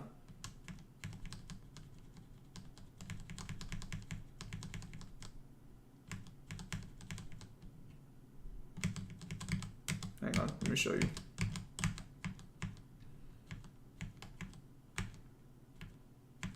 So this is what happens when V fights Nightmare in the Nightmare realm. We see, you know, this is so Nightmare takes him into his realm. V fucking gets attacked by fucking Nello Angelo. He gets some Nightmare flashbacks. We get a little cool scene with Dante here. Again, highly recommend watching Visions of V or reading Visions of V if you have not read it. It's canon in DMC5. This is Nightmare's core, and this is V without any of his summons or anything. And V still has enough demonic power to grab Nightmare's core, so he is forcing his way through Nightmare's core and grabs it and blows up Nightmare. V didn't defeat Nightmare, he used his core to subdue him. That's Nightmare's weakness. That's actually not true. He would have to blow up Nightmare. Because we see right here that there's nothing going on with it. He pushes into it and it starts cracking. Also, cores have never been shown to work that way. If you use that much demonic energy, you're going to croak. V is purposefully breaking through Nightmare at this point.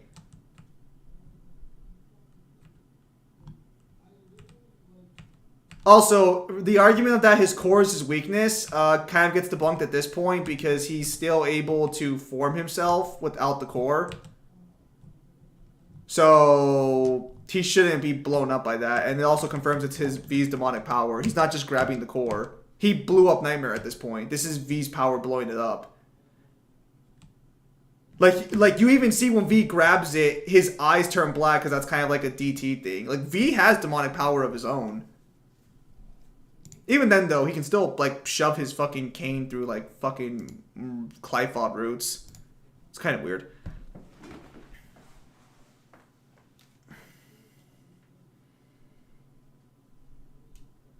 Also, even to get to the core, V would still have to break through Nightmare's barriers anyways. Like, the core is inside a container. Like, that's clearly shown. He has to break through the container anyways. V did kill Urizen. Wow. So how much V scale according to you?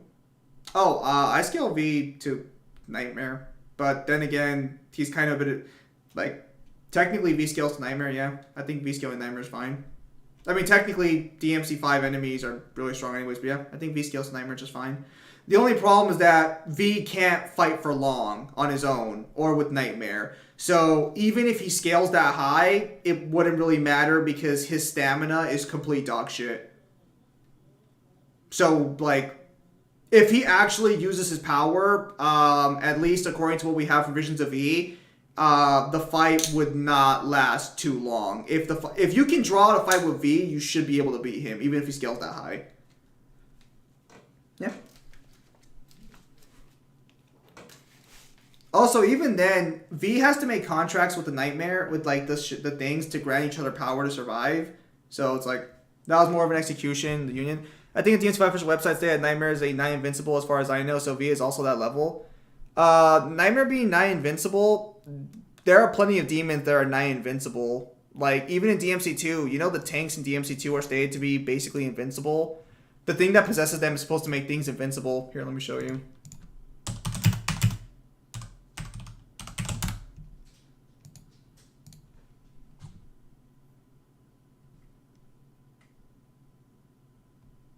There we go. Infested.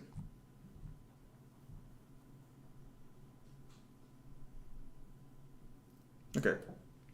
A tank possessed by an infestant. The body coated by the demon armor is invulnerable to any attack. Dante can already hurt this. A helicopter possessed by an infestant. Destroying the infestant is the only way to destroy this entity. Again, so invulnerable. Yeah, no, like, nigh invulnerable and shit. We already have that stuff.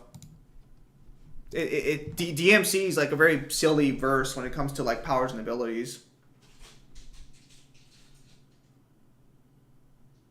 Even if also Nightmare being nigh invincible, would V scale to that? No, because nigh invincible would be a description of Nightmare's durability. But V is a bit of a glass cannon. Well, actually, yeah, he is a glass cannon. He gets like stabbed and shot and shit. But that wouldn't change the fact that he can output power on that level. And also, technically, he can heal himself back with Nightmare because he heals back a giant fucking wound Nightmare leaves on him, unless you want to argue that Nightmare's wound is different from normal wounds for V.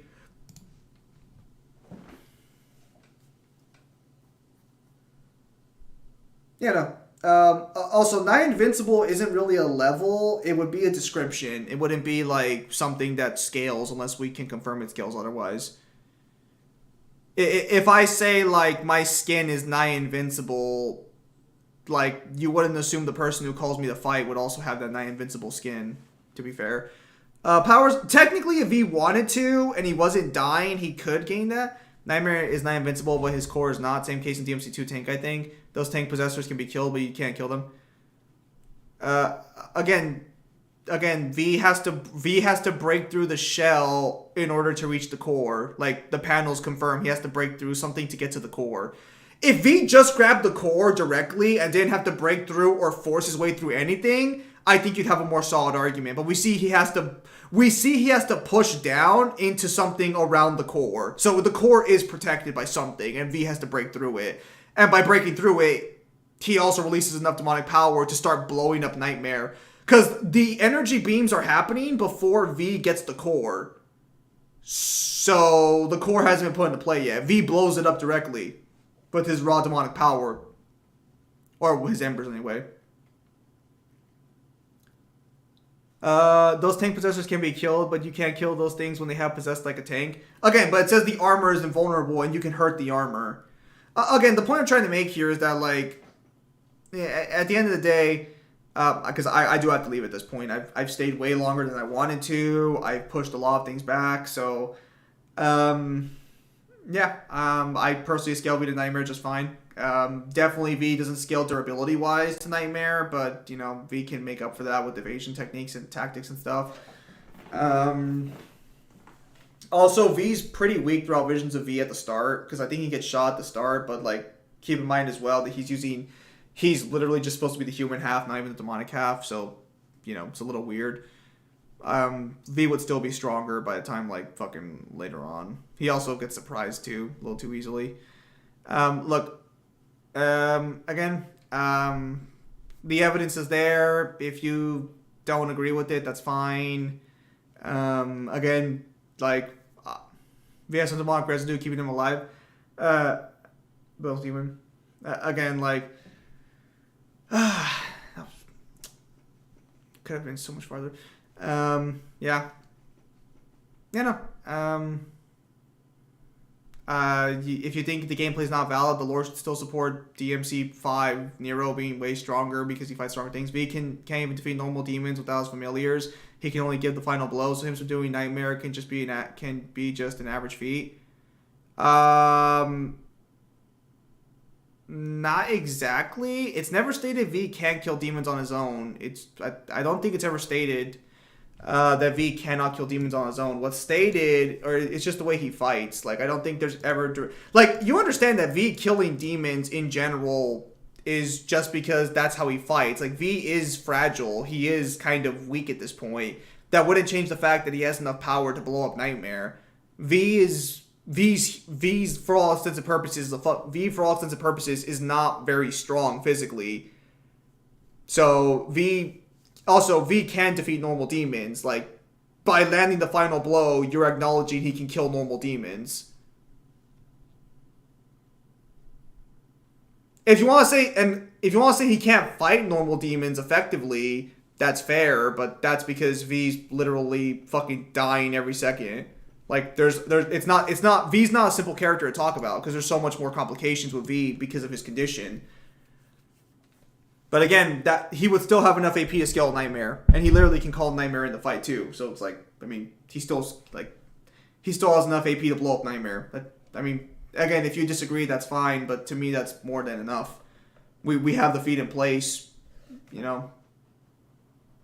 Even then, he would still scale to that tier since, you know, he has Nightmare.